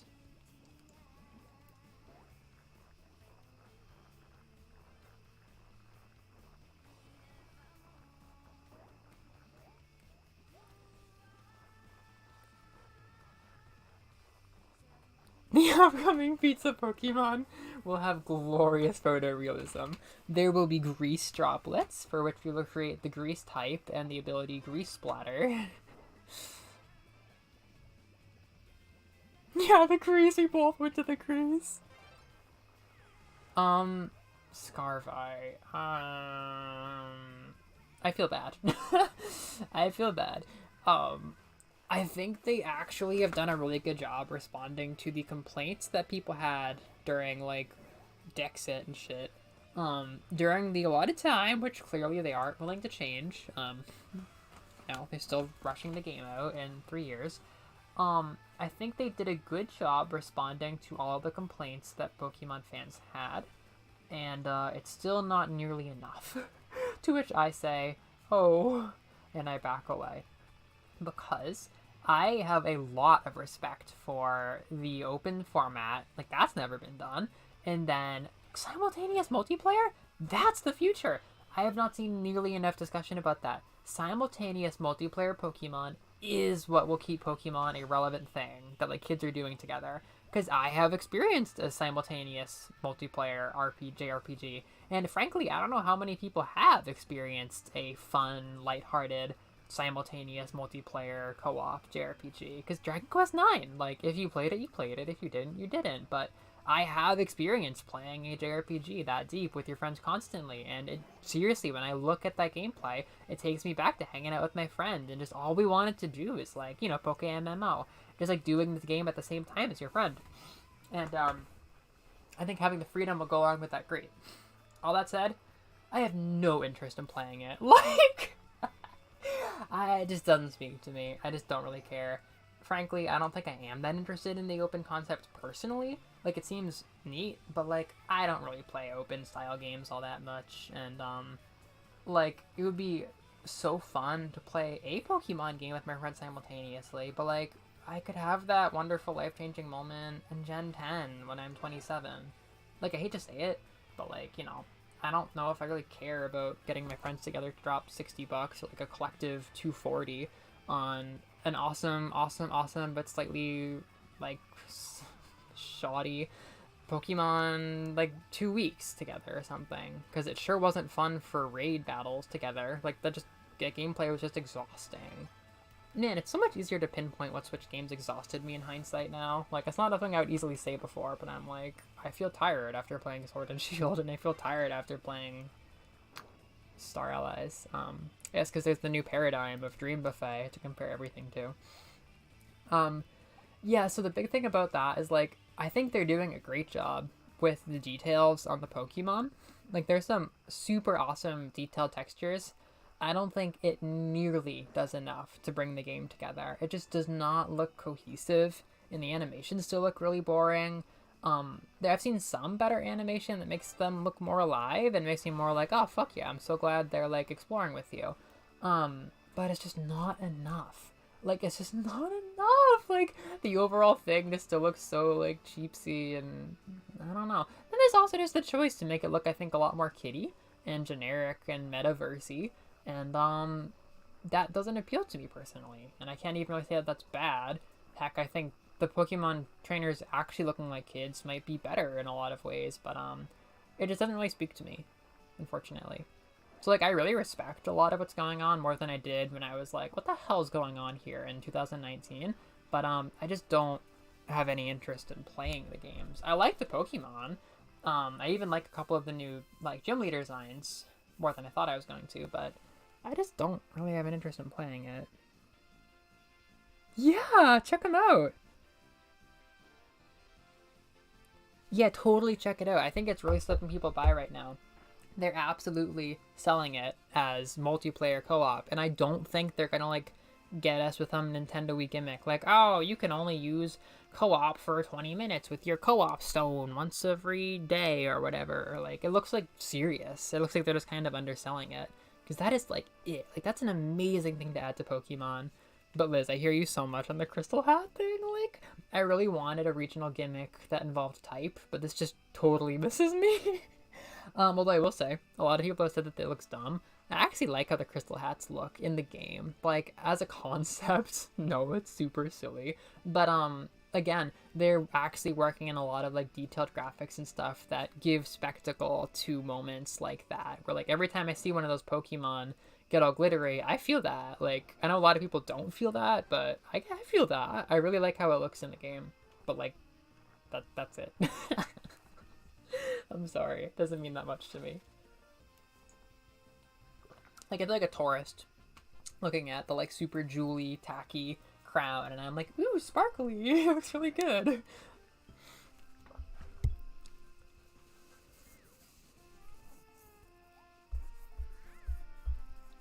Yeah. It's the areas that don't do it for me either. Like, it's just missing something that Arceus had to make the areas look better and, like, a thing.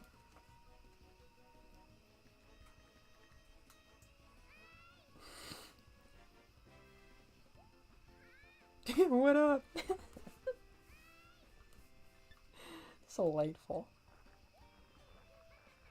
Alright, I'm gonna call it in like 5 minutes or so. Otherwise, I could actually be here so long. At 10:30, I was like, ooh, this is sexy. I'm finishing up early. Now it's 11, and I'm like, uh-oh.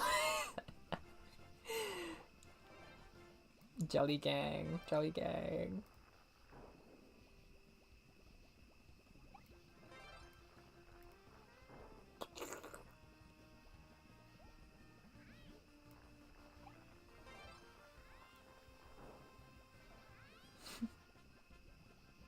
Burger pants. Dweebus.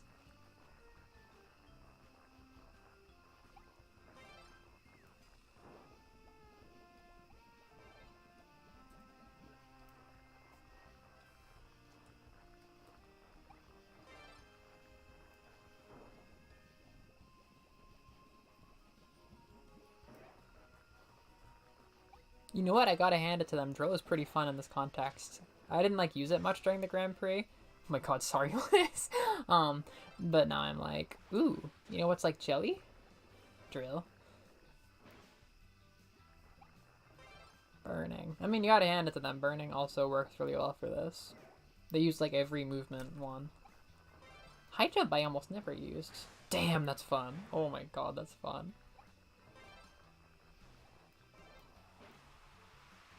Yeah, it is like the details on the Pokemon and then just like the shittiness of the areas is like, well, you did address the issue we had with the Pokemon looking pretty bad, but that doesn't fix the game, unfortunately.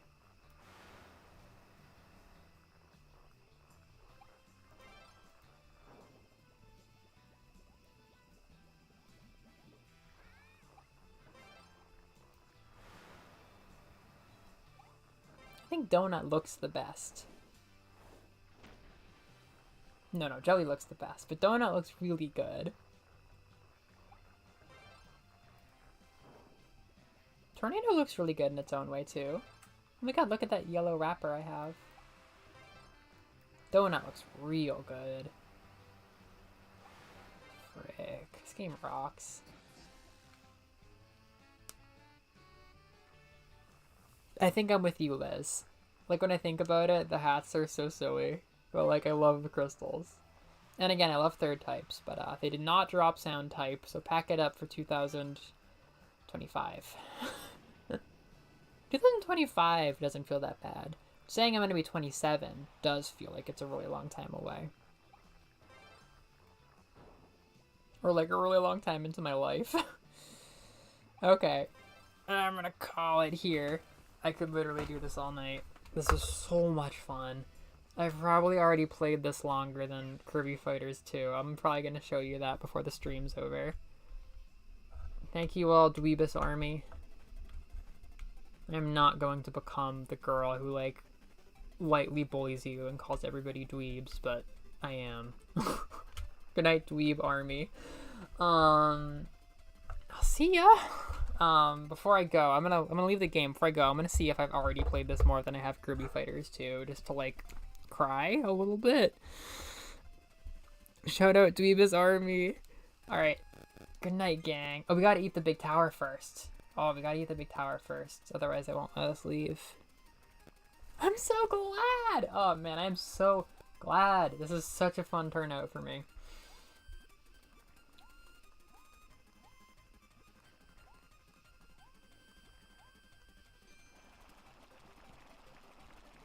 Back to that Dreamland 2 song.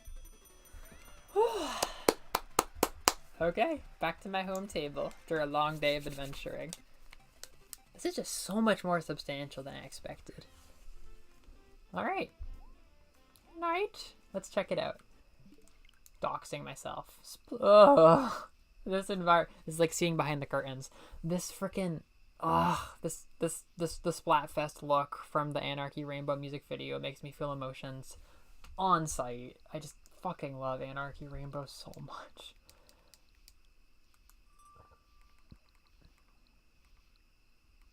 And I have played Kirby's Dream Buffet probably twice as much as I've played Kirby Fighters 2. Welcome to the back half of Switch Kirby. It just got so much more fun. I've done this over, like, so many sittings. I played this twice. I've only turned this game on twice. Fuck yeah, I love this game. Alright. Peace. Yasumi nasai.